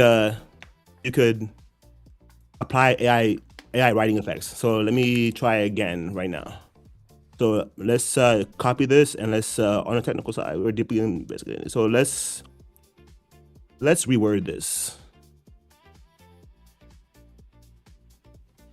Yep. So it rewords it in the editor. So nice. Yeah, the original, and then suggestion, you can keep the original or accept the changes. So I'm gonna go ahead and accept it. And yep, it's changed. So when did you start working on this? Started in the summer. So I had like a job while I was doing it. So I was doing that, and then my job as well. Yeah, this is a lot of features. Yeah, thank you. Yeah, it's just I kind of made it for myself because like vibe coding, like I wasn't sure like what things meant and like what like I had like an ideas, but I wasn't sure like if I was conveying it correctly or if I was saying the right thing. So I just if I had like a prompt, I just put it into here, and then it just made it clear, and then I just pasted it into the AI the IDE. Yeah. So what tools are you using? I used ChatGPT. So like in the beginning, I was doing like the old school vibe coding where I would just copy from ChatGPT, and then Codex came out. So then I started using Codex, and then so mostly Codex in VS Code, the Codex extension. Yep. Yeah. So and then recently anti-gravity came out. So I've been using anti-gravity too. Yeah, and are they still offering free for Pro and Opus, right? It's all free, isn't it? Is it rate limited, or are you paying, or what's your deal there? I don't pay for anti-gravity. I just pay for my AI. I just pay $20 a month to ChatGPT, and that's it. Wow, nice. Yeah. All right, let's see. I think somebody in chat, do you want to take that question? So, like, what's your plan for monetization? Are you integrating with like Stripe or anything like that, or are you still early on? Or what's... It is. Let me show you my pricing. So it is free to use. Just like it's kind of like a freemium plan. So it's free to use, but like the more you use it, so like if you use it a lot, then you'll eventually have to pay you'll eventually have to pay. So like there's a credit system. So I'll offer $35, 35 credits per month. Basic, all the features, and then there's also $9 per month. You get 500 credits per month, everything included, and then you can also pay as you go.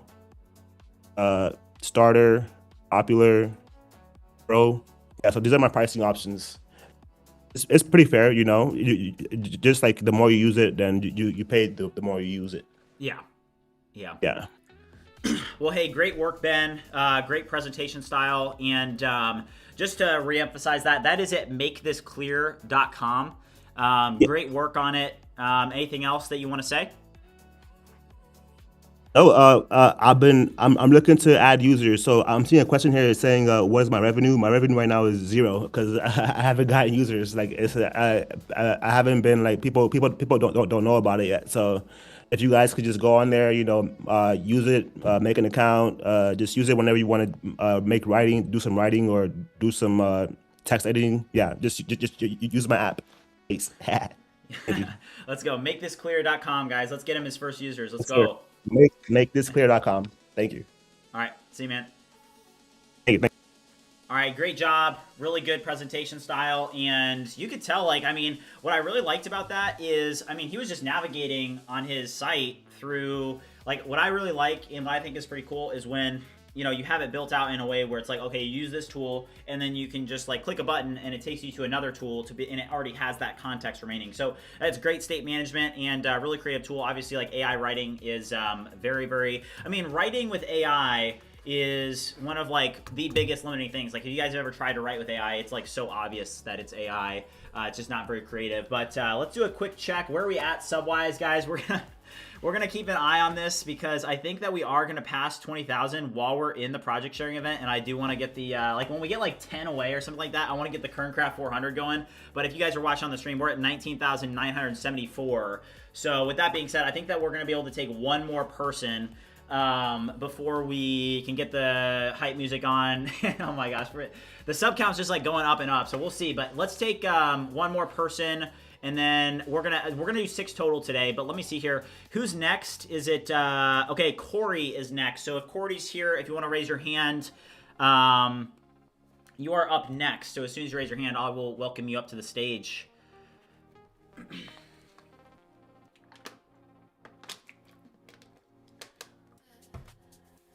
Yeah, great job on your presentation. I see a lot of people in the YouTube chat that are saying great presentation.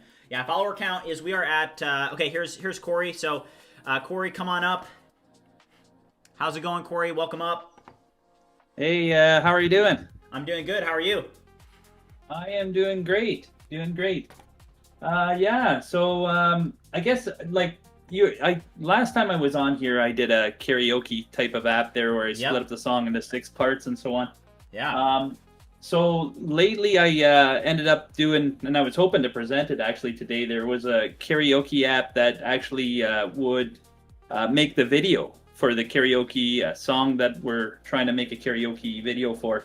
And so I thought I was going to demo it, but I'm kind of on the fence right now. So I kind of decided that I was going to try to present whatever I could right now in the 10 minutes I have. And right now I got a trucking app that I wanted to demo right now. Okay. And I'm not too sure if I'm sharing my screen or not there, am I? Not currently, no. Okay, there he goes. All right, so I'll just start up here. And so basically, I created an app for trucking dispatchers that so that they can basically optimize their workflow process of calculating freight rates for different contracts and jobs that they see on the job boards for trucking companies. And a lot of what they see on the board is generally just like a list of origin and destination cities. So like it would show something similar to this, or I might be able to show you an image where you might have a job board like this, and it'll show you the origin cities over here. If you can see my mouse, I'm hoping you guys can see my screen now. And yeah, I can wait. Hold on. cities. I can see right now. I can see a map. I'm looking at like I can see Maine, Michigan. It may be frozen. Okay. Yeah, I think it may be stuck.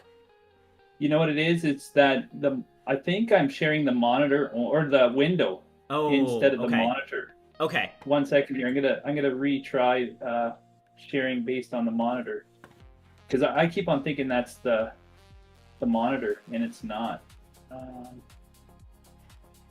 It's devices, right? No, it's not. Entire screen. How is that? Do you guys see? There we go. Yep, we got it. Yep. Okay, what are you seeing? I can see your Discord. I can see Discord right now. Okay, Discord. Okay.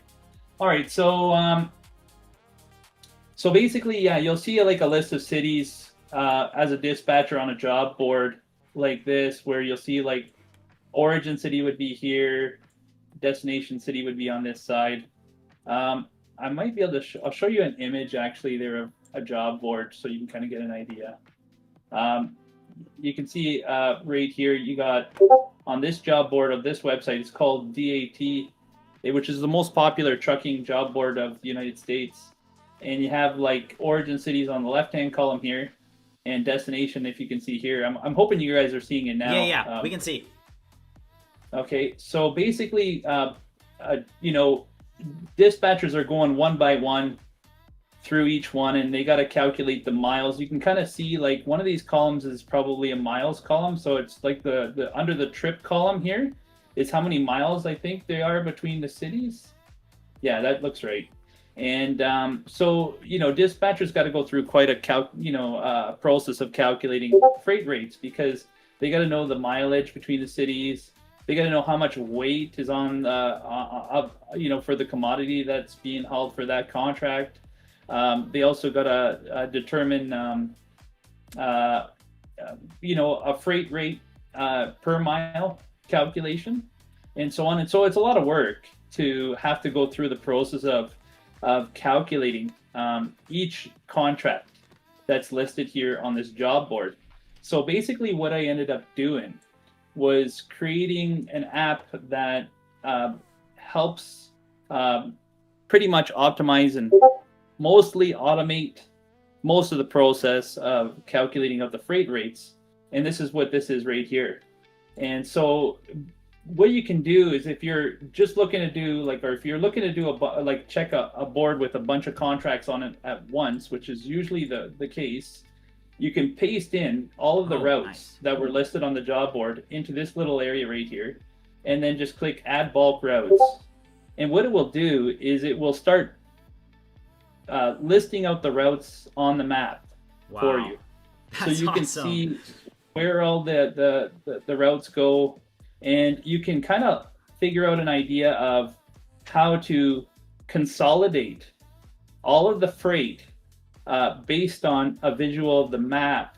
Plus you also have over here on the right hand side this table, so that you can kind of undock it and put it on a separate screen, but I can't do that for you guys. And you can kind of, you know, do your calculations over here, and they're pretty much already done for the full truck. But if you have freight that's not considered a full truckload, which if you don't know what a full truckload is, I can give you an idea here. So a full truckload is just one pickup where you end up getting the whole truck completely full in the trailer, right? Like the full load of the trailer is completely occupied. Well, like a partial would be like, you can see the color, like it would be like half of the load. Or less than truckload usually is like a bunch of small loads that you compile. So you gotta pick up from a bunch of different locations and then drop off at a bunch of different locations and so on. And so this app is really handy for those partials, especially because they're hard to kind of consolidate for a dispatcher. It's a lot of work. It's a little bit of money, and it's a lot of you know, wrap your brain around calculating every little piece and making sure you can consolidate it along a route that makes sense, so that you don't burn a bunch of fuel trying to go way out to California, you know, when you're supposed to be going to Florida from Toronto. And all these red dots here are the endpoints, or the end, like where the freight is being dropped off. While the green dots are the location of where the freight is being picked up. So I'll show you how the calculations are done in the doc here that we created for the table. These are a list of all the routes that are on the map. And so basically, like if you look at the top row here, you got the route color. So that's what's on the map. And then you got the origin city, the destination city, the miles between them, and what your minimum freight rate would be, probably like for a load or whatever. There, generally speaking, trucking companies have a minimum freight rate. So you can set a setting for what you want as a minimum freight rate, but I got it at $500. And your rate per mile would be like $2 per mile. So you can do a calculation here in this app. It does 951 miles times $2, and that comes out to like $1,902, I believe. And you can change it now. Like if you have less than a full truckload, because this is just a full truckload rate, which I just showed you guys the difference between a full truckload and a partial or LTL truck. And you can change this and get an actual rate for LTL freight by going into this little pop-up and creating, like, inputting the inputs. And so if you have like 4 pallets, if you guys know how trucks are loaded, generally speaking, they use pallets and they use a forklift to load the trucks. And so you can change the amount of pallets or how many feet a trailer or how many pounds, and whichever of the 3 is the greatest is going to be the calculation that goes in the actual rate. And that's generally how they do the calculations and so on. So if I was to submit here for the 10 pallets, the actual rate would be $1,201. So it just super simple. Any dispatcher that's doing, looking at this stuff, they're ripping their hair out trying to just get this data down, let alone trying to get the actual rate. And this really seamlessly optimizes that ability where they can just, create an input, put in, 23 pallets, 10,000 pounds. They might take 20 feet of trailer, and then boom, they're like, oh, okay, well, I don't have to guess which of the 3 to choose from because this app already knows how to do it. So the dispatcher doesn't have to, remember, oh, you know what, the pallets there's more pallets than there is 10,000 pounds. They told me it was 10,000 pounds, but that's not the actual rate. The actual rate should be based off pallets. So this kind of eliminates the error of the dispatcher from when they're doing their calculations, because they always have to, usually have to have one of these or all of these 3 things calculated out, and just kind of seamlessly makes sure that they choose one of the 3, the greatest of the 3 factors. So that's basically how it works. And, I guess that's pretty much my demo. This is my settings table for the rates per mile and the minimum rate and so on.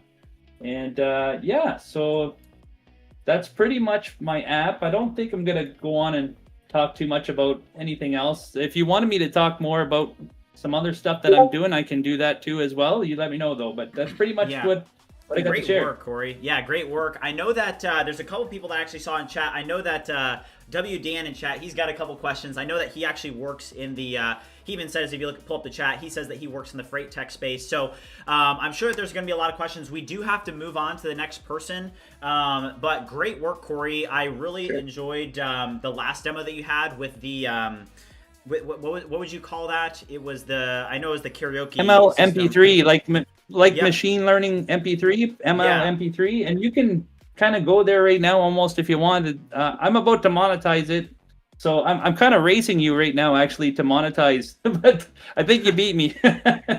So, but definitely, it's ML MP3. I did do a video one too as well, but like I said, they're on time constraints or whatever there. Yeah, well, great work, great presentation style, and feel free, I think once you do the presentation, you do have I think it's the Vibe Squad permission, so you can, feel free to post links to your stuff. You're not going to get, banned or anything if you want to post links so that people can have a reference to what you're working on, but great job presenting, man, and keep it up. It's super impressive. All right, well, thanks a lot. All right, see ya. All right, great work, Corey. Another really cool project from him. We are only 11 subscribers away from 20,000, so it looks like, so we do have 3 people, so we're halfway through the project sharing event. So the question is, do we want to get to 20K before the next person comes up? I think we can do it. We're at 19,989. So do you guys want to take a brief intermission? Let me know, because we can get the Vibe goggles on, and we're about to hit 20K. So I don't know. Let me know, chat. But if anybody has not already liked and subscribed, let's see how fast we can get up there. I think we can do it. So for those of you that are still presenting, so we're halfway through. We have Roman, Boston John, and Kevin still left to present, but we are about to hit 20K. That's why I was like, oh, things are overlapping a little bit here, because we want to make sure that we get 20K. Oh yeah, we're about to hit 20K. So Hold on, guys. Hold on. We're at 20K. We're gonna take a brief intermission from the project sharing event. You guys can feel free to, stay in here. But let's see here. All right. Hold on. Where is it? All right, let's go, guys. All right, let's go.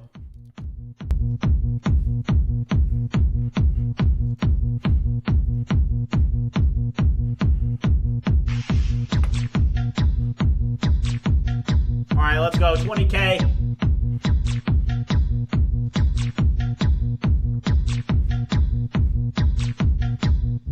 W's in the chat. Let's go.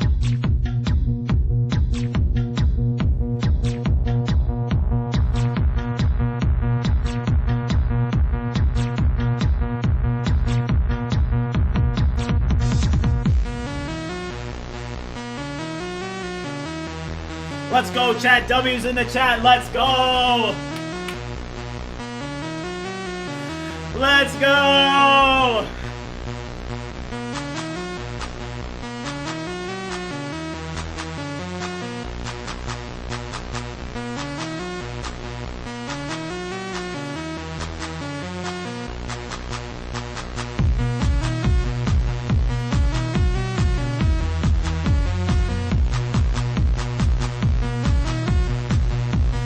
Let's go! We're getting to 100K, chat. 100K.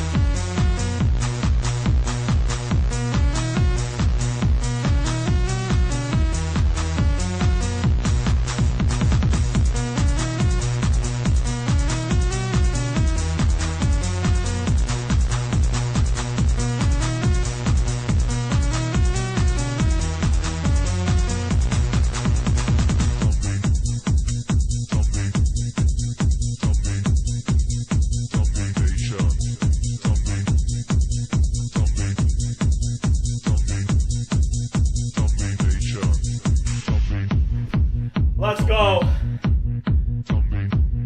We hit 20K before 2026. Insane. This is the fastest vibe coding community on the internet right now. Nothing's gonna stop us. And this is only the beginning. I think that 100K is on the horizon in 2026 very easily. And we're just not going to stop. We're going to keep showing up every single day. We're going to keep making progress. And we're going to prove what's possible. So, let's go, guys. Thank you for 20,000. That's insane. We did it. Let's go.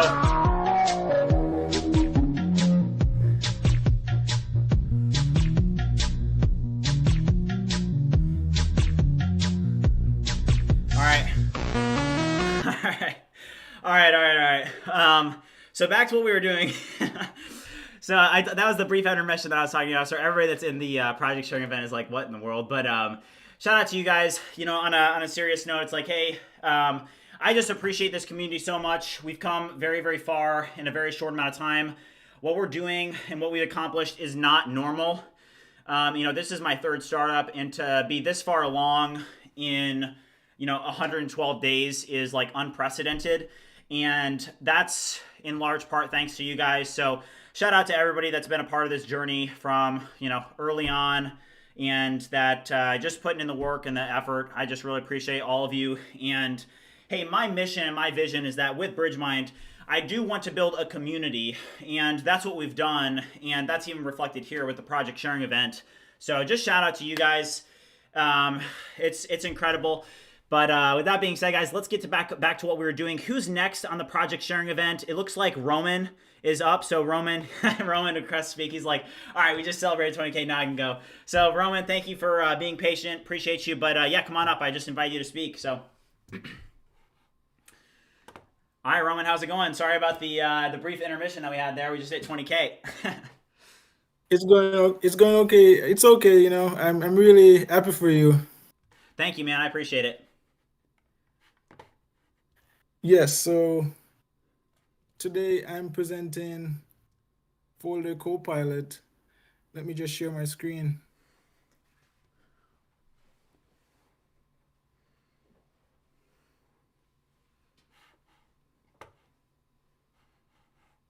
Okay, so I just shared my screen. All right, I can see it. Okay, so this is the website for Folder Copilot. It's at foldercopilot.com. So Folder Copilot is not a traditional app builder. It's basically a folder structure generator. So what it does is it allows different people that have different needs in regards to folders to be able to create folder structures. So for example, if you're a student, you could create a folder structure for a syllabus that you're doing. If you are a developer, you could create a scaffold for a project that you're working on. And if you're like a professional, that's like in a general sense, you could create a folder structure for something that you might need it for. So you would just go to foldercopilot.com and you could create your account. And then once you do that, you would be able to see the interface, which includes different tabs for different needs. So this is the course tab where a student might need to use to generate folder structure. This is the dev tab, which allows you to generate complete boilerplate code for a scaffold for a project that you're working on. This is a client. Maybe you're like a project manager or something. You might need to create a specific folder structure for a specific person. And then you have custom, which is basically AI native. So you could just text it like you would prompt an AI and it could generate a folder structure for you. And then it has a assistant in it that you could tell it something, or you could even just use something like ChatGPT, and then it could help you to generate kind of come up with a prompt if you need a prompt. It has it has a browser that allows you to browse folders. Like for example, you could browse and then you would select and you could see like a full structure for a folder that you're working on. If you click expand all, you could also see.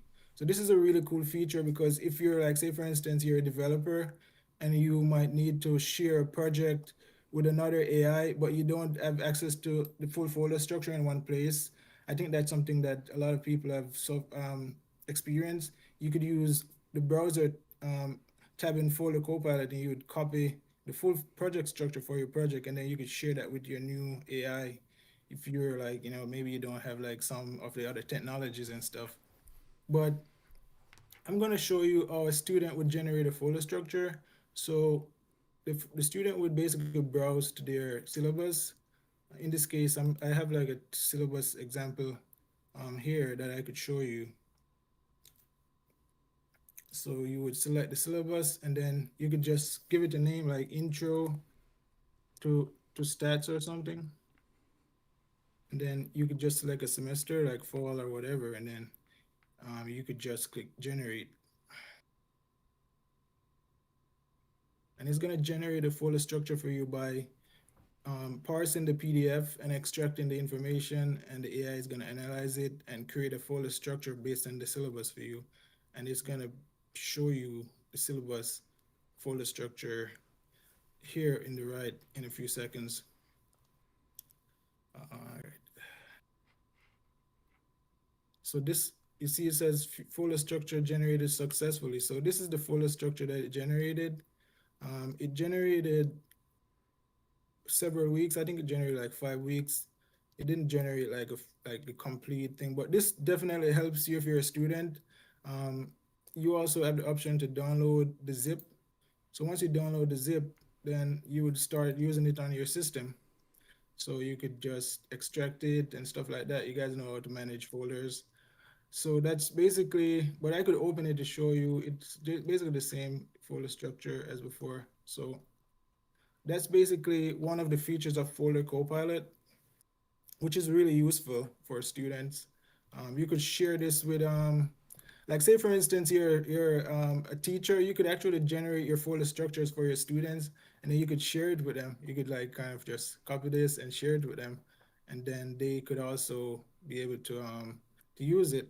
That's really fun. That's really cool. And Wow. yep. And also there is actually an option to add. So you could add folders. Like you could, if you see my screen right now, you could rename add a file, add a folder. You could upload a text file also. So you could really create something really useful for your students. If you're a teacher and you want to get into something really new, you could like kind of prepare a folder structure for your students. Have you heard of that before? No.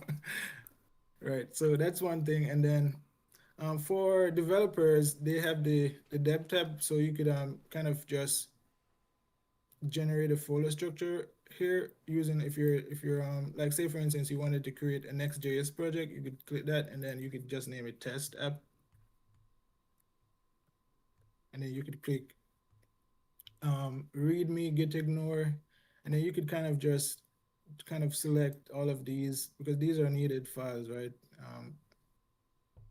You could click generate, and it's going to generate a structure for you in a similar manner if you're a developer.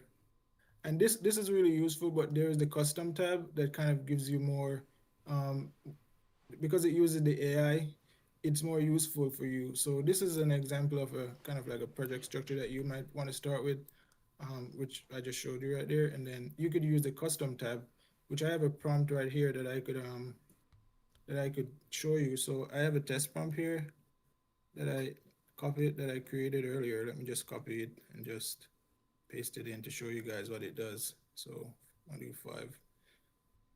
So this is another kind of syllabus thing that I created, but there's like other prompts that I had come up prepared for you guys. But for example, you could just paste this in and then into the custom tab, and then it shows it right here. So this is what it's gonna generate for you. And you could click generate. So it's gonna generate the folder structure for you using the AI to do it. Here is generating your folder structure. So just give it a few seconds.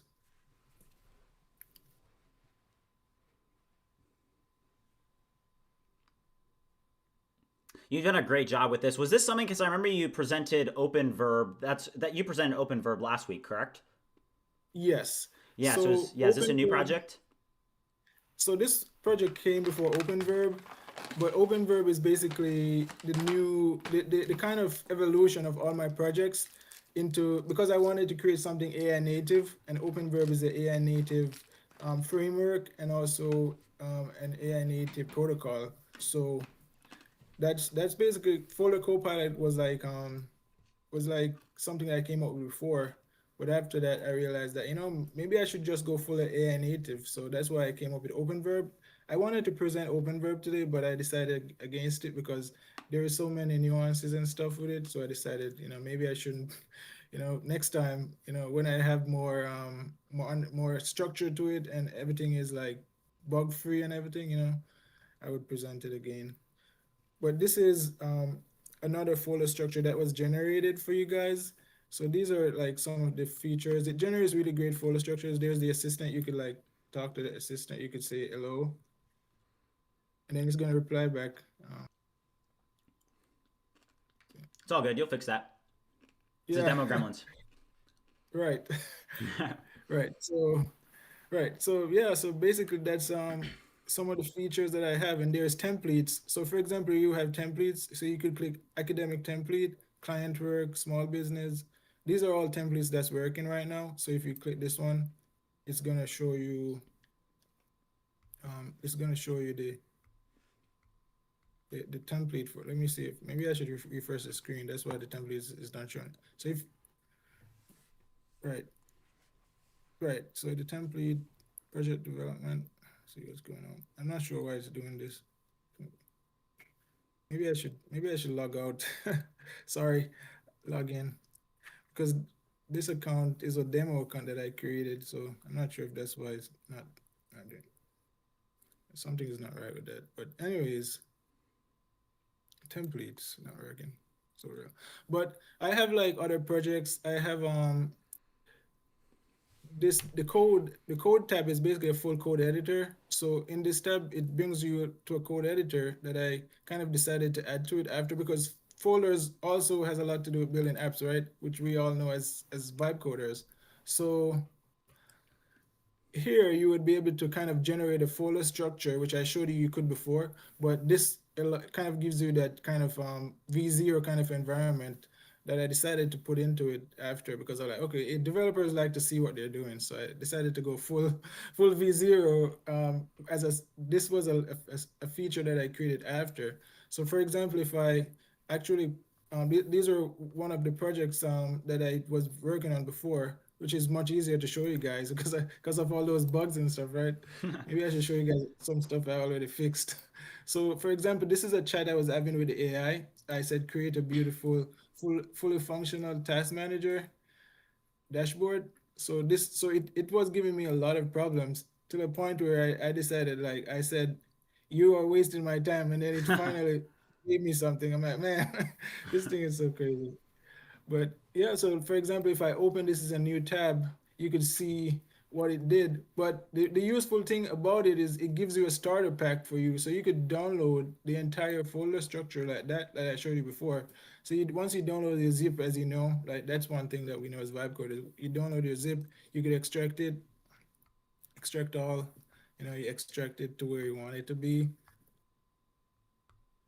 And then once you do that, you know, you could like run up your command prompt and everything like that and start developing locally and build it out, right? So this gives you like, a really good starting point for all your projects. That's why I call it Folder Copilot. It's not a code editor, it's a project scaffolder. It's a folder structure generator.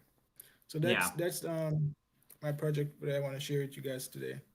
Great work, Roman. Really like the hustle. Great presentation. And just again for everybody, so it's foldercopilot.com. Keep it up. Keep up the grind. Is this available for people to, if they want to go try it out, are they able to go and sign up? Yes. Yes. Okay. All right. Well, guys, go show them some love. Let's support Roman. But shout out to you, man. Keep it going. Keep it up. Yep. Thanks. See ya. All right, shout out to Roman. Great presentation and a really cool project. The syllabus feature, I thought that one was really cool. I don't know what you guys thought, but that one, I could have used that a couple years ago is all I got to say, if you know what I mean. But all right, let's go. Let's keep it going. Boston John is up next, so I'm going to send him an invite. Boston John, how's it going? Hey, it's going. How are you guys? Doing good, doing good.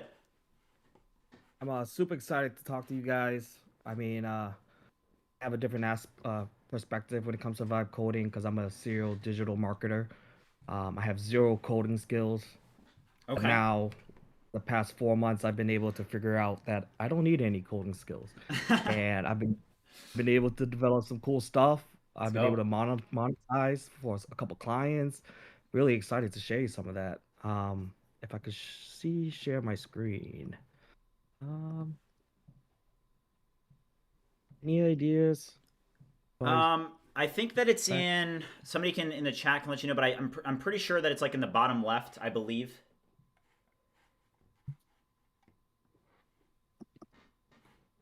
I can't share my screen. Do you not have permissions? Here we go. Here we go. You got it. All right, let's go. Let's go. So, I've been a serial digital marketer since 2018. I came from the B2C space. I had my own online business, basically drop shipping. I shipped 10,000 orders with my bare hands Dang. since 2018.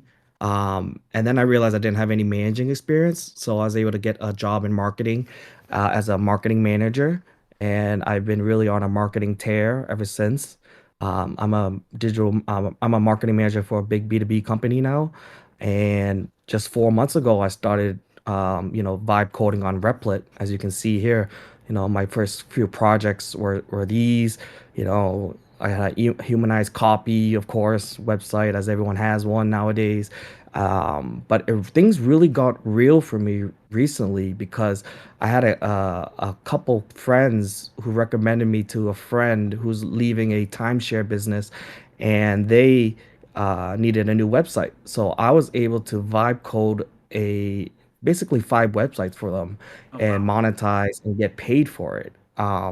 So that was this app was created just 2 weeks ago, and in 2 weeks I probably sold this to them and provided, probably a few $1,000s, maybe $4,000 worth of time and AI. They Yeah. paid for all my AI credits and such. Wow. But this is one of the websites that I think is gonna hit off with them, and I also am gonna have technical co-founder equity in this company that they're building. But basically, it's a time-sharing listing website that uses AI. Um, Sell my timeshare AI. This industry is very old and outdated, so we're bringing a AI take into things, and the whole idea is that people have timeshares and they need to sell it. So their job is to sell and get listings and get paid for people to put listings on. But this is kind of what the website's looking, and it's just amazing how the technology is there for us to build something like this, Yeah. especially for me when I'm a digital marketer and I have no coding skills. But this is going to change the game in the AI, in the time sharing space. We're going to upload listings and use AI because, when customers have listings, like they don't really know how to sell it or explain the listings. But this is looking really good and it's all fully operational. So go to www.sellmytimeshare.ai. Um, a cool feature is like once this has thousands and thousands of listings, we're going to be able to use AI to search through the listings for a regular consumer. So let's say, best vacation under 15 grand, and it'll show you all the listings. But this is one of the things that I just finished and monetized and passed off, and I'm gonna have equity. I'm gonna market this for them. This is really cool. I'm really proud of this. Yeah, that's awesome. Yeah. And so Thanks. are you doing everything on Replit right now? Because I saw you had a lot of projects, but you said so 4 months ago you got started. Is there any other, you got a couple more minutes if you want to show another project that you've worked on that you're excited about? Yeah, so I did proof reviews as like a reviewing website for them so that they can um mm, uh but actually let's go with um I'm creating a realty website for one of my friends now, that he's gonna, use for his realty business, commercial leasing business. Um, but what I'm really working on right now is probably the coolest one that's for me in my space is I have a lot of websites that I manage. I have 12 or so websites. And nowadays there's AIO search results to get your website presented on Google AI and also ChatGPT in recommendations. So this is what I want to build out and I'm working on it. It's just a couple days old, but it's looking sick. Um, let's take a look at this.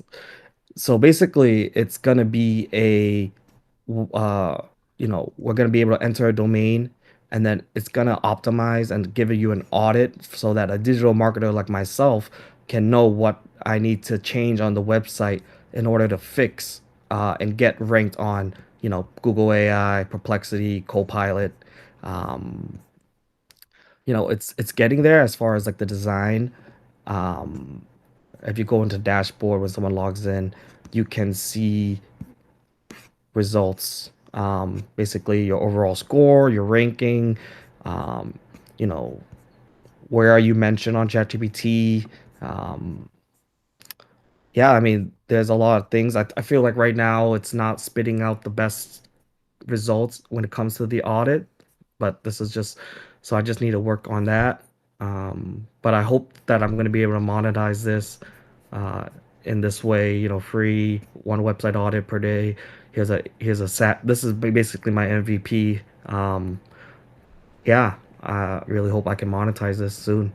Yeah, good work, Um, especially for 4 months in and for not being super technical. This is pretty impressive, man. You know, this is awesome. Appreciate that. And then my last thing I have is a bunch of domains such as customizeagents.com and interactiveagent.ai. I've seen the word interactive agent used a lot, and I want to create instead of a regular chatbot that people have nowadays, that you're going to be able to have a chatbot that actually shows a real live agent um, that you're able to talk to and speak to. Um, yeah, so I have high hopes for the future, and yeah, that's kind of just what I'm working on. Let's go, man. Well, hey, thank you for presenting. Keep it up, and I hope to see you in the near future for an additional project sharing event. Maybe show us, keep us updated on the progress. Thank you, my dude. All right, keep it up. See ya. Oh, guys. All right, good work, John. Really cool. So we're up to our last person. And before Kevin comes up, I just want to do a quick shout out. Thank you, J35, for managing this event. So helpful, and couldn't have done it without you. So thank you to you, J35. W's in the chat for J35. Shout out to him. But Kevin, I'm gonna invite you to speak. Come on up. How's it going, Kevin? So, hey, what's up? What's up? Congrats to 20K, man. Thanks, man. Yeah, we just hit it. We had to do a brief intermission. I wasn't expecting it. I was like, oh no, we're getting close. But thanks for bearing with me there. But yeah, thank you. Yeah, no problem. I share my screen. It's a project I started 3 days ago, so it's really new. So I talk a bit about it. It's just a automatic short creator for YouTube Shorts, and maybe in the future also for TikToks and so on.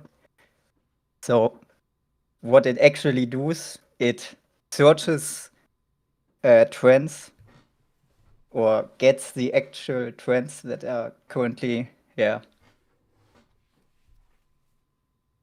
and then we create from these trends, we can create ideas.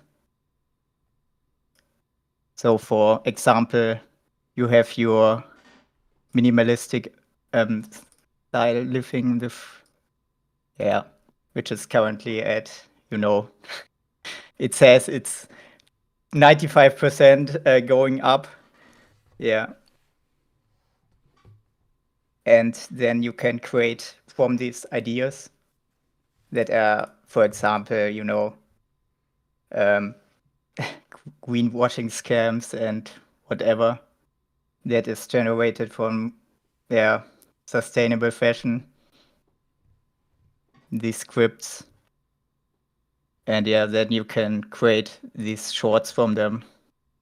And I also added, after the shorts are generated, you can optimize them based on the views you get on the analytics of the videos. Yeah. And maybe I can give you a demo. Maybe it's not working perfectly. So yeah, just try it. What framework is this for the front That's for the front end, it's currently React. React. It's not looking really nice, but I don't know. I just started and said, generate me a front end. Yeah. I'm using Claude Opus. Claude Opus 4. Are you using Tailwind? You're using Tailwind? Yeah. It's also using Tailwind. Okay. Yeah. So it's a bit, that's a thing I have to work on, and yeah. I mean, does this work? Does this actually generate clips? This generates clips, yeah. That's pretty impressive for 3 days, man. Yeah, for 3 days. I also thought that's amazing. That's really amazing, because I started just in 1 day, and after the day was done, it's generating videos, and it's really. I think it's okay from the pricing. It uses not really much tokens. And the only thing that actually costs money is 11 Labs. Google AI Studio is nothing. It uses Gemini free Flash for the texts. Mm-hmm. So I don't know, it costs 30 cents yet for all this stuff. So it's nothing. What happens when you click on like that one, the secret to kitchen happiness, right there on the right? Does that already have what's that clip look like? You get your video. Yeah, can we play that, just so I think people are J35 asking me see the clips? Yeah, Can we play that one. I try to try to enable the sounds so you can hear them. It's just the, you know, the normal voice. Stop cooking like an amateur. Pro chefs stay calm because mise en place is actually... You know, it's a bit bugged, but I can show you an Stop older cooking video. like a beginner. These 3 illegal chef secrets are exactly why you're overpaying at restaurants. First, the butter mount. Never just melt it. Whisk cold butter into your sauce at the very end for that glossy 5-star finish. Quick choice. Are you team butter or team olive oil? Drop your vote in the comments right now. Second, the acid spike. If your dish tastes flat, don't add salt. Add a squeeze of lemon or vinegar to wake up the flavors. Third, the umami bomb. Use fish sauce or...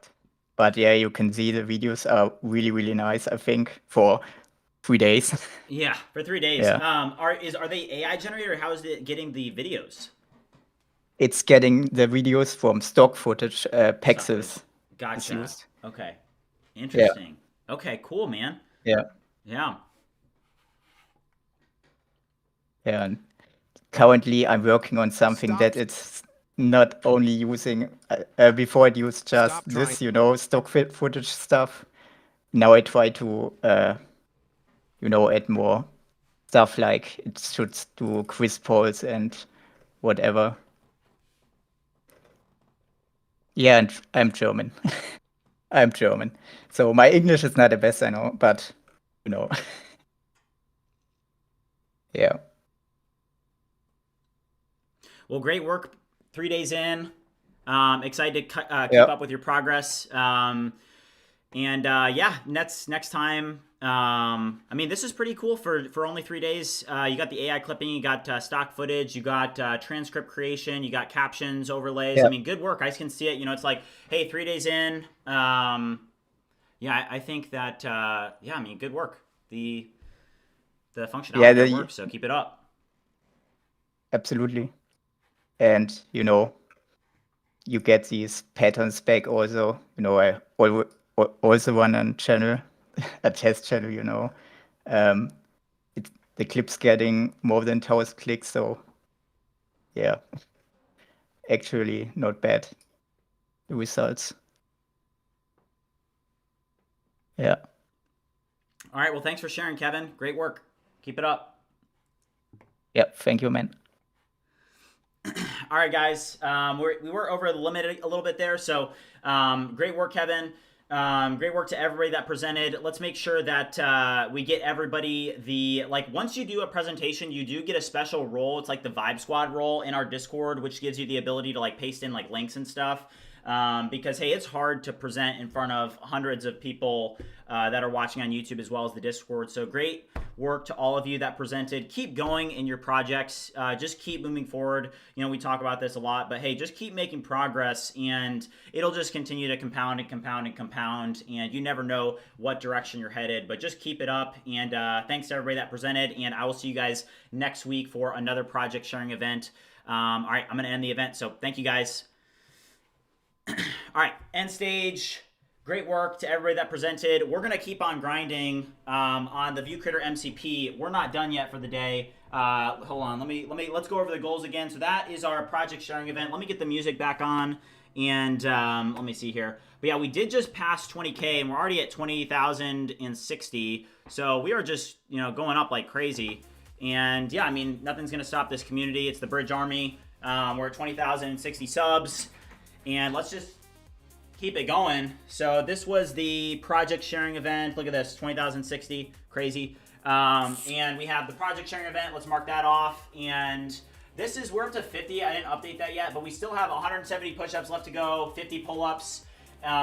So build the ViewCreator MCP. We're going to be going for 6 hours. So what do we have? A couple hours left, right? So the biggest thing that we need to do now is we need to work on getting our MCP up into production. Okay, so for those of you that are still watching or were watching earlier in the stream, we've been working, this is the #1 goal of the day, the ViewCreator MCP, and we actually do have a working MCP now for ViewCreator. So just as hey, what we were working on earlier, check this out. So I can literally now go over to just like a Claude agent here, and I can launch Claude, and watch this. So I'm just gonna say, do you have access to the ViewCreator MCP? what tools do you have access to. And when I submit this prompt, I'm going to submit this, and I'm going to let this run real quick. And while this is running, I am going to use the restroom real quick, and I'll be right back. But also, we are only 17 likes away from 500. We are going to be doing a piano performance at 500 likes. So if you haven't already liked and subscribed, make sure you do so. I'll be right back. But yeah, look at that. Let's go.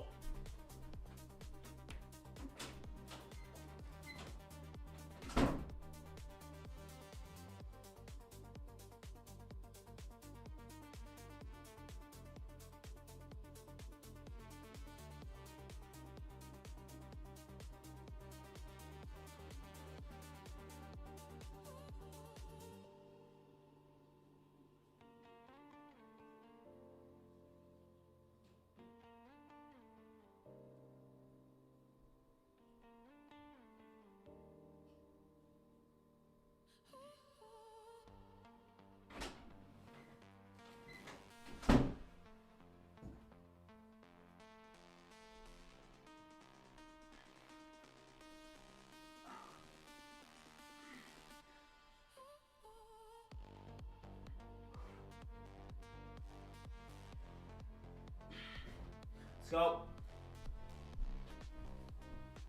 We're up to 60 on the pull-ups. Let's go. Yeah, poor. You can definitely be part. So anybody that wants to be a part of the next week's presentations can be. All right, so you can see here that these are our agents here. So you got 5 agents. Use the list agents to list out what agents I have in my ViewCreator account. And so it's going to be able to list out these agents. Now, it's very early on in like terms of the tools that we have and their usefulness, right? But the thing is we're just looking at the underarching principles of how do you build an MCP, how do you deploy it, and how do you get it working. And let's go.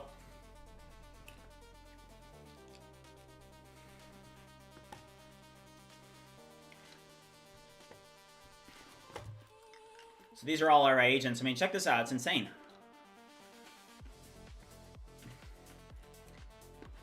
You have 17 agents in your ViewCreator account. I want you to create a new agent that will be able to... I mean, the issue, so we have that, there's an issue, there's a limitation that I'm gonna have to address, but let's look at,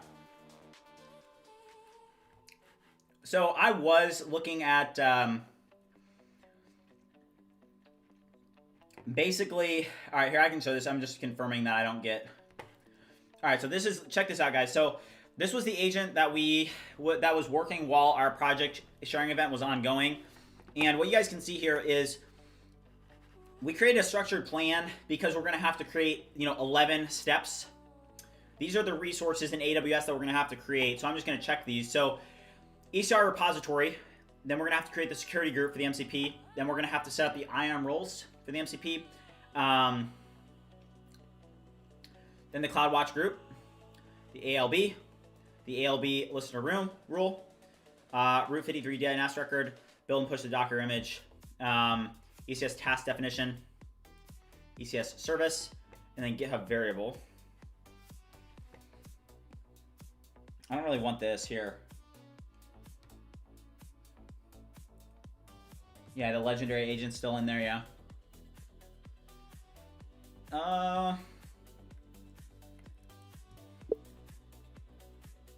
I don't want to set that GitHub variable. I just want it to be hard-coded. It's fine to be hard-coded.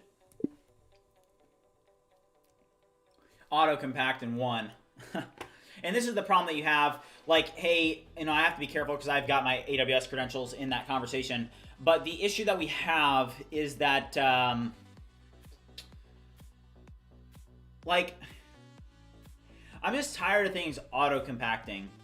Because, hey, when you have a complex code base, really how it should be structured is I should be able to make a request to build out my AWS infrastructure, and it should be able to create tasks that have the knowledge information that it needs to complete each subtask, and I should be able to just launch agents that will be able to attack those subtasks, and it should be intelligent enough to be able to know how to break up tasks in a way that will be digestible by an agent, right? And I think that that's like one thing that I think about that is something that we're going to pursue during the Vibathon, is that there's a whole, I mean, a lot of people get sentimental about the end of a year. I think that from my perspective, it's like the end of the year is just an end of a year, but it is a good reflection point to say, hey, what are my goals? What do I want to accomplish in the upcoming year? And right at the start of the year, the first thing I want to do is I want to start off the year with a bang.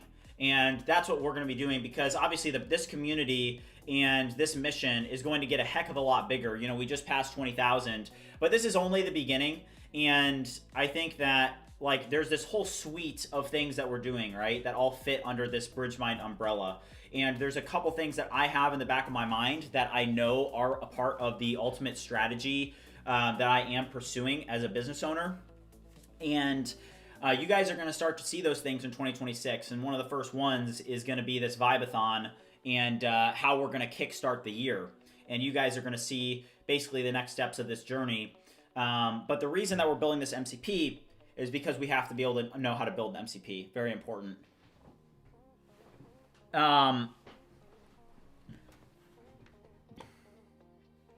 the status line to show how much context you have.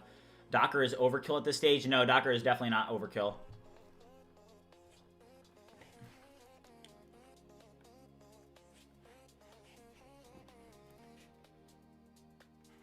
All right, so I'm going to pass this in here. What is the README associated with this plan? What README did you create? I don't want to expose anything here, so I'm going to kind of put this off to the side. All right, guys, we are 9 likes away from a piano performance, so if you guys have not already liked and subscribed, make sure you do so. We still have a couple hours left in the stream, so let's go. I think we're going to get this deployed. And then once we get deployed, I just want to test the actual server that's going to run. I mean, it's not that complicated, right? The biggest thing that we still haven't really addressed is, okay, it's the infrastructure. Okay. All right. All right, so it's infrastructure MD. Hold on.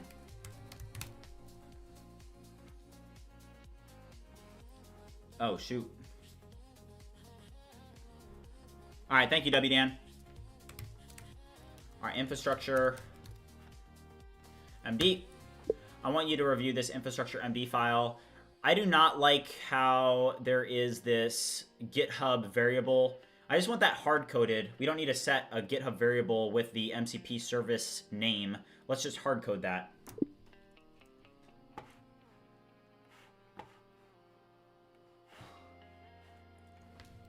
Geez, subcount's pumping like crazy. Thank you, guys. We just passed 20K. I mean, who would have thought? And that's why it's like, hey, one thing about, hey, compounding progress. You know, there was a time where I just remember that I would, obviously, this community growing is very important. I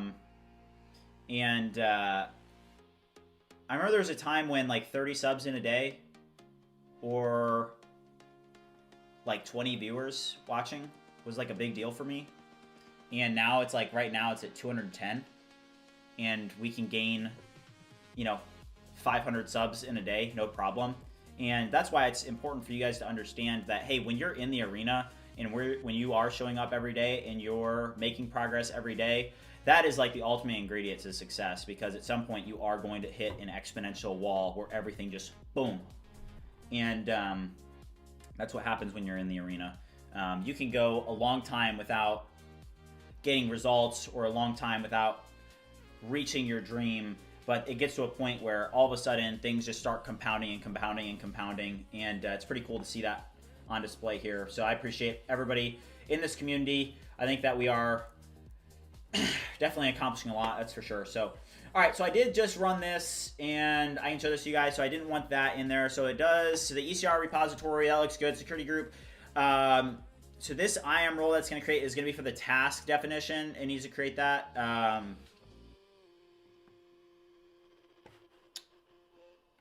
right.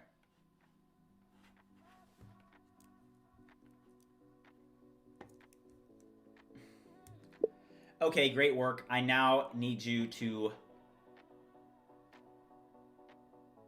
launch multiple agents that will properly be able to use the ViewCreator profile to access my AWS account and build the infrastructure according to this integration plan, and make sure that you do it in the proper order that is needed.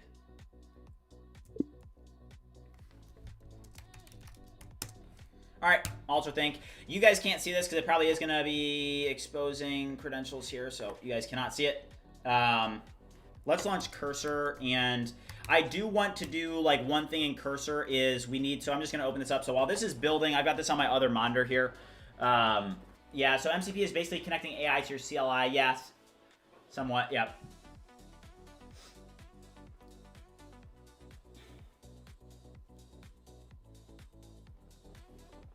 All right, let's move the desk up. We've got to hammer out quite a lot of push-ups and pull-ups still. We've got 170 push-ups to hit. Didn't I do 25 though during the, no, I think well, let's just go. Let's just hit them.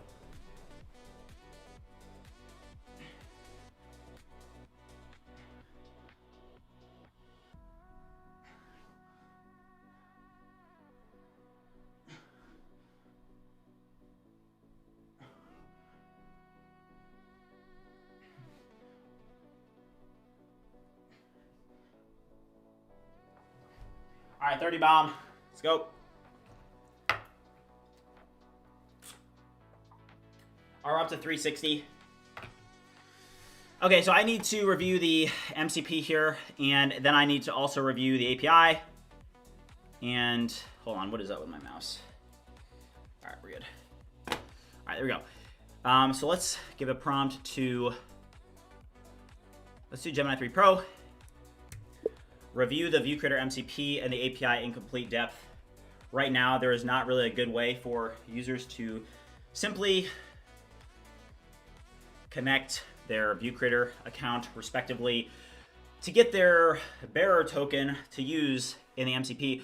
For example, right now, when I was setting up my MCP, I literally just logged into my ViewCreator account in the browser, and I copied my access token from cookies into my and I set that as the bearer token. Obviously, this is not a best practice or what we should do in production or even now. What is the best approach based on what you're seeing here? All right.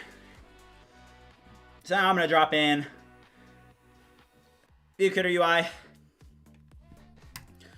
All right, let's hit some pull-ups too, guys, while this is working.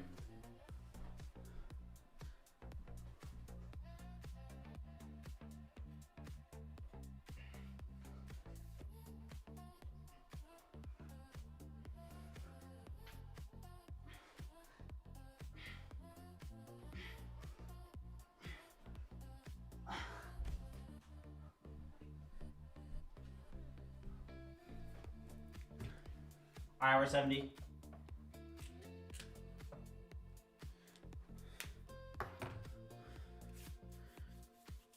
Oh shoot, we just broke 500, didn't we? Oh shoot.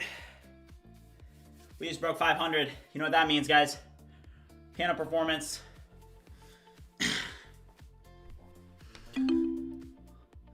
Hold on here.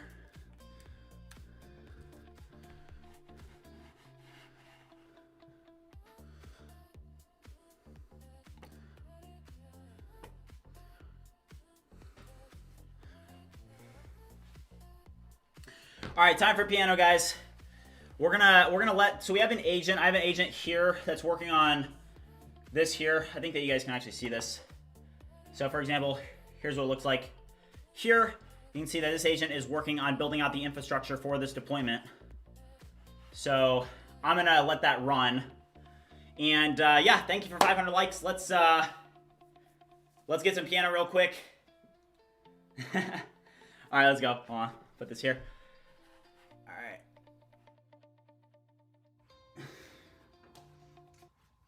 All right, guys, let's go. Bring the chat with me. All right, let's go downstairs, play some piano. Let's get it. Thank you for 500 likes. Thank you for 20,000 subs. I mean, this is This is awesome, guys. W day, W's in the chat. Let's go downstairs. All right, here we are. Here's the setup. Here's the bridge mansion. Here, things have changed. That's my, I don't know, I just read in the mornings and get some time to myself. But let's get this set up. All right, hold on. I'm gonna make sure that this is positioned correctly in. Hold on. That should be good. We'll see. Check the chat.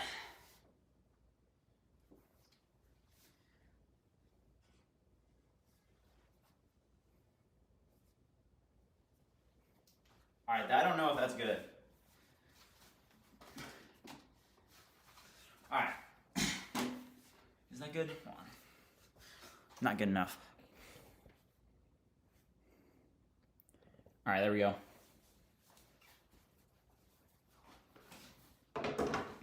All right. All right, guys, so as you guys know, I have been playing piano since I was 5 years old, so, all right, let's go.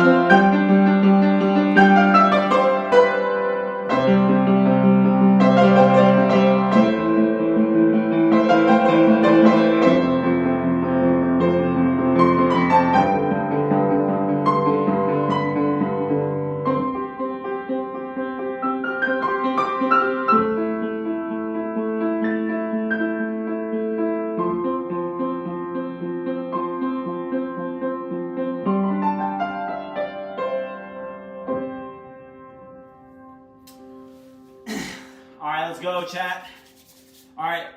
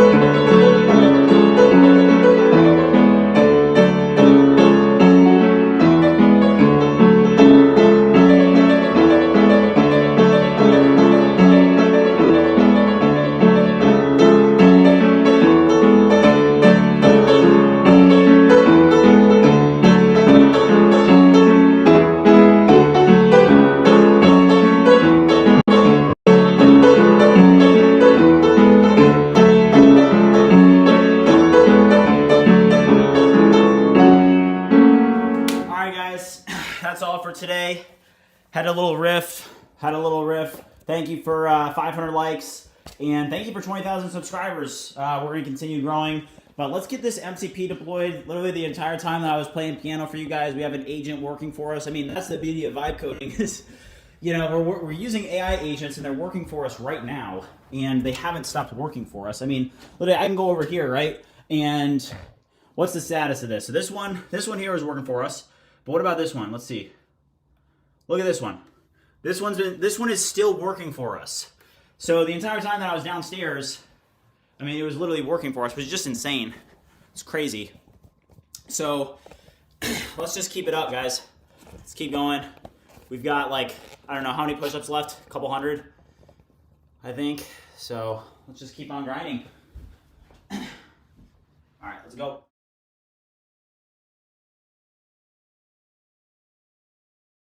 All right, let's go, guys. Let me get the music back up, and yeah, I appreciate you guys. Let's go. Yeah, a bit rusty. It's all good. All right, hold on here. Let's get the music going.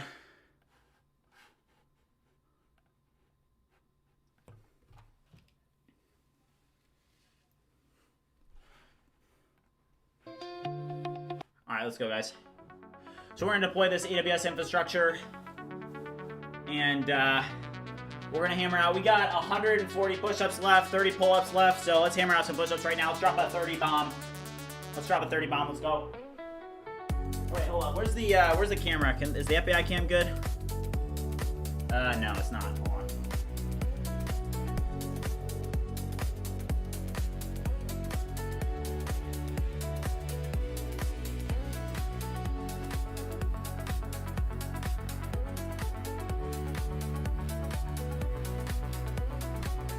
Is that good? That's good. All right, let's go.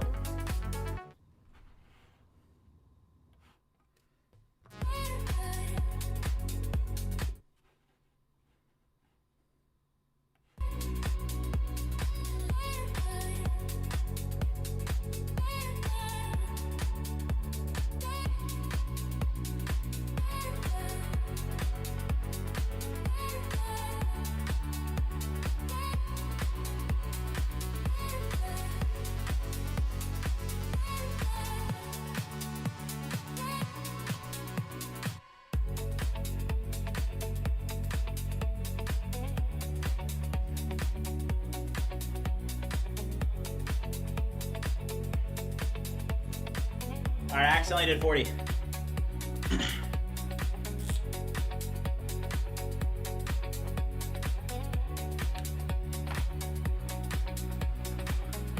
Let's go. All right, so this here, it looks like we are going to need to integrate an initial passport strategy. So we're gonna have to create an additional strategy, which is gonna be an API key, because how this works from a technical perspective is right now we have it set up so that, hey, when people authenticate, they're getting a cookie, right? They're getting an access token in a cookie, and that's not gonna, can't use the same approach for an MCP. You're gonna have to make it so that there's actually API keys that can be created. So we're gonna have to create an API key entity, and then the additional layer to that is you're also gonna need to add, you know, that to your passport strategy for authentication.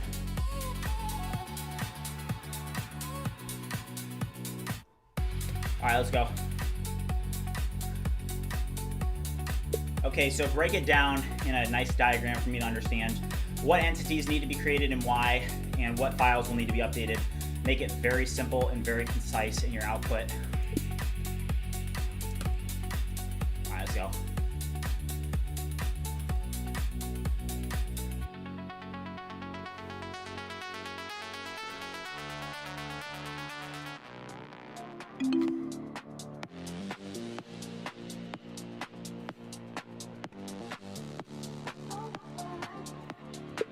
Perfect. I now need you to update the files respectively across the entirety of the project as needed. But before you do that, I need you to build a structured plan with the implementation guide.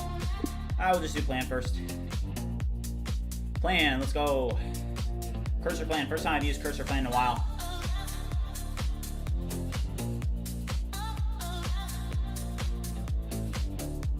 All right, well, that's generating the plan. Let's hit some pull-ups. Let's go. Let's go, chat.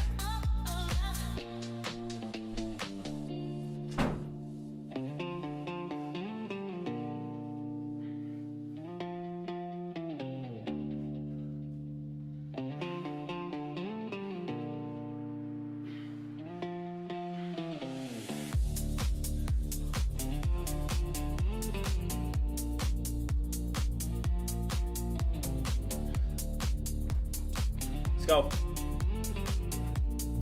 80. All right, if you guys have not already liked and subscribed, make sure you do so. All right, this looks good. Yes. Yes. Yes. Let's go.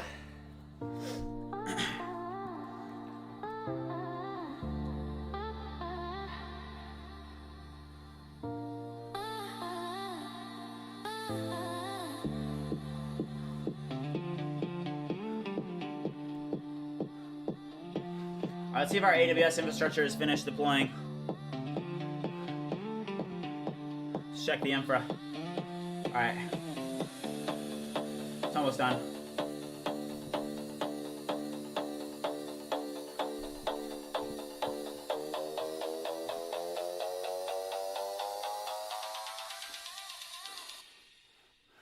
All right, just ran migrations. Let's go.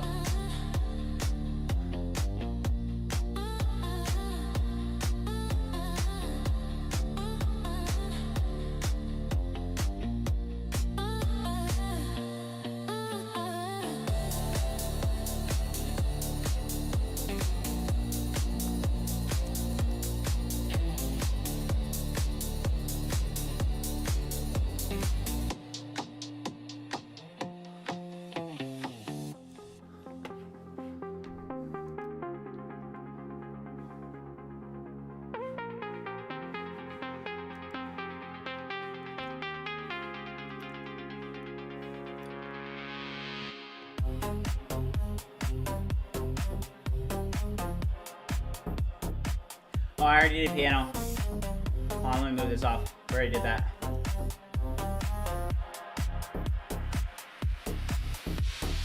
We already hit the piano.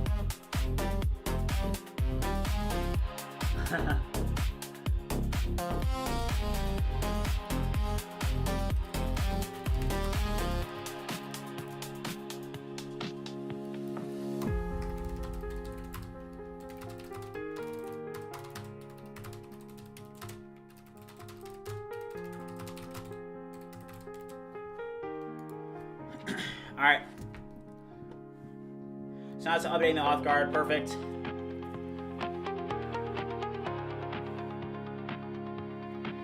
All right, we're gonna have to do some more push-ups. Let's go.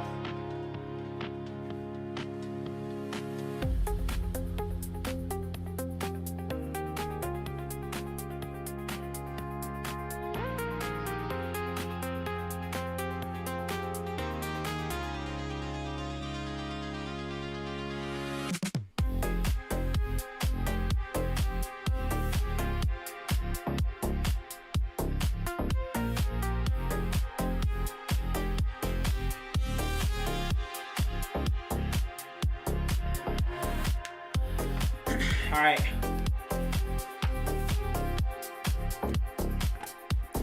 All right, so this is updating pretty easily. I do need...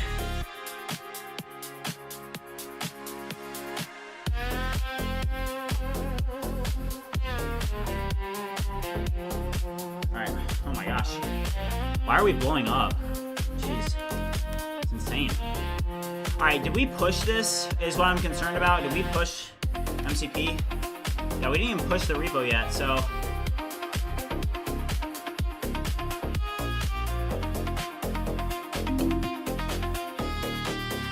This repo has not yet been pushed to GitHub. I need you to do an initial commit, make it a private repo.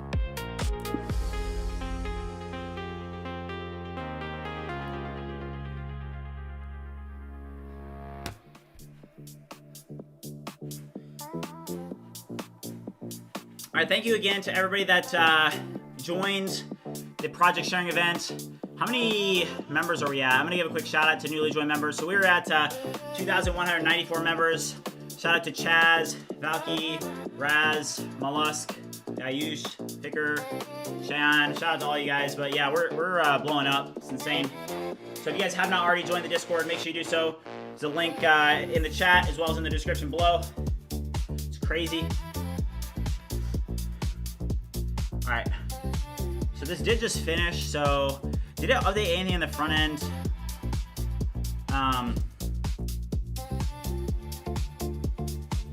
So when we are connecting the MCP, how will we make it so that users can create or set their API key respectively when they're setting up their MCP?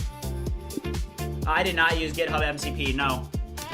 But yeah, so for those of you that have been watching, just to recap, you know, the number one goal today is that, hey, we needed to build a ViewCreator MCP for a multitude of different reasons.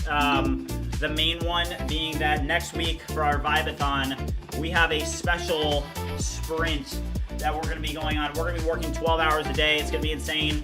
We're going to be in Florida. It's going to be like something that you've never seen before. And, you know, we needed to learn how to build MCPs for that. And this is the first MCP I've ever built. And we just built a ViewCreator MCP today. And we're deploying it to AWS right now. But, yeah, we're going to need to figure out what the best way to do is for this.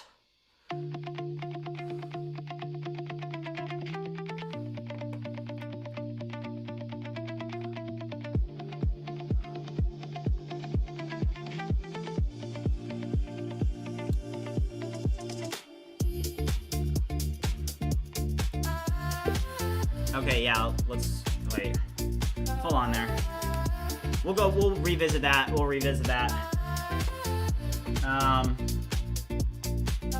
right, looks like we did just push this main. So we do need to get this into the ViewCreator organization. So I want to check this. I'm assuming that it's just called ViewCreator MCP or something. Yeah, so ViewCreator MCP right here. This is a private repo, and we're gonna now transfer this over into the ViewCreator org. So give me 1 second while I transfer this. But all right, Rob said you can use a key value storage memory database like Redis, and then the user can generate the key and store it there, and then you can check Redis when requests come in. Yeah, so we can use Redis. We do already have that option enabled. We did just create the table so that API keys can even be created, and then we updated our JVT guard so that we would be able to you know, make it so that people can even access it using API keys, because previously it was just it was not that. It was, you had to have a, you know, literally sign in and grab it out of your cookies. So having this, we'll set that up. I'm gonna transfer the ownership to ViewCreator. We're building ViewCreator.ai is what we've built. It has over 2,000 users now, over $800 a month MRR, and yeah, I mean, we're grinding every single day as hard as we can. So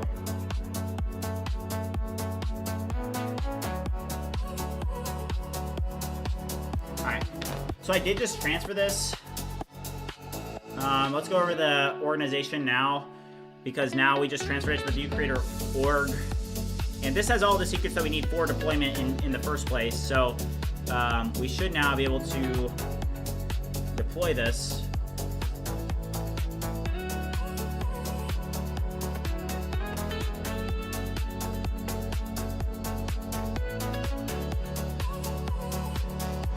Hold up here. Let's pull up cursor.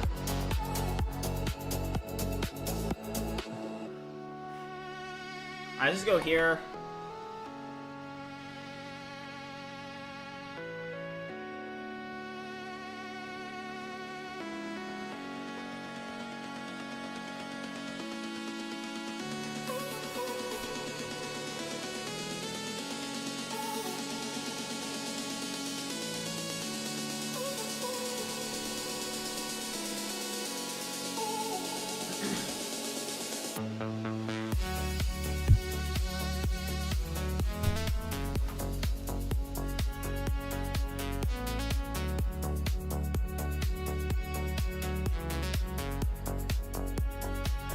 Alright guys, as a reminder, I am sick, so if I'm talking less, it's because I have a super sore throat and I'm just kind of grinding through the pain, so.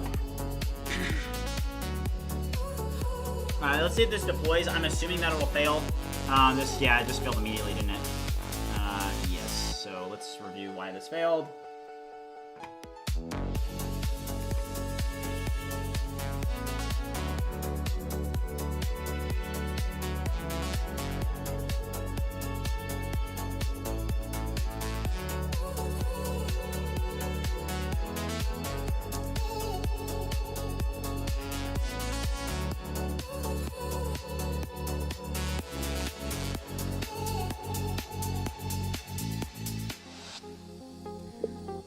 These are the logs in the GitHub Actions workflow. Why did this fail? Fix why it failed.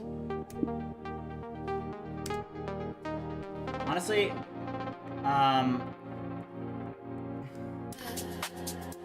we're gonna use this.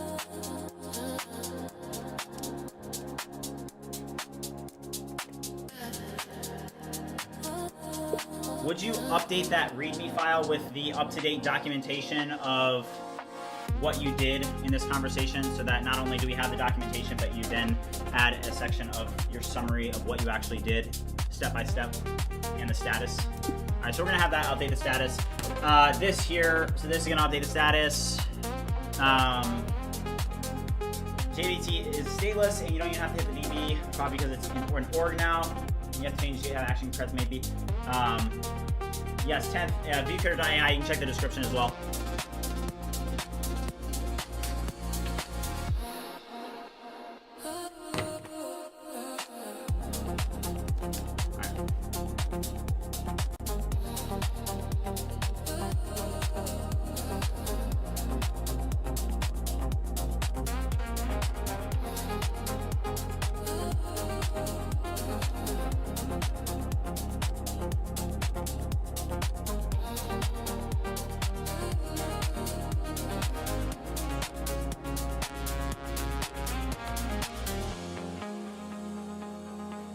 Perfect.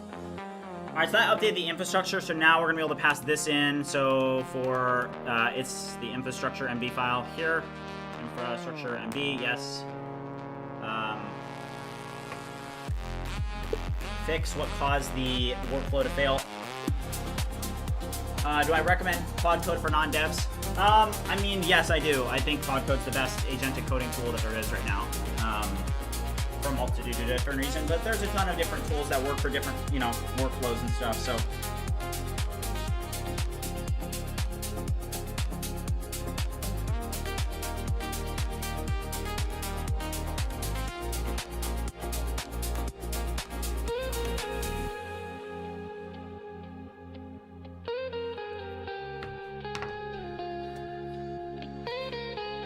I just want to make sure this doesn't. I don't think this is gonna expose a bunch of sensitive stuff.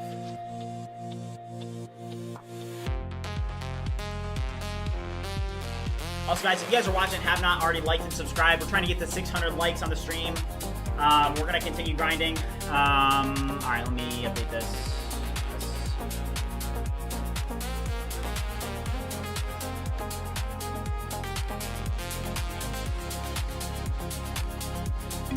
All right, perfect. Great, now use git and push all changes to the main branch.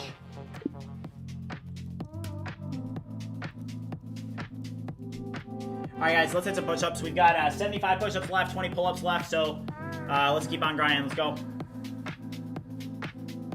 Oh, hold up here. There you go.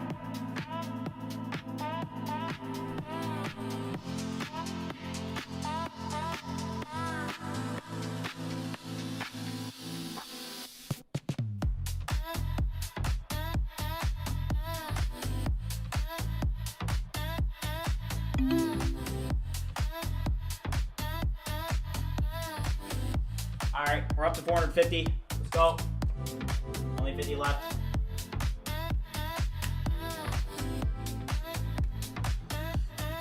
All right, we should be able to check this now and see workflow. All right, it failed, but it failed, and it failed in 12 seconds again, so.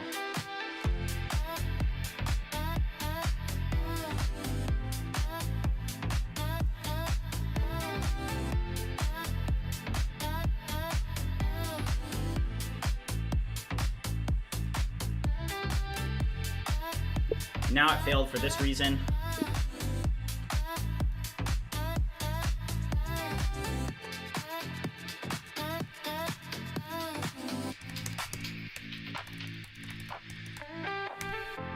GitHub Actions workflow, it is failing because of this.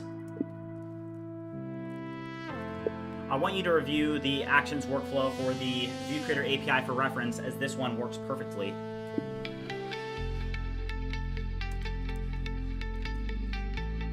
All right.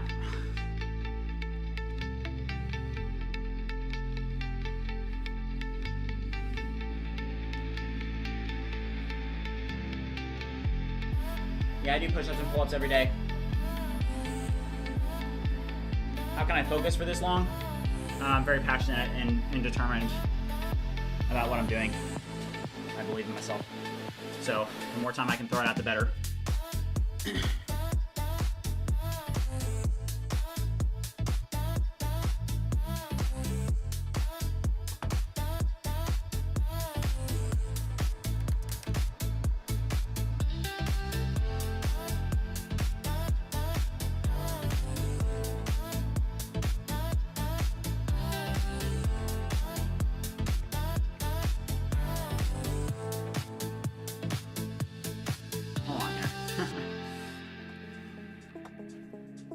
All right, we're about to pass, guys. We are one member away from 2,200. So if you join the Discord, there's a link pinned in the chat as well as in the description down below. If you guys join the Discord right now, we will have passed 2,200 members. So let's go.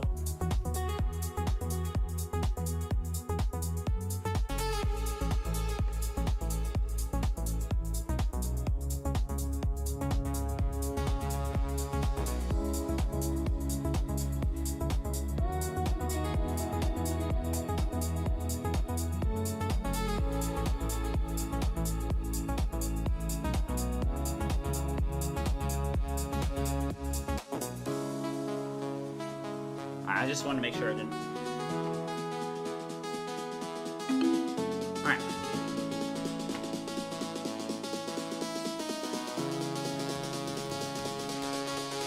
I now want you to use this profile respectively to update the policy as needed to make sure that this repo is added respectively. Review the trust policy and diagnose what we need to update before making any changes. First, you must diagnose and then come back to me with a structured plan of what we need to do to update the trust policy respectively, and then confirm with me before updating anything. All right, let's go. I think we just passed, yeah, we're over 2,000, 2,203. Shout out to you guys. We're going to keep on pushing. We're going to keep on growing. I'm working a bunch in AWS, so you guys are missing out on a little bit, just what I'm doing just because I'm working in AWS. But let's see here. Did this workflow go? This one also failed. Why did this fail for a different reason though? Let's check. It failed for the same reason, so.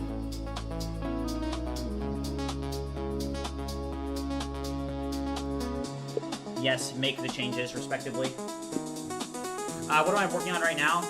So right now the biggest goal today is to build the ViewCreator MCP. We already did build it. It's working locally. We just now have to build the AWS infrastructure for it. So we're trying to get it deployed. This is a 6-hour stream, so we've got 42 minutes left to see if we can get this deployed and actually working. There's a bunch of stuff we're kind of dealing with at the same time, but this is an issue here. GitHub Actions, same issue that we had before. So you can do OAuth and sign a JDT and then return them to that thing.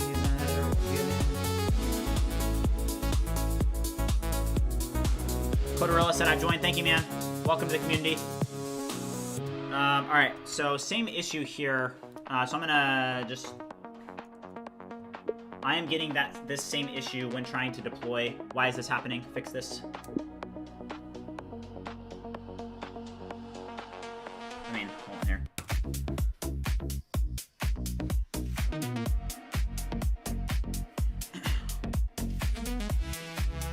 Yeah, same issue.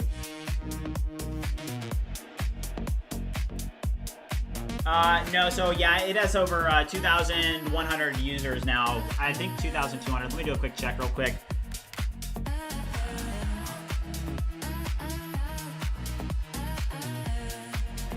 All right.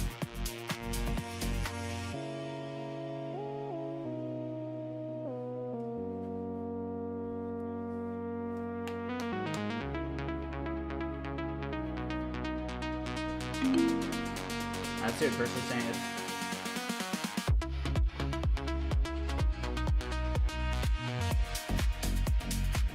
Alright, so it says that it's working now.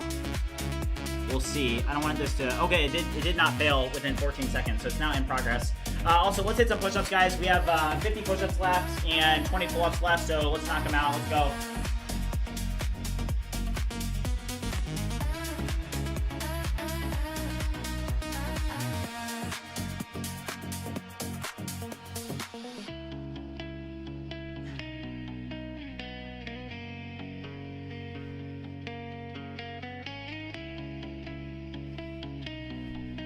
Let's go. 25. Let's hit some pull-ups too.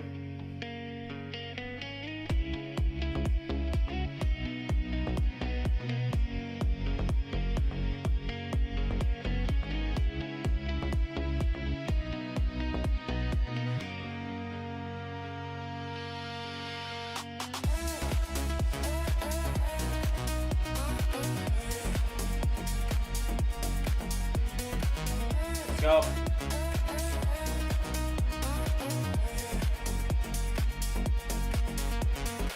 All right. Let's go, guys. Is it still running?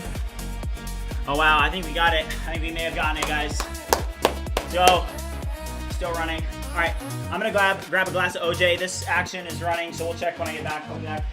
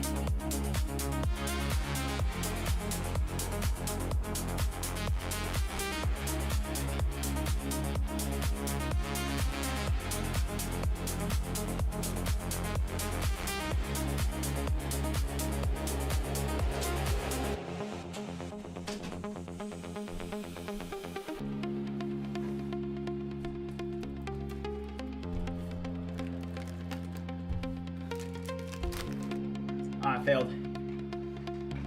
Rip. Failed after 2 minutes though, so we'll be able to check. I don't want to make sure it's something sensitive.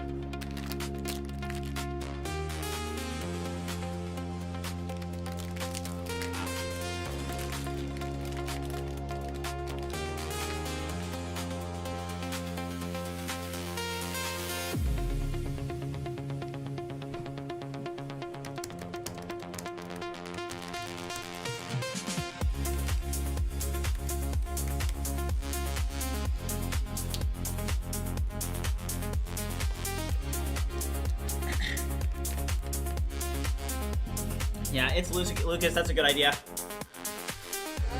All right, what are we at on Discord? 2,207. Let's go.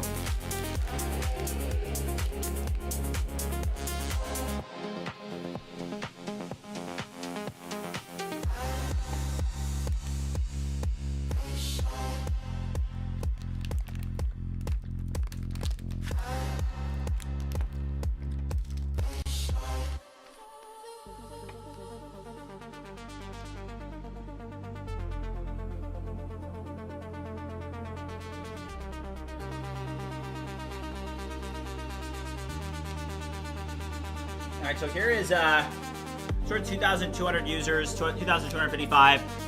MRR is now 760. It looks like we had some people unsub, but not bad.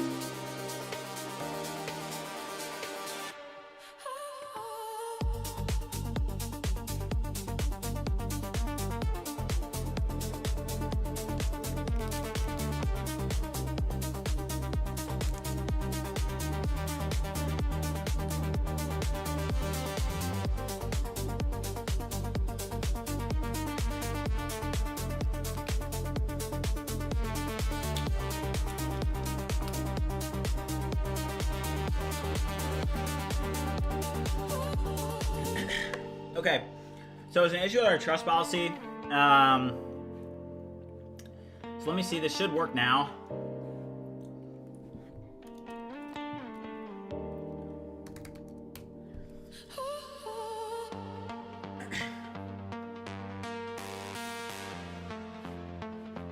Let's see here. When I press get notification on your website, it doesn't work. What do you mean with what? We don't do notifications anywhere.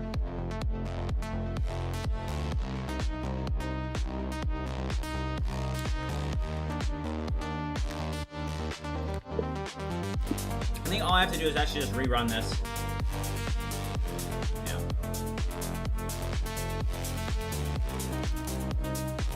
Linus, what's up?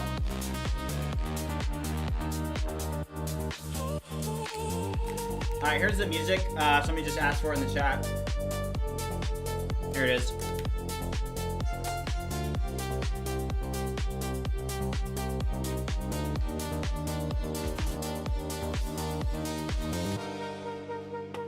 Alright, also one thing I want to do is I can go to ViewCreator and let's go to dashboard.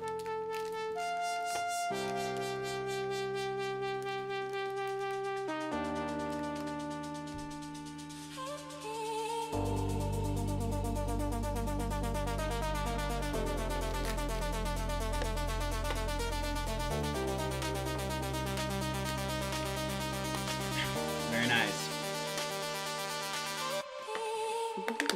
Too easy. Let's go.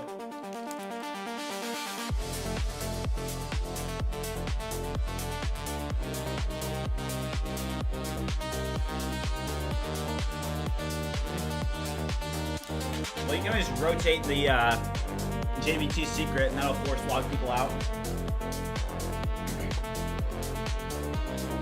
You can't do it by session.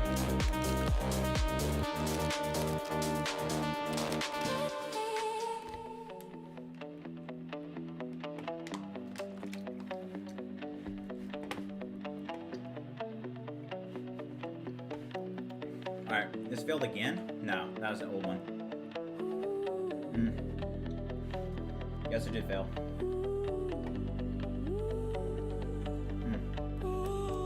We actually got past that issue though.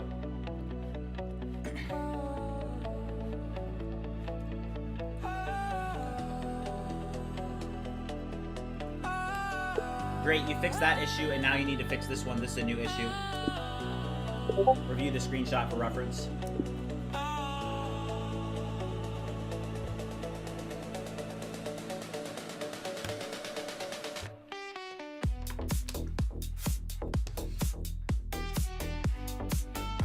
Whenever I'm doing stuff related to AWS, I try not to show my screen too much.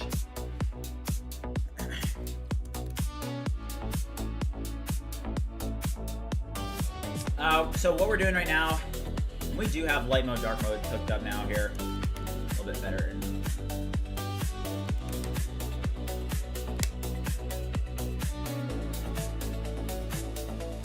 That's better.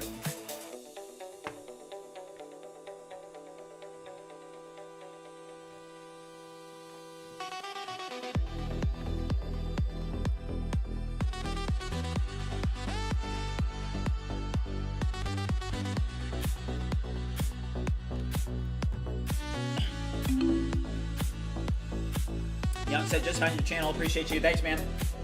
All right, so this should be done. Let me make sure there's nothing insecure about it. And yeah, it looks like it's good. Yeah. There's a lint error. So that's going to redeploy. So yeah, so like, hey, I just know from experience, like, hey, whenever you're building locally, there is the CI/CD pipelines is a big deal. Like even if you get something working locally, there's going to be a process of, hey, actually getting that up into AWS and getting it working. So, you know, what I'll do is I'll just, once I get something working, which we did get the ViewCreator MCP working locally, so immediately deploy it to production, or production just meaning AWS, and get it working in an actual environment. That isn't just your computer, right? So that's important, and we're doing that right now. I see this failed, but this one failed after 40 seconds, so it's a different issue now. This one failed to push the image.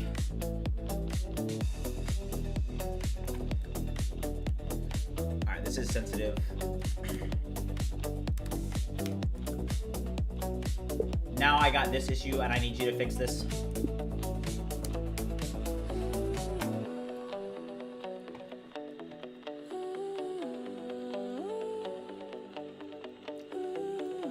Top Studios, yeah, that's pretty good.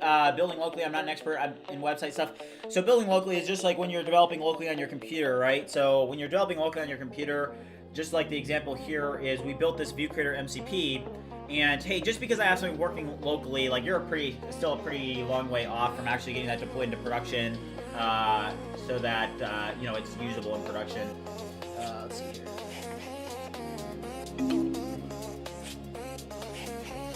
Yes.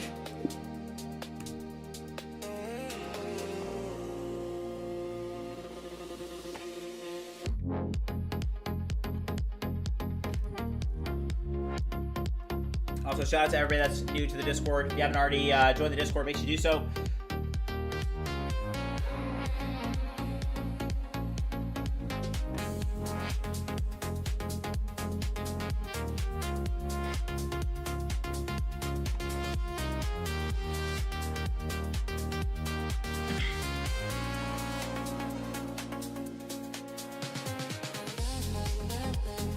Do I think AI will take over the world?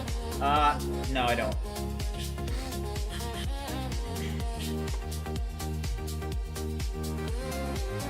Alright, I just had to update something.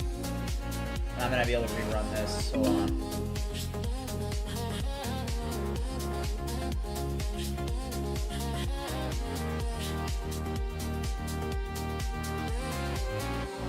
Alright.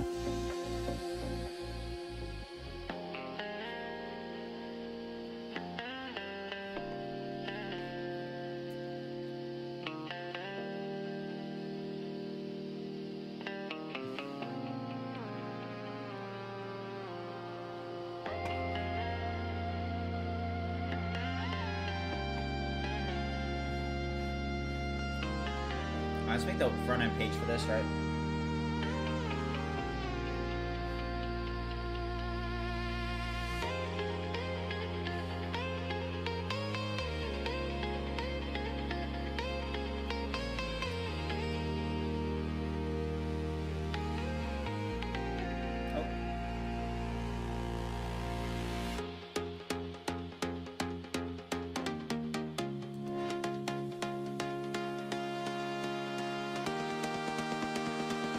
That is not good.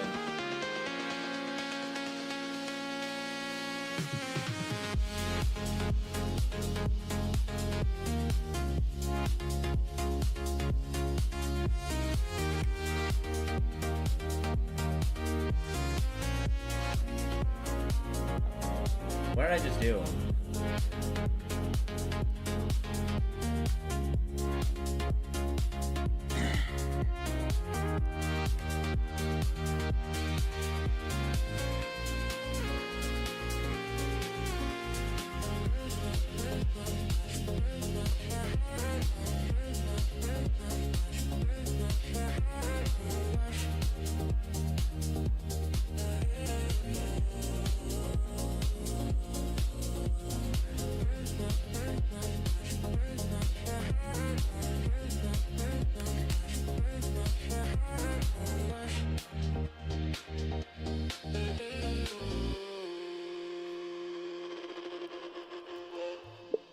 I now need you to create a page in the front end website that shows how to use our MCP server.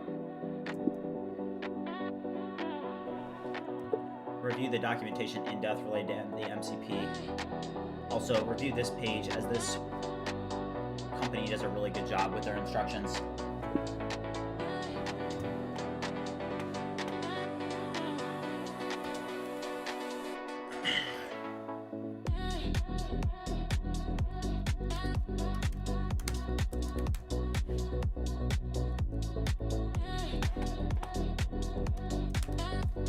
Obviously, create a new page that stays on theme.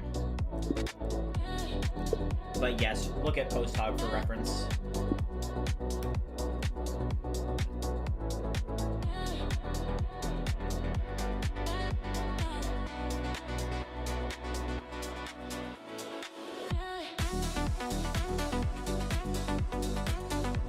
Yeah, Rob, I just actually did that.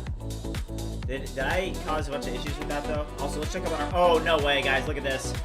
Let's go. All right, we did get it to deploy to AWS, so, I mean, we should have this working. Let me check AWS. You guys see this? So this is what we've been working on for like the past, what, 30 minutes, is just getting this action to work. You see it? So the workflow is now running, which is fantastic. That's huge for us. Let's go. That's huge. All right, so the MCP server did deploy to AWS. So now I'm going to go to my AWS console and see if that task definition is updated with the latest image, and to see if the service is healthy. Let's see here. Oh, wow. No way. That's insane. Wow, it's running. Let's go. Oh my gosh, that's crazy. That is crazy. All right, so check this out, guys. That's insane. All right, so, wow. So prod, ViewCreator prod MCP, one task is running in AWS. That's insane. So, whoa. Wow. All right, well, we still have a little bit to do. I mean, what do we have? 24 minutes left on the sprint. So I think that we'll be able to get, the biggest thing is still like the API keys here. Let's pull up this. Do we create this page? Let me pull up work real quick.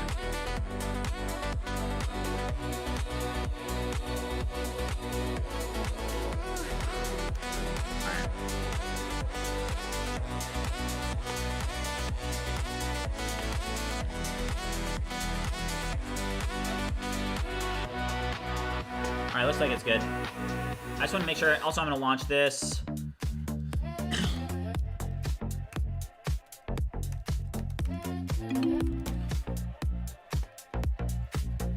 All right, nice. I hit MCP.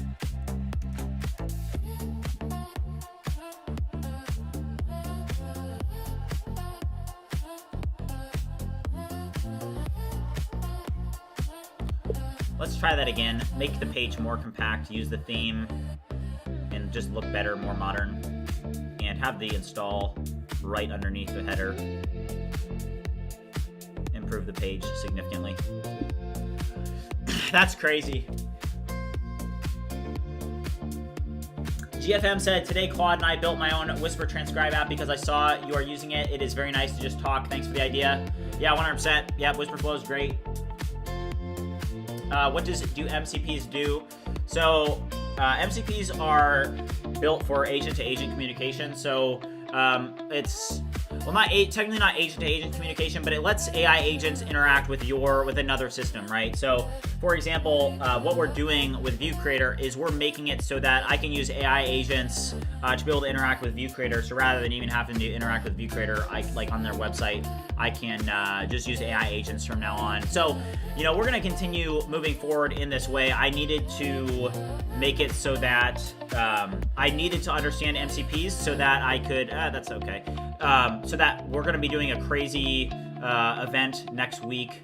And for that sprint, I needed to understand MCPs in a different context. So I did need to have a complete understanding of this. That looks a little bit better. I don't like the purple gradient there on the protocol MCP text. Just make it white.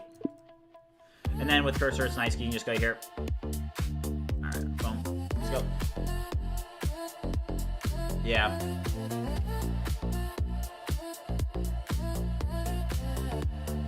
Yeah, if you guys are watching, haven't already liked and subscribed, we just hit 20K, and nothing's going to stop the BridgeMind community. We're moving forward every single day, grinding as hard as we can. All right, that looks good. All right. So now the real question is, can you actually interact with this MCP? That is a good question in production. What happens if I go to... I mean, the task is healthy as of 7 minutes ago. Let me go over to the load balancer. All right, EC2.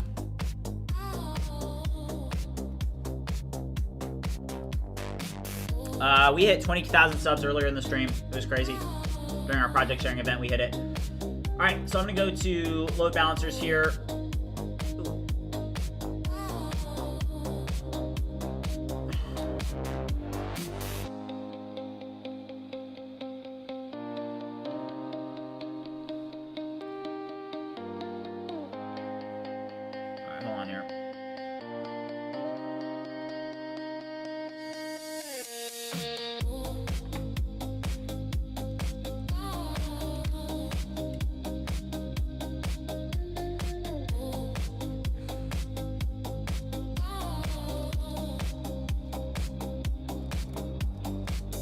Why do I not see a load balancer for the MCP? Review and diagnose the existing infrastructure. I see the task definition is the ECS service is running with a task successfully, but I don't see a load balancer, so I'm not sure if this is working as intended. Diagnose this. Don't update anything in our infrastructure, but just diagnose this completely and come back to me with a report of where we're at with this. So I don't see a load balancer, so I'm just gonna pass it in. I can't show this to you guys because it's sensitive, but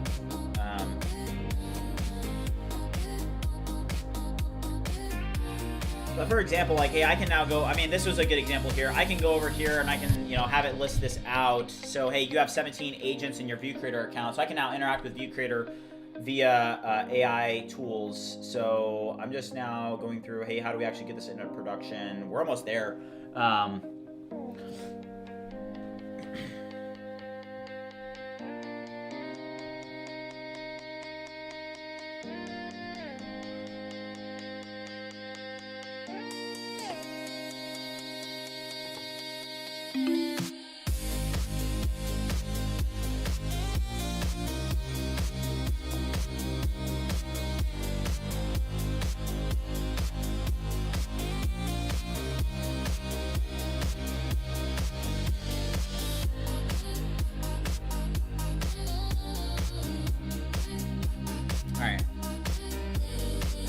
Okay, I want you to test this now and see if the MCP server is healthy in production. Tell me whether or not it's healthy by running curl.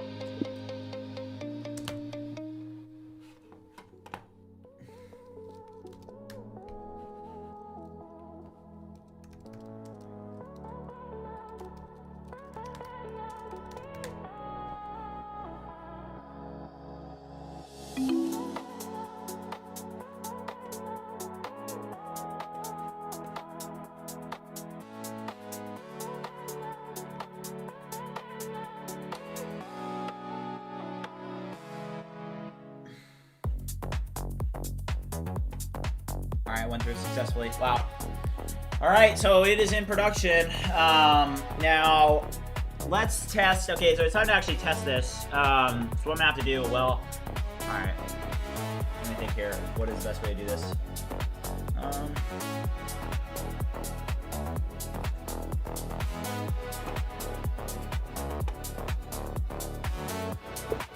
Okay, great work. All right, hold on here. Okay, so I want you to think in depth about how users will actually connect and set their MCP up now that we have this created. For example, could we make it super simple to connect the ViewCreator MCP? Like, how are they getting their API key and how are they setting this? What is the approach for this? What is the flow?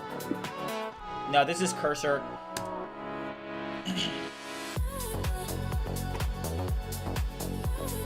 MCP, and then I'm going to drop in ViewCreator Creator UI and the API and the database.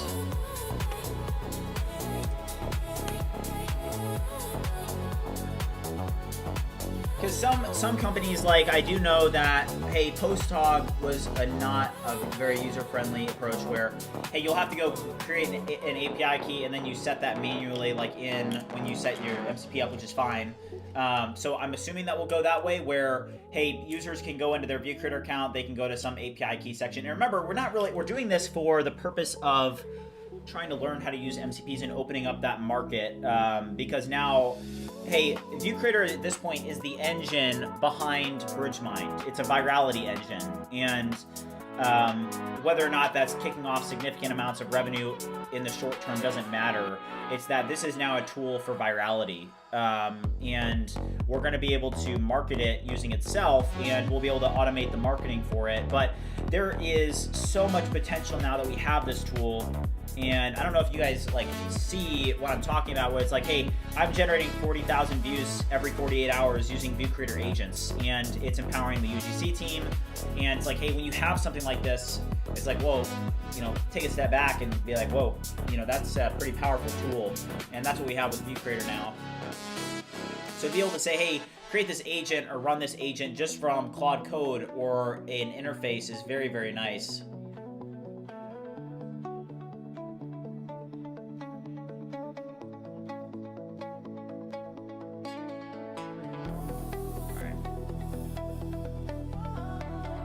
Continue. Gemini models do that sometimes.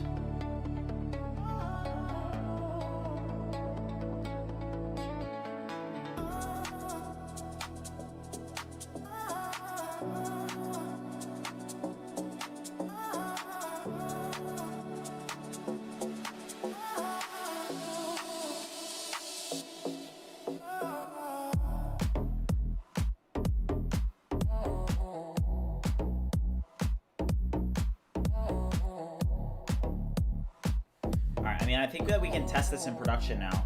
So while this is figuring that out, that's going to take a little bit to actually deploy. So I don't want to worry about that. We have 14 minutes left on the stream, 13 minutes. So can we actually now, instead of using that local host, because if you guys remember from the start of the stream, we had this working locally, and this does work locally, right? Like this is working locally fully.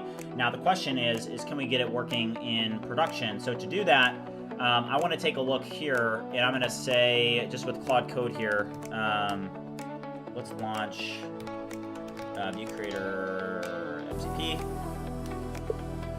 How can I add the ViewCreator MCP that I have running in production to my Cursor MCP tools? What would be the JSON to input? And actually, I honestly think that Cursor is going to be able to do a better job here, because I have a pre-existing conversation that had some information about this. So I do want to go over here. Which one was it? It's this one here. Yeah, so it's this one. How can I add ViewCreator MCP that I have running in production to my Cursor MCP tools? What would be the JSON input? I'm going to submit that. And then I'm going to go to my Cursor MCP file here.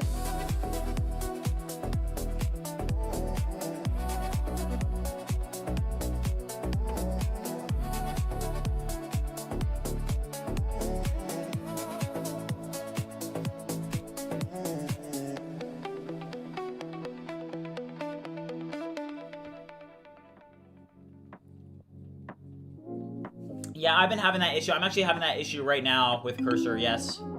Harvey King said he made 2 sales today. Feeling good. Let's go, Harvey King. W. Let's go. All right, so this is now adding, update this file respectively. All right, I can't show you this. I'm updating. It's got a bunch of keys and stuff. But now what I should be able to do is I'm going to be able to actually log into my production environment in ViewCreator, and we should be able to... again, you guys can't see this unfortunately, but let me pull this up.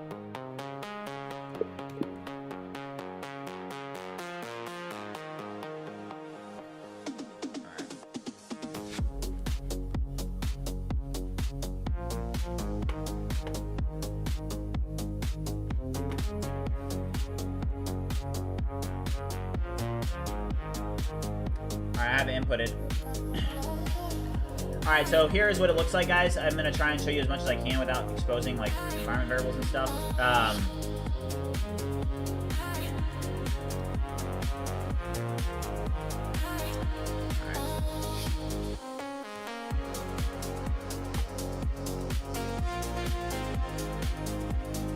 Alright, so check this out, guys. So here it is. So what you guys are seeing here is that I now have a ViewCreator MCP And you can see that I have the bearer set to the, I'm gonna have to change that, but I think that this should work in the meantime.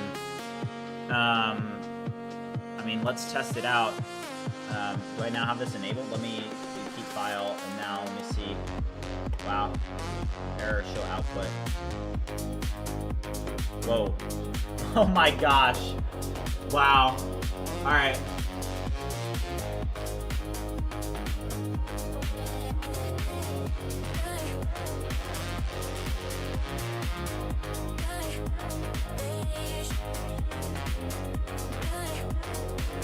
Is there an error with the ViewCreator MCP? Review the logs. Come on here.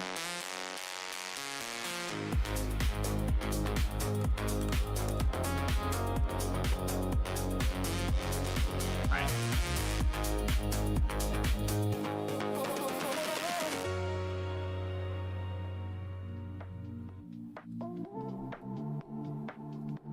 My background is on entrepreneurship and startup and software engineering. Okay, let's see this. So, go to your career setting. Generally, you should see if your lips.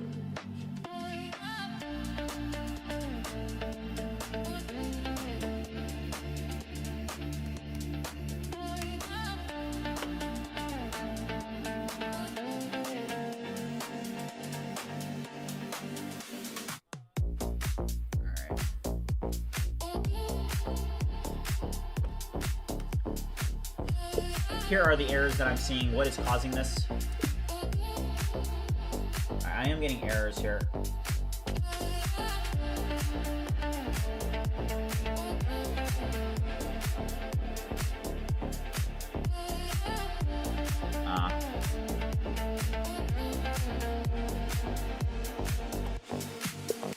Yes, do this.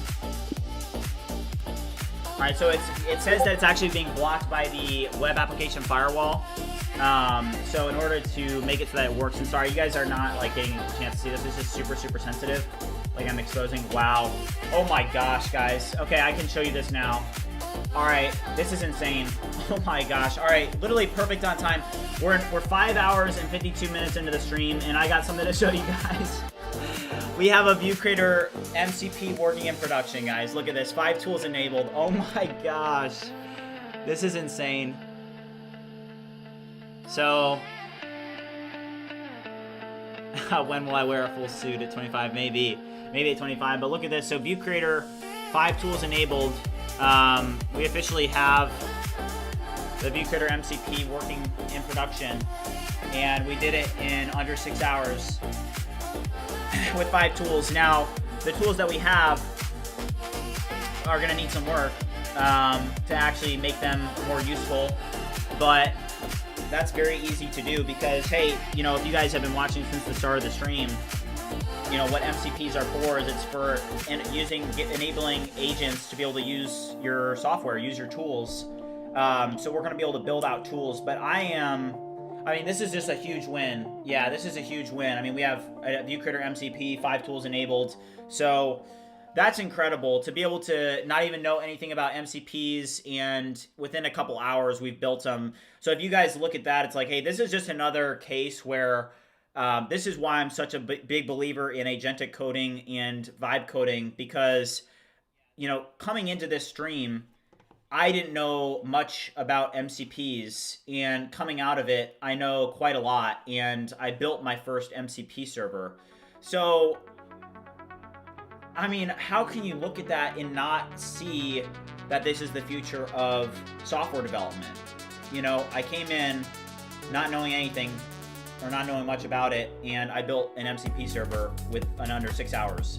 And now, tomorrow, we'll be able to improve upon this and move even further. But yeah, I mean, that's insane.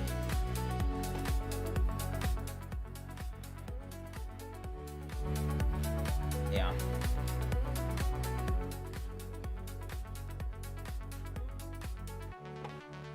All right.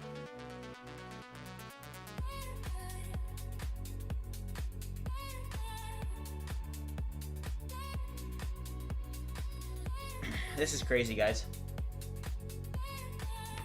All right, so let's actually test this out now. So it says 5 tools enabled. So use the ViewCreator MCP and tell me what agents are in my ViewCreator account.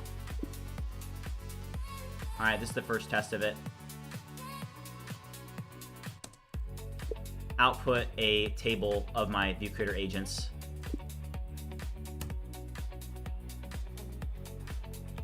If this works, that's insane.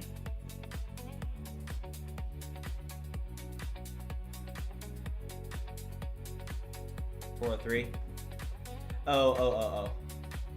I actually know what's causing that. Yeah, hold on here. Wait, let's just have it on. Which one was it? It was... We do have the 5 tools loading. So this... Just give it a sec. Give me a second here.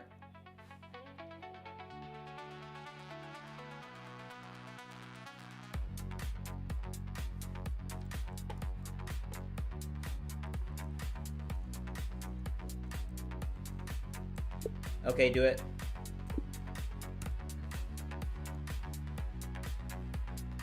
Hold on here.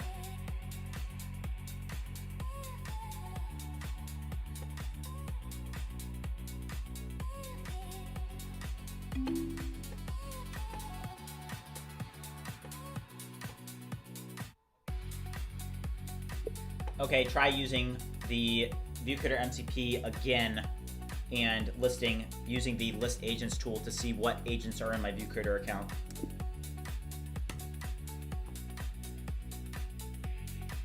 Alright, hold on here.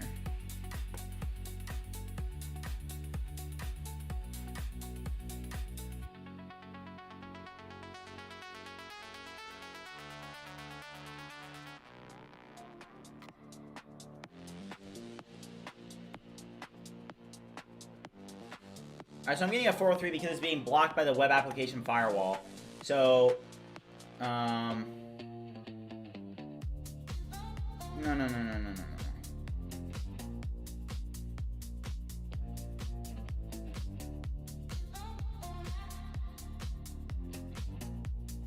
Okay, so apparently the web application firewall is blocking it. Oh, that's terrible.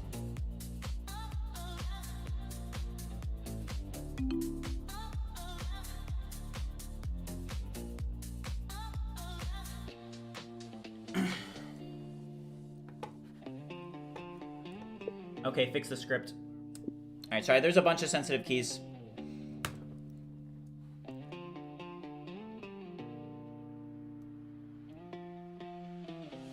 Yeah, so Imperium just asked, how's it going MCP testing? Yes, so the MCP is fully deployed, and it is connected to Cursor. Now, so if we go over to tools here, it looks like there is, so I think I made one mistake in my deployment, so I will show this to you guys. Hold on. Okay, we're good. Okay, so this here, you can see 5 tools enabled for the ViewCreator MCP right here, which is huge. That means that the MCP, it is loading the tools successfully. So that's big. Now, what we need to do is we need to figure out, hey, why are we getting this 403? And I'm like 99% sure that it is associated with the web application firewall. So that's going to be something that I'm going to need to fix later on this evening. I mean, yeah, guys, this is crazy. We hit 20,000 subscribers today. Let's move the desk up and let's finish the stream off strong with some Current Craft 400, guys. I was sick. I showed up and pushed through. We made progress. Let's turn the music up and let's finish off strong. All right, let's go here. And what are we at sub-wise? I mean, this is insane. We're at 20,202, just nuts. And let's go back to the board. So 6-hour stream, we're about to pass that. We've got 10 more pull-ups, 475 push-ups. We did build the ViewCreator MCP. This is now deployed and tools are properly rendering in production. Let's finish off the last 25 push-ups of the day, the last 10 pull-ups, and we're about to cross the 6-hour threshold. So let's finish off strong, guys. Let's go. Let's turn up the music. Let's go.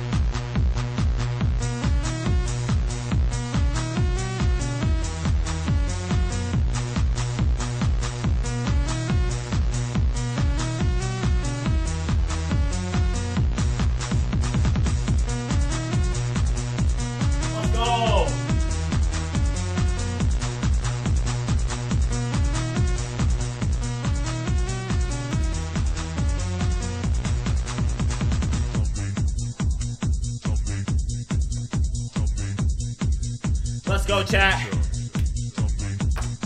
We did it.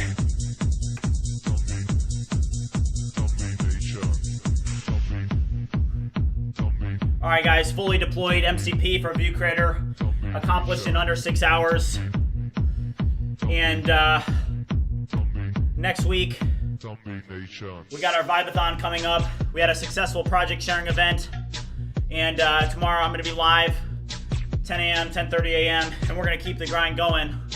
Whatever you guys are doing, let's keep making progress. Let's keep moving forward.